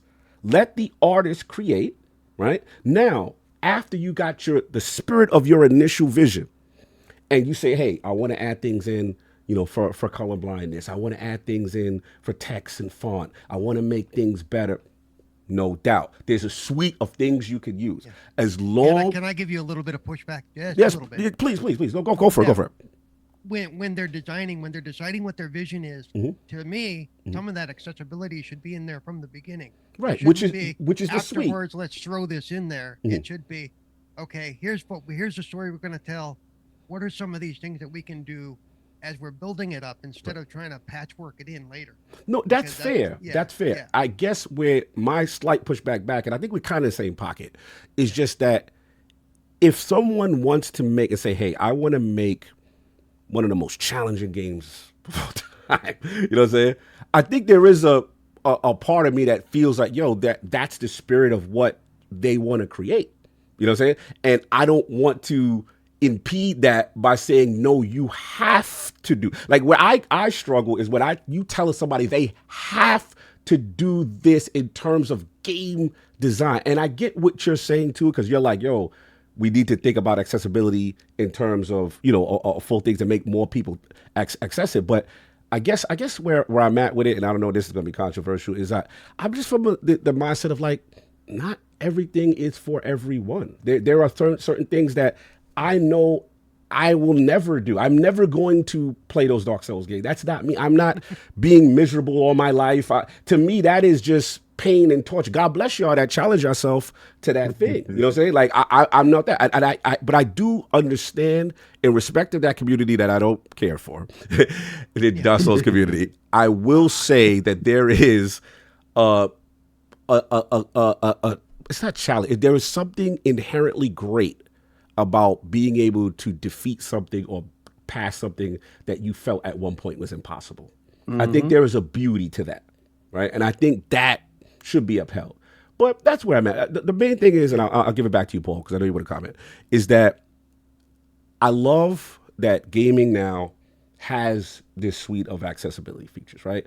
To me, it's like you have all these things you can do, right? And the developer is allowed to pick and choose or whatever.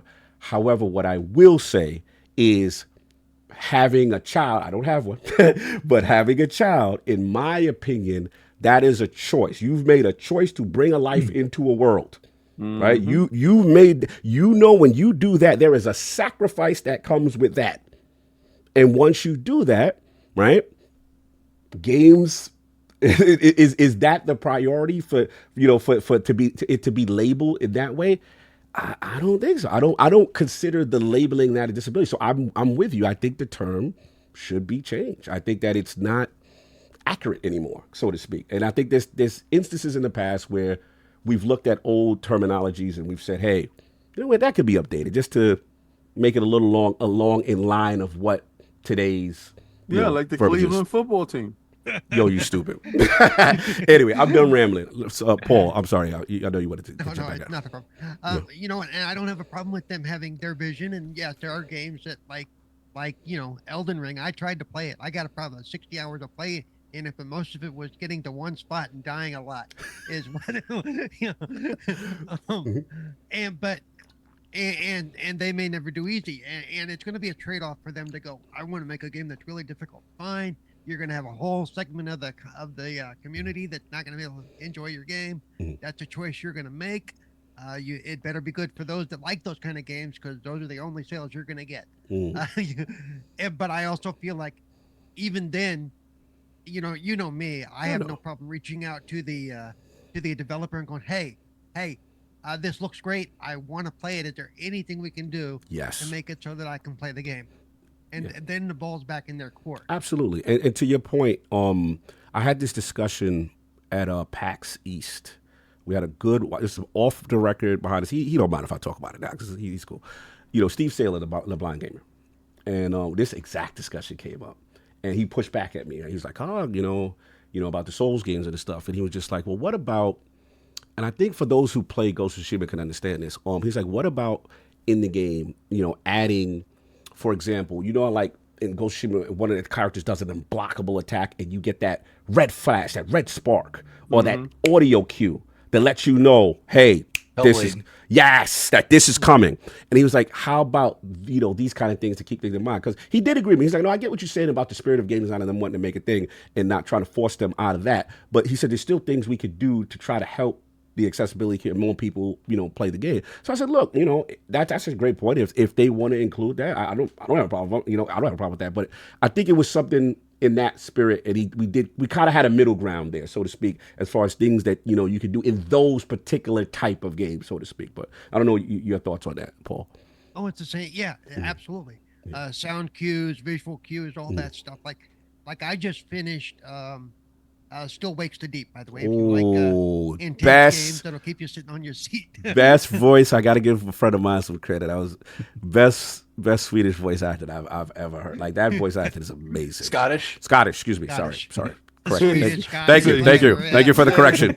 Got the wrong nationality. I'm out here messing They're up. about to come for you Yeah, in the comments. Scottish community's about to come. Thank you for the save, sir. Woo! That was home. It could have been messy for me. Jansa morning. Yeah, it wasn't me. He's about to get you, bro. Shout out to my Swedes, but shout out to Scotland as well. No doubt. But Continue. like they did a pretty good job.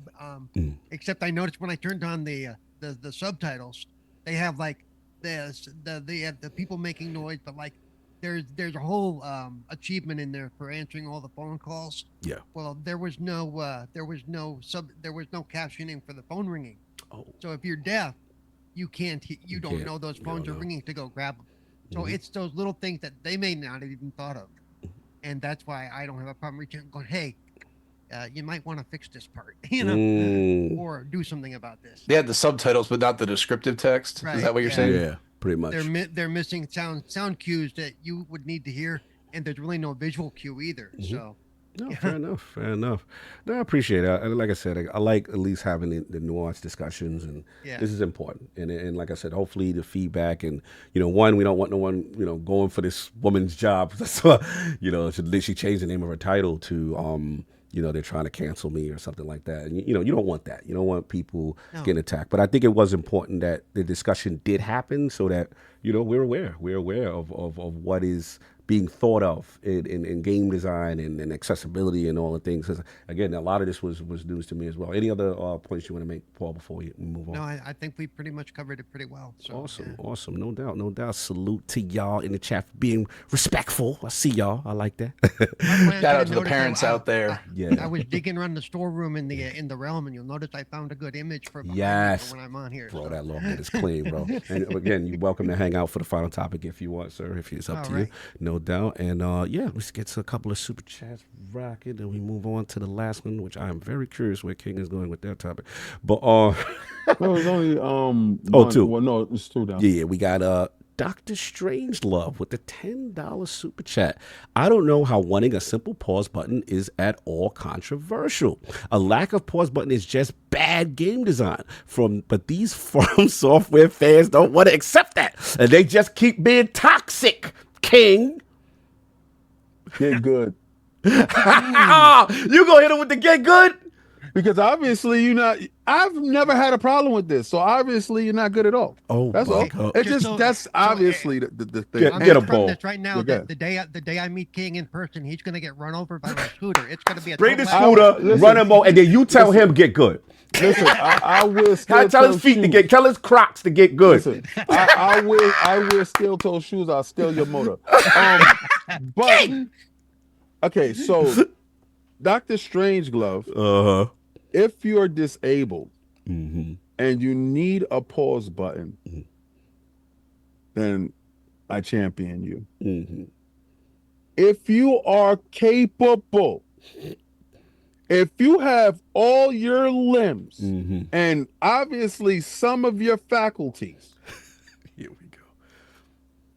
and you're worrying about a pause button, Here we go. I have nothing more to say. To Okay, thank you, sir. I do. Get good. Get Okay? good. He'd get good, Greg. He'd get good. He knows to get good. He knows to get good. Don't come to me talk about, I got a cleft toe. I don't want to hit it. Derek, when you were about to say something. That's not a disability. Derek, would jump in, sir. So, apart from King's slander here, Yes. think about it this way. So, if you're in it in EldenRing, and I have not played this game, I played Bloodborne a little bit, right? But if you're in it and you're trying to figure out how to get out of it, if you got a pause button, you can sit there and take a moment and be like, well, maybe I could do this, maybe I could do this, maybe I could do this, right? And if, again, to Cog's point, if the spirit of the design is, no, you got to figure that out, then no, a pause button is not appropriate, right? Thank you. Thank you. Well, and the only thing I will say is that, and Elena did say this as well, is that, also you got to think about like online multiplayer games. There's just some instances where, like in an MMO, it's just not. You're just never gonna have possible. It's just not possible. Yeah. But again, in the spirit, in fairness, Pause that second match. in the spirit of the document, these are just things that developers are considering for all aspects, even though it may not be applicable to everyone. You know what I'm saying? Kind of every single type of game kind of thing. But we will move on. Last one, shout out to Solitech, I believe, to our super chat. Hit that like button and subscribe. Yes, thank you. Much appreciated. So we at the final topic here. It's King, man. I got to set him up. This, yeah, I had to get him on the Crocs. I they don't let Jaffin about something else. Yeah, Xbox Live. Major outage, global outage for almost nearly 7 hours went down. And it looks like it was about Tuesday, July 2nd, around 1 p.m. Eastern. And gamers were met with error messages. They could not play online, network settings. Some people were trying to have some workarounds for offline connectivity to try to get through. But this was a big deal. This is King's topic, which I'm very surprised about. But King, what are your thoughts on the Xbox Live outage? Now up though, but it was down for about 7 hours. Unacceptable. Where's my money for my time that I had down? Okay, with that payback. Y'all dudes are so willing to take my money every month to pay for Xbox Live, right? Mm-hmm. I thought with my Xbox Live subscription that, with Game Pass and all that other stuff, because y'all rolled Xbox Live into Game Pass. Mm-hmm. So my money is in there. Mm-hmm. I thought I got some form of security. I thought I got an insurance policy for when something goes wrong on your end, you compensate me. Because I got to pay for everything, right? You pushed me into a digital library. You bullied me. Put the to the hip and say, yo, King, we're selling this for this on the low. We got that stuff for here. I'm down with you. All right, I believed everything you said. Okay. And then you went down. And I said, yo, B, I can't access the stuff that I gave you $500 for and untold thousands for games that I can't access because you want to be down. Mm-hmm. Because I'm calling you and you leaving me on scene. Not the unseen, dear. And then you saying we having an issue right now. Where at in this life do you don't compensate the consumer for your mistake? So what would you like, sir? What would you? What I want my money back for the month. You want the whole month for a 7-hour outage? You know why? My time is money. So if I allot time to play video games and I get there, I'm able, capable, and ready. And you weren't. It's like going on a date and I get stand up. Oh, you got stood up. You just said, okay. Irreparable damage. You dudes and everybody, if you experienced the outage, write a letter to Microsoft. We're doing petitions now.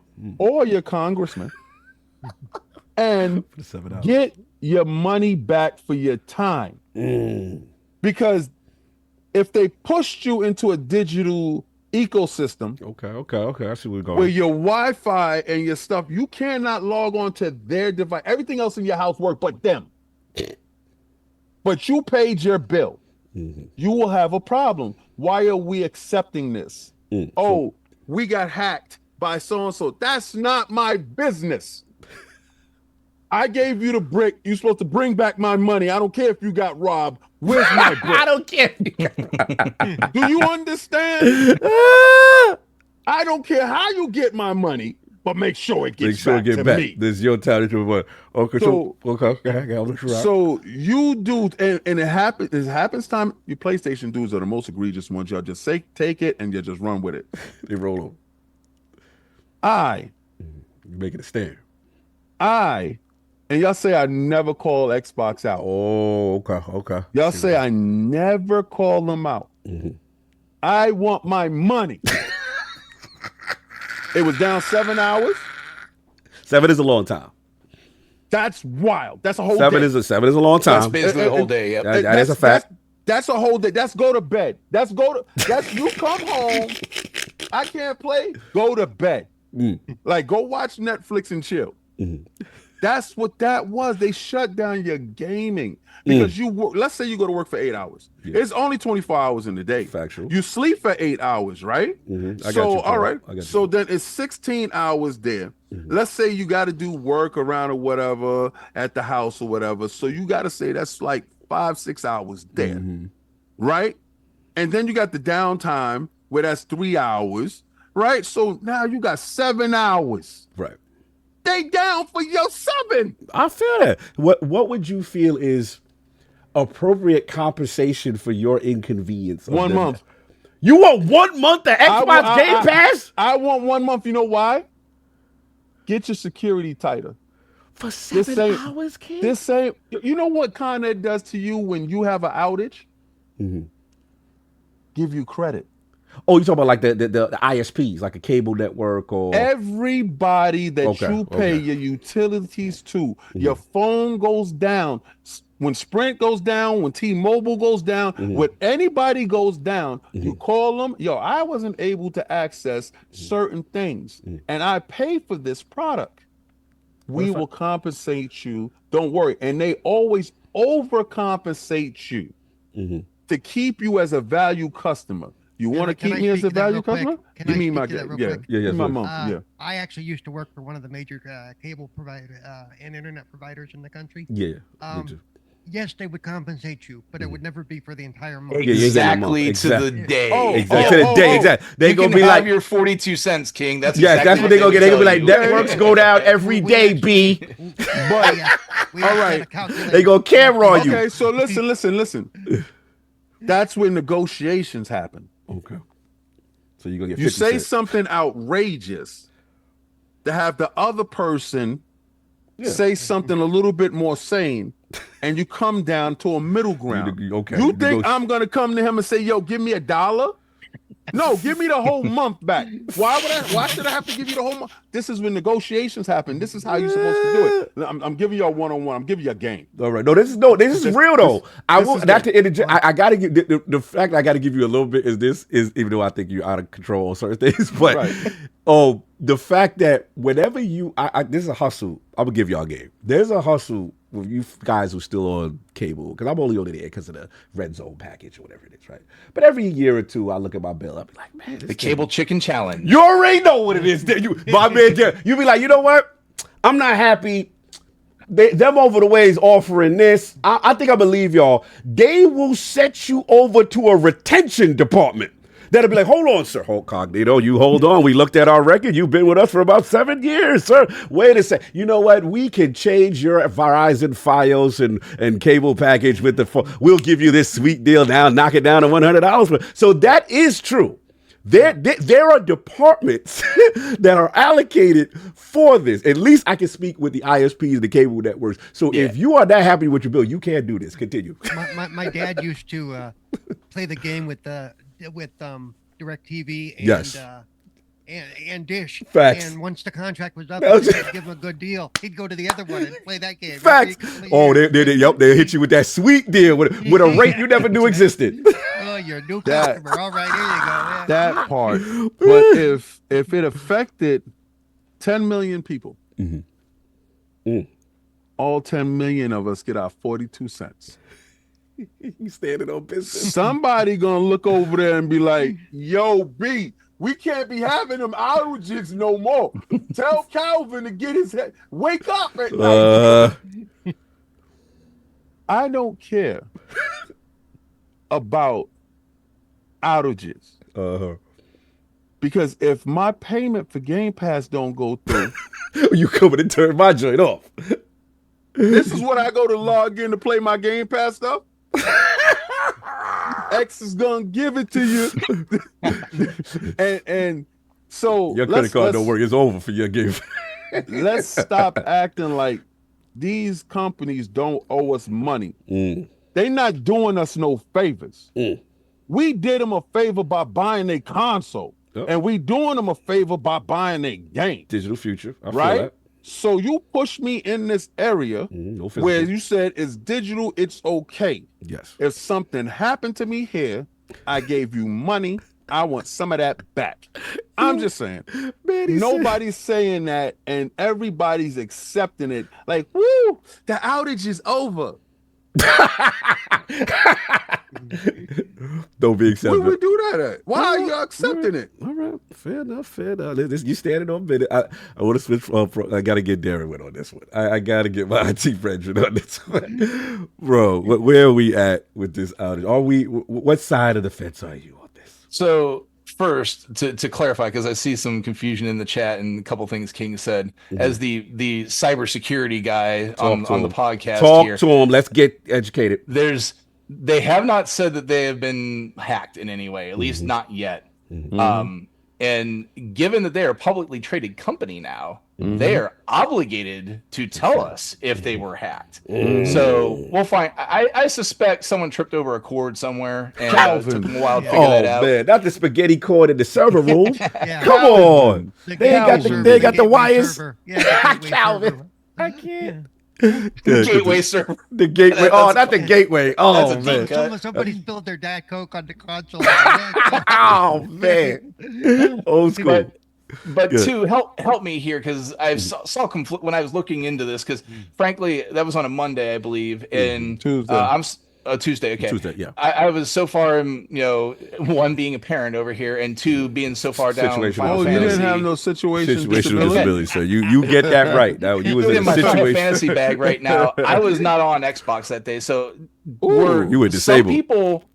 Some people were saying that single player was affected. Some people weren't. Like, what was the deal there? I couldn't log in. No, they couldn't do nothing. Yeah, they was. So they was if you wrapped. can't do anything, go ahead, Hargeet. Well, that's not true. So if Educate us, like Hargeet. a lot of people do game sharing. That's a problem. That right? is true. And because of that, your home console is not your console. Correct. And therefore, you don't have entitlement licenses on your console. Good So point. if you have my home console, a lot of the games you own, you can just play them. It'll check in every now and then, right? So you do get to play. But if it's game sharing, a lot of us do this. Your home console Then you're has to situationally be- impaired because of this. Somebody else. Why are That's you right, blowing up my exactly. situational impairment with my hustle? Let me hustle, Hargeet. Let me eat off my friend. Why you got to blow it up? That's the problem. So they have already resolved this issue, and then people come up with like, well, why can't they find a way to? They gave it to you. It's called My Home Console, and you then get your licenses on that home console. And you decided, hey, you know what? I'm gonna use that loophole and allow my friend to have my games. I want the whole block on to get your fast. They're not coming after you for that. They're They like, know. okay, fine, go ahead and do it. Right. They're fine with it, fine. know. But you do lose that capability when you do that, right? Oh, and it especially So- sucks if you're the one buying all the games and you Oh, yes. You lose you Paul. lose your games. Hey. You're a good friend of mine. You're my game share, but That's how it goes. don't you do that. Don't you put that out there. We're friends. You get the games that I So get the look, benefit. Go ahead, continue. We don't know if this wasn't just a software update that got glitched, right? That's probably what it is, right? It's probably some stupid update. And this happened before, by the way. It happens. People do an update and they do all the regression testing and they don't find a little issue that happens when it goes to production. And production, it just totally blows up. And you're like, oh, what just happened? And you don't know who did what. And you try to go figure it out and eventually get to the root cause and fix it, right? And this happens in even like enterprise level stuff, let alone in a consumer level thing.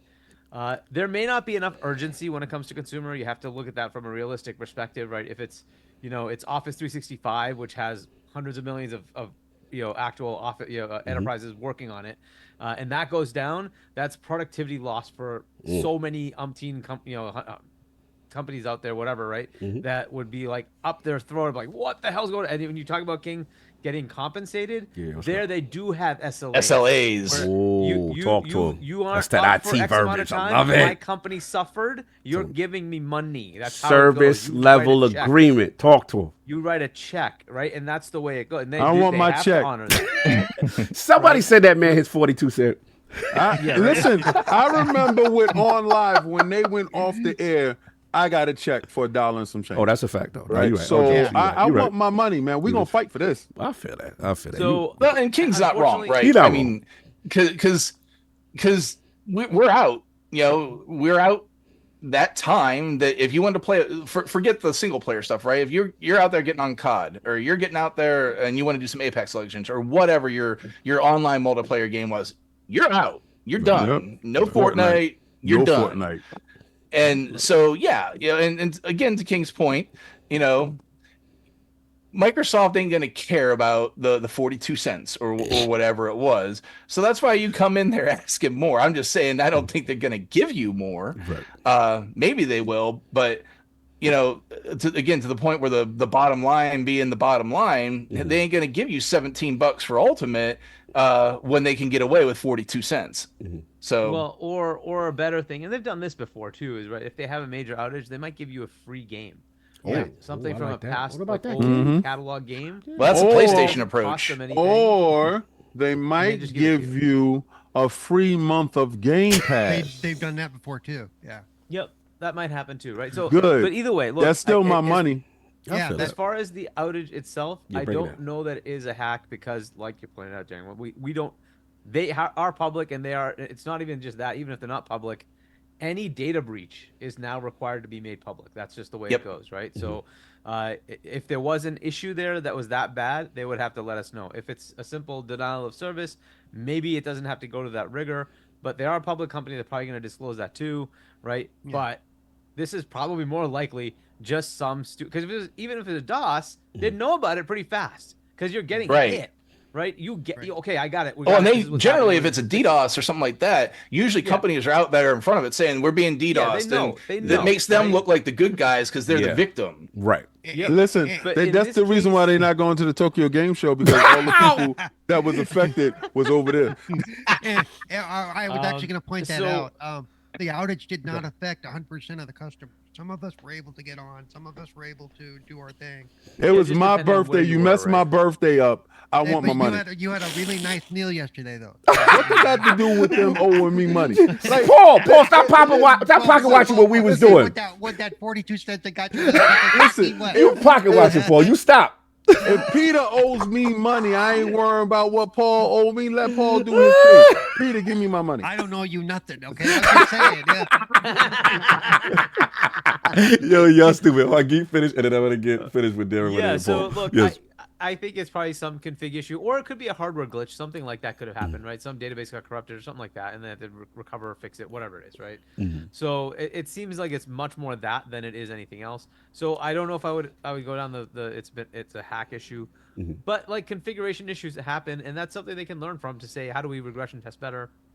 Hopefully they'll figure that out. From a compensation perspective, I agree. They should do something. Thank you. I don't Give know my what money. Is, but they should do something. Give my money. That's it. Fair enough. And I don't want no skins in Fortnite.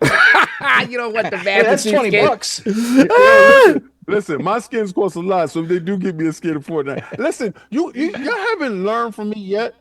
I say the stuff that I want. Yeah, you put it in there. Don't give me those skins from Fortnite. Well, King, that's what we decided on. Here you go. Thank you very much. I gotta go. Easily satiated. That's right. Give me 1 month of my money back. No, we're not gonna give you your money back, but we can't give you 1 month for Game Pass. Thank you very much. I see you later. No doubt. That's how it works. Darren, you want to finish your thought, and then we'll get Paul in, and then we'll roll up.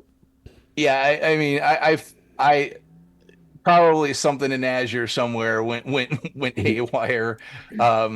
And somebody was asleep at the switch on the Nagios console. Didn't see that something went down, and the only thing that's disconcerting is that it did take 7 hours to resolve. A long time. If it was something that was simple, it shouldn't have been no 7 hours to get fixed. Yeah. But again, to the security standpoint, as a security practitioner, I've got channels for stuff, and I haven't seen anything that suggests that this is a hack. So if there's any thoughts about this is PlayStation Network all over again, I'd say your fears should be quelled on that until otherwise proven. I got bigger fears. Maybe they hit the switch for the AI and it went sentient, and it said no Xbox for nobody. Skynet said he was here. We got it. I'm just saying, and they had to bottle him up, and it took 7 hours for them to bottle him up. AI fear mongering podcast. We are. No, what was that? Siri went crazy. Not Siri. No, Copilot's Microsoft. Copilot went crazy. No, Copilot. Cortana went crazy. That's old school. Go crazy. That's even busted. Right. Copilot's the new hotness. She didn't like. Katana came back. She's pissed. She's That's pissed. right. That She's part. pissed. Yeah, She you didn't replaced like. me with Copilot. What's There up you with go. this shit? She didn't like that, and she said, "No Xbox for you." Messy. Lord Cerebral Paul, your thoughts on the Xbox Live outage, sir? I will say, since it went out on a Tuesday, the first thing I did is say, okay, what the hell launched today? Because whenever they launch a new multiplayer game, they break shit. Language. Yes. Messy. No, look, I mean, I don't have It's too. messy, but it's true. Go back and look at it. If you go back and look at when they've had the major outages, it's always because of a game launch. Oh well, not always, but you know what I mean. There's a trend there. You know, let's throw on these servers. Well, shit, we just broke everything else. Yeah, I mean, I know online game launches are rough in perspective to that game. I never had any issue where it affected. Yeah, it shouldn't be the whole service. server. Yeah, it should be the But service. again, like I jokingly mentioned earlier, the gateway server, the one that everybody goes through to get into where they need to go, is where Yeah, you this was start the to run into authentication problems. server. Yeah, authentication. right? Yeah, no, The fair enough. authentic- Yeah, so Yeah. since it's that, it's probably some weird config thing that changed with some like update or something like that. That'd be my guess. So No, definitely. I mean, I was. Now, you know, that's crazy. I didn't even go to school for that. Thank y'all for telling me. What I did go to school for is to earn money, give my money back. Give my money, B. We got you. We see that you're standing on business. boy, he could have ride that trade all the way. To Oh yeah, all the beach. way, all the way, all the way. They He say bought all the way. listen, y'all don't Bet your get it. certificate They, expired. they say I take everything Xbox does and I make if that it was roses, Mhm. and I don't. I hold their feet to the fire. I just want the same energy from y'all guys. That's all. Every once in a while, you know, even roses need fertilizer. So you know. That's right. There we But go. you probably have it right. It's probably some stupid cert that really did just expire. When you They started just talking about released it. authentication, I was like, I bet you it's a cert expired somewhere, Yeah, and it it's took them some that stupid long to cert. figure out which one it was. Mm. That's probably exactly what happened too. Yeah, Yeah. salute. Look, I don't got too much. You guys knocked out all the stuff I really wanted to say. King is definitely stand on business. But look, I think the only concern that I have from a person who is very pro digital. You know, I remember when the Xbox One came out, and I was probably one of the few people who was like, yes, I don't have to go to at GameStop launch anymore. I can download the game from my house. Like, I was excited. Like, I actually was like so pro for it.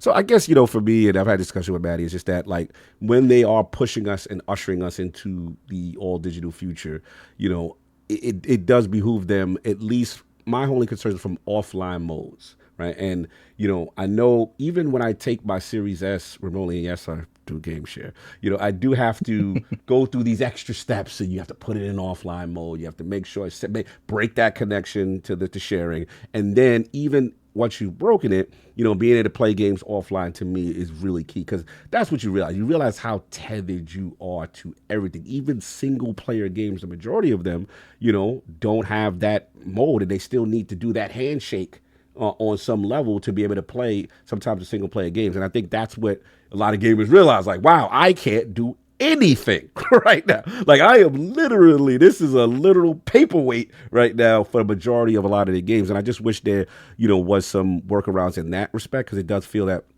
Microsoft has, you know, extremely pushed that way. But look, you know, but as a techie, I'm understanding, right? You know, as a person who's work has done a systems engineer's work, as, you know, as a network admin at some points, and, you know, you do realize like this is part of the business, and unfortunately you could have uptime 90% of the time, 95% of the time, but that one time you don't, you're going to get King David coming out here asking for that check. And I get it, because to his point, yo, I pay for your service. You ushered me into this thing. You know what I'm saying? The reality of it is, like you said, you know, Darren and Hargeet beautifully said, you know, it's probably something on the back, something as simple as a certificate, but gamers don't want to hear that. Gamers are like, bro, you messed up the tournament at that day.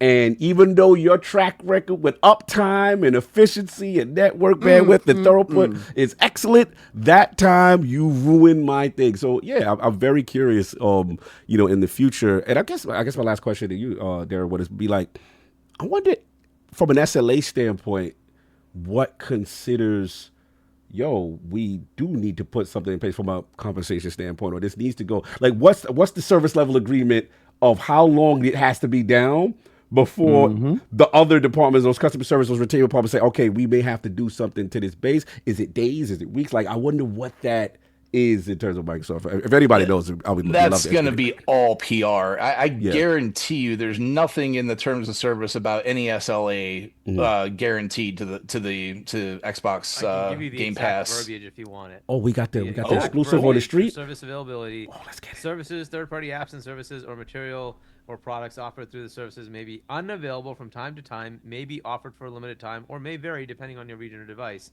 If you change the location associated with a Microsoft account, you may need to reacquire the material or applications that were available to you and paid for in your previous region. We strive to keep the services up and running. However, all online services suffer occasional disruptions and outages, and Microsoft is not liable for any disruption or loss. You will suffer. Sold. You know what that Sold it, King. They got you, know the fine something? print, baby. No soup for you. Point, though. It's PR. PR. It's PR This because is the they're not SLA you liable.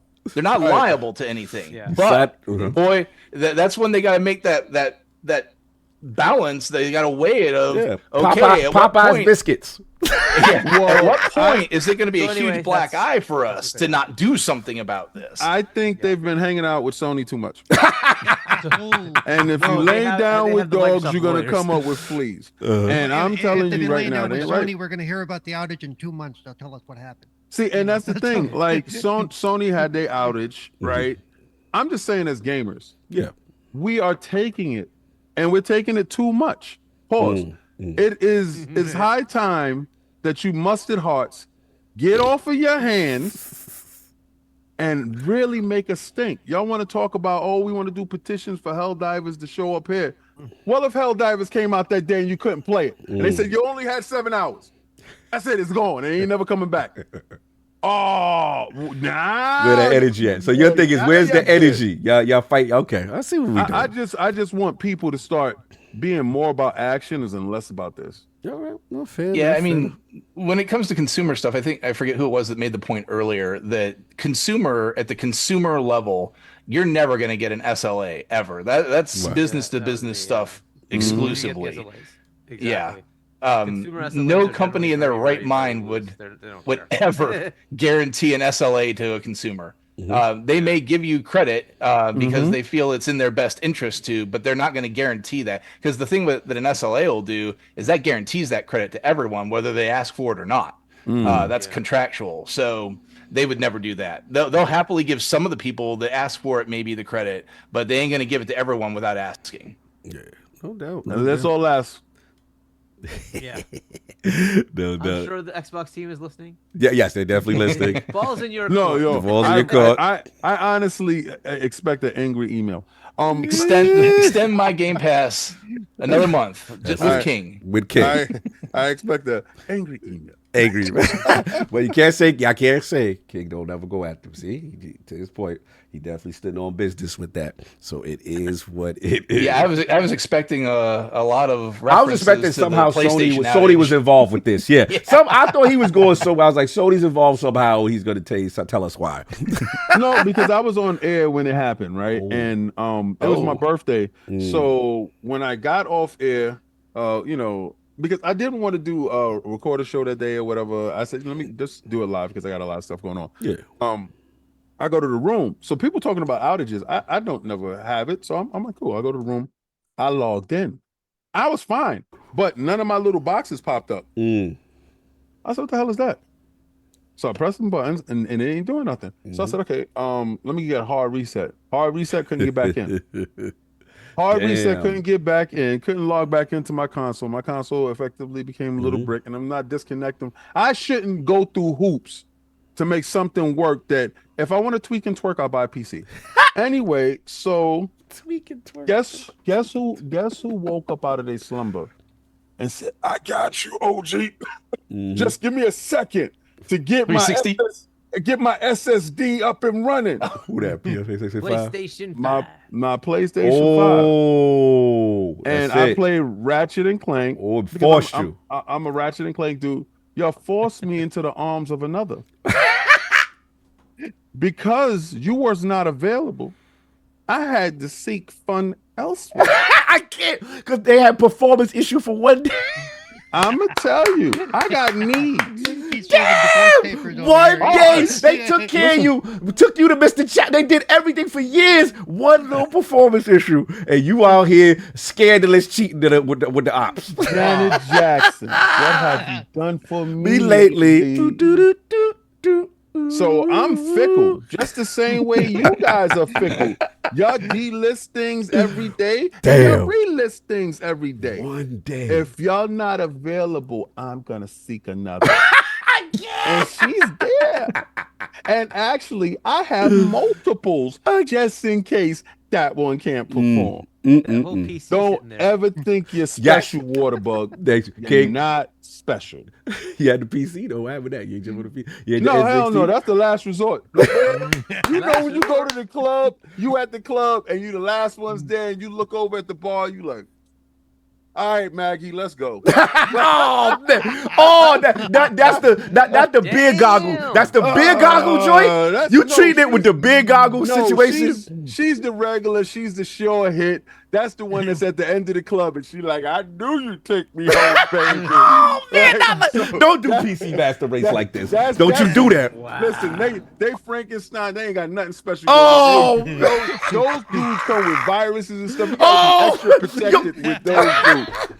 Are you implying it's not safe over there to insert your situation? You know damn well it ain't safe over there. You can't insert yourself over there because it might be fierce and some Listen, things going on. It's so Malware. dangerous over there. They remove hard drives. They remove disk drives from them dudes. They are not reliable. You understand? You can't mess with those. That's a roll of a dice. You ever been in the club? That's a dice roll. Yo, you say to yourself, yo, let's go upstairs. Hey, you got any condoms? She said, nah. Damn, I ain't got no condoms either. That's a roll of a dice. That's a roll of a dice. If you gonna roll a dice that night, that's Oh, what that man. is. So if you anytime you jump Trojan, on your PC, no Trojans and no. you jump on your PC and I say, don't know what oh, you're doing with your PC, but that's not my relationship with my PC. Hargeet said it's good over here. He don't know. Yeah. He don't know what PCs you dealing with.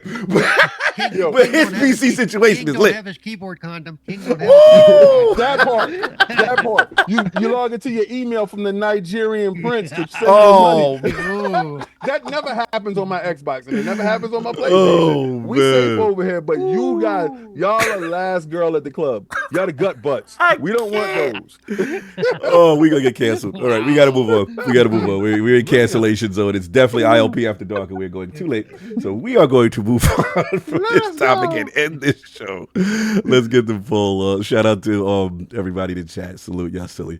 Which ABK catalog game that are not Call of Duty related are you most excited to enter the Xbox Game Pass service? The choices are A, simple, no jokes, Crash Bandicoot games, B, Tony Hawk games, C, Transformers games, or D, other, something that we have not talked about. Again, these are games that are not Call of Duty. What are you guys most excited to enter the service? Go rock the poll when it goes up. Let's give some major shout. You know what I'm saying. You know what I'm voting for.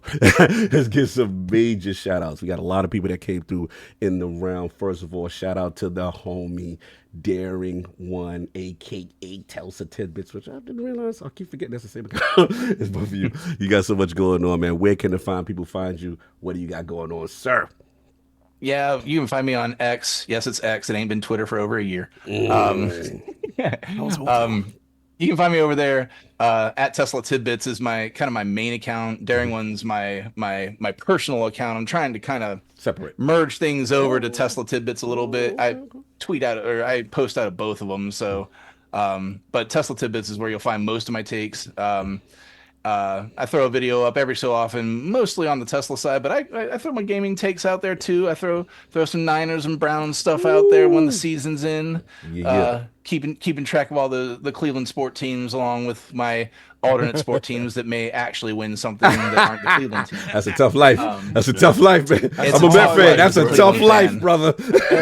That's a hard life, and I'm a Jet fan. Woo! I feel you, bro.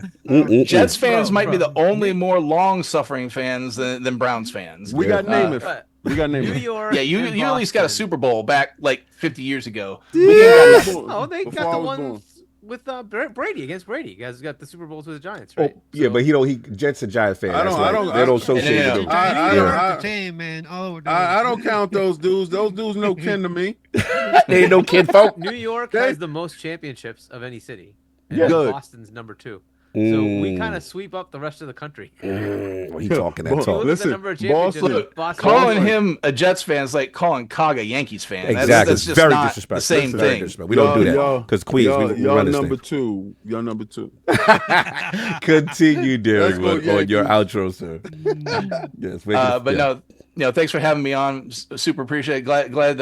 It seems like I'm always on when we're missing Lords. Unfortunately, Yeah, what's up? 'cause King was out last time. Yeah, we got kicked. So King's on this time. Sonic got them all finally, even though it wasn't all in the same podcast. It'll happen. But no, thanks for having me on. Thanks to Hargeet and Paul and Expat that was on a little Yes, bit ago. Expat It as was well. awesome to be on with all of y'all. No doubt. Much love, brother. Always good talk with you. Love the technical knowledge. Love the passion. Obviously, when I'm in the city, I'll pull up because I got to do that Hall of Fame thing. You know what I'm saying? Hopefully, yep. you know what I'm saying? We'll break bread. We'll break bread for Yes. sure. And I'll pull up because I still got that scheduled. And yeah, man, always a pleasure, brother. Always fan and one of our best supporters. Always been down with us from day one. Much love, brother. Always like to get your insight. And of course, other family that we just hung out with last night. You know what I'm saying? Shout out to the legendary Hargeet Chani pulling up King's birthday, brother. It was so good to see you. Always appreciate your energy. You always true blue and just positive dude. Where can people find you? What you got going on, sir? Yeah, so I've got my book Emergence. You can check that out if you want to. Yes. At shop.chani.us if you want to go check it out. It has all the links to all the Amazons and Barnes and Nobles and all that, so you can check it out there. Also merch if you want to buy it. And if you want to get a signed copy, you can do that as well. And then you can subscribe to my channel. It's Hargeet Chani1 on YouTube. So youtube.com/HargeetChani1. Subscribe away. I had a whole bunch of reactions from when we were out in FanFest. Yes. I recorded all those, put them up on my site. My Gears one is up to 60-something, 8,000 or something like that. Views. It's crazy. Let's go. I really like that Gears Z-Day. So and people are looking for reactions. It's pretty cool. So check that out. Links in the channel right now. On with Web Dave Ooh. at 7 tonight, so a couple hours from You're now. doing a 7 doing a p.m. full Eastern. circuit today. Okay. I keep going, right? Yeah. So I'll be on that on Web Dave's channel, and then I'll be back on Booms, and then a doubleheader again. Doing a doubleheader? GameStalk Live. GameStalk Live is moving to Wednesdays instead of Sundays, so it's Fawn's Gaming is a channel there, and then before that I'll be on Booms Double Barrel Gaming at Primetime Gaming at 7 p.m. U.S. Eastern, and then 10 o'clock at night U.S. Eastern. We'll be doing GameStalk Live, so check it out there. This man is everywhere. Hardest man, working man in showbiz. Salute. And of course, LogNet's own no stranger to the realm. Really appreciate what he does, not only just in the accessibility community, also from an ambassador standpoint, and now new editor, LordsOfGaming.net, working with us, helping us. Love talking to you in the meetings. Cerebral Paul, brother. Where can people find you? What you got going on? You can find me at Twitter at CerebralPaul1. I'm not calling it X. It just sounds silly. Exactly. Don't listen to Darren one. Mama named him Twitter. I'm calling him Twitter. Oh my God. And of course, you can find me, and then you can follow me on the Xbox Ambassador channel on Wednesdays at 1:30 p.m. Pacific, 4:30 p.m. Eastern. I have Gaming Differently with Cerebral Paul.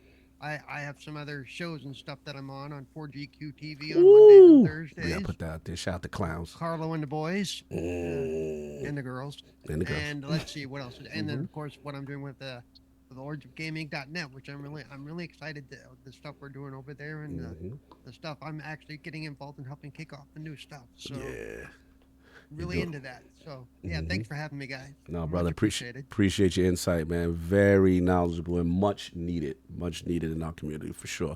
Love what you're doing. It's a pleasure to work with you. And of course, got to shout out, even though we had to leave a little early, live from Japan. We had our man Expat, from the Arena podcast, and obviously originally a Bay Area guy, but it's been living in Japan for I think almost 20 years, and really knowledgeable as far as the gaming scene and what's going on over there, and to be able to jump on a podcast damn near 3 a.m., 4 a.m. Japan time is insane. But he was like, Cock, I'm there. You need me. Don't worry about it. I got you. So always appreciate to get his insight. Much love. And, of course, the birthday week, boy. the king himself. Got a chance to do a lot with him this year. You know what I'm saying? We got our first trip traveling. We got our birthday dinner in. You know what I'm saying? Where can the fine people find you, sir? What you got going on? And we're only halfway done with the year, so we got a lot more stuff to do. Oh, yeah. Because you already know, wifey already is mad with you. I know. I gotta pull up. I do a cookout. And I'm pulling. I gotta pull up. I have to pull up. Let's go. He gotta show up. Yes. Oh, okay. So what we got? daring. First time seeing you, and I'm a huge comic book nerd. If you do anything this year for Halloween, if you celebrate it, please dress up as Shazam. He gotta dress up as Shazam. He gotta do the Shazam. I swear to God, when I was looking at him, his mannerisms Shazam is Shazam, not Billy Baxton. Oh, which one? Okay. Shazam. You know, old school Shazam. School. Not that comic book clown that's inside the movie theater now. Not that dude. The comic books. And I'm a huge Shazam fan, right? So the fact that you look like, the big red cheese, you look like him, I'm like, yo, this is bugged out. He looked just like Shazam. It was fun. It was fun with you today. A lot of times, when we having banter back and forth, dudes sometimes take it personal. You didn't take nothing personal. It was dope. Appreciate everything. And Cerebral Paul, he never takes anything personal. So love him to death. Actually, really do.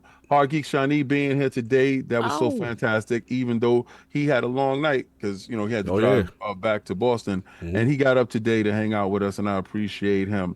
And XPlat, that from Japan. Yeah. I appreciate your time, sir. Even though Microsoft didn't appreciate your time, I appreciate and I wouldn't have had you down for 7 hours. No, I'm just saying. But God bless. I can't wait to see you in Japan, and we have a great time.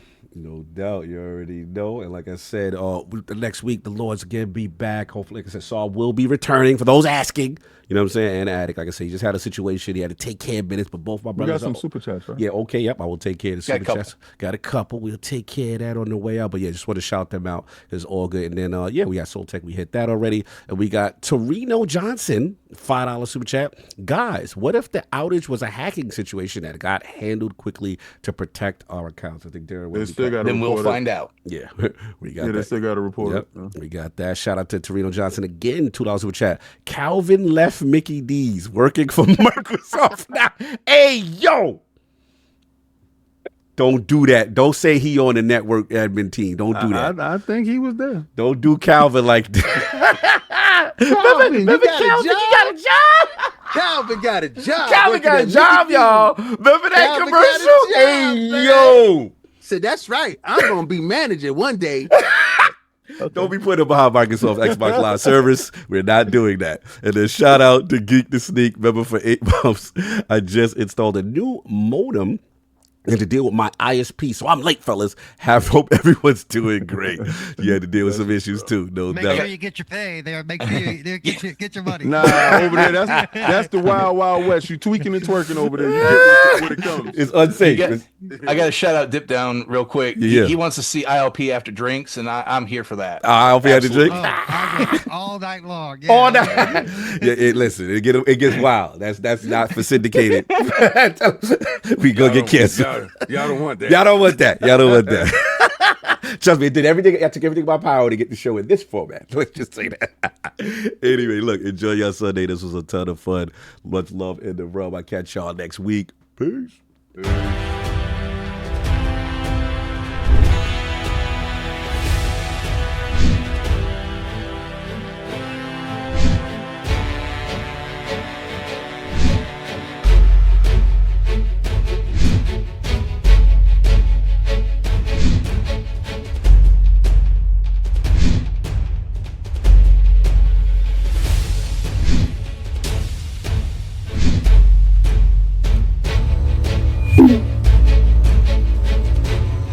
You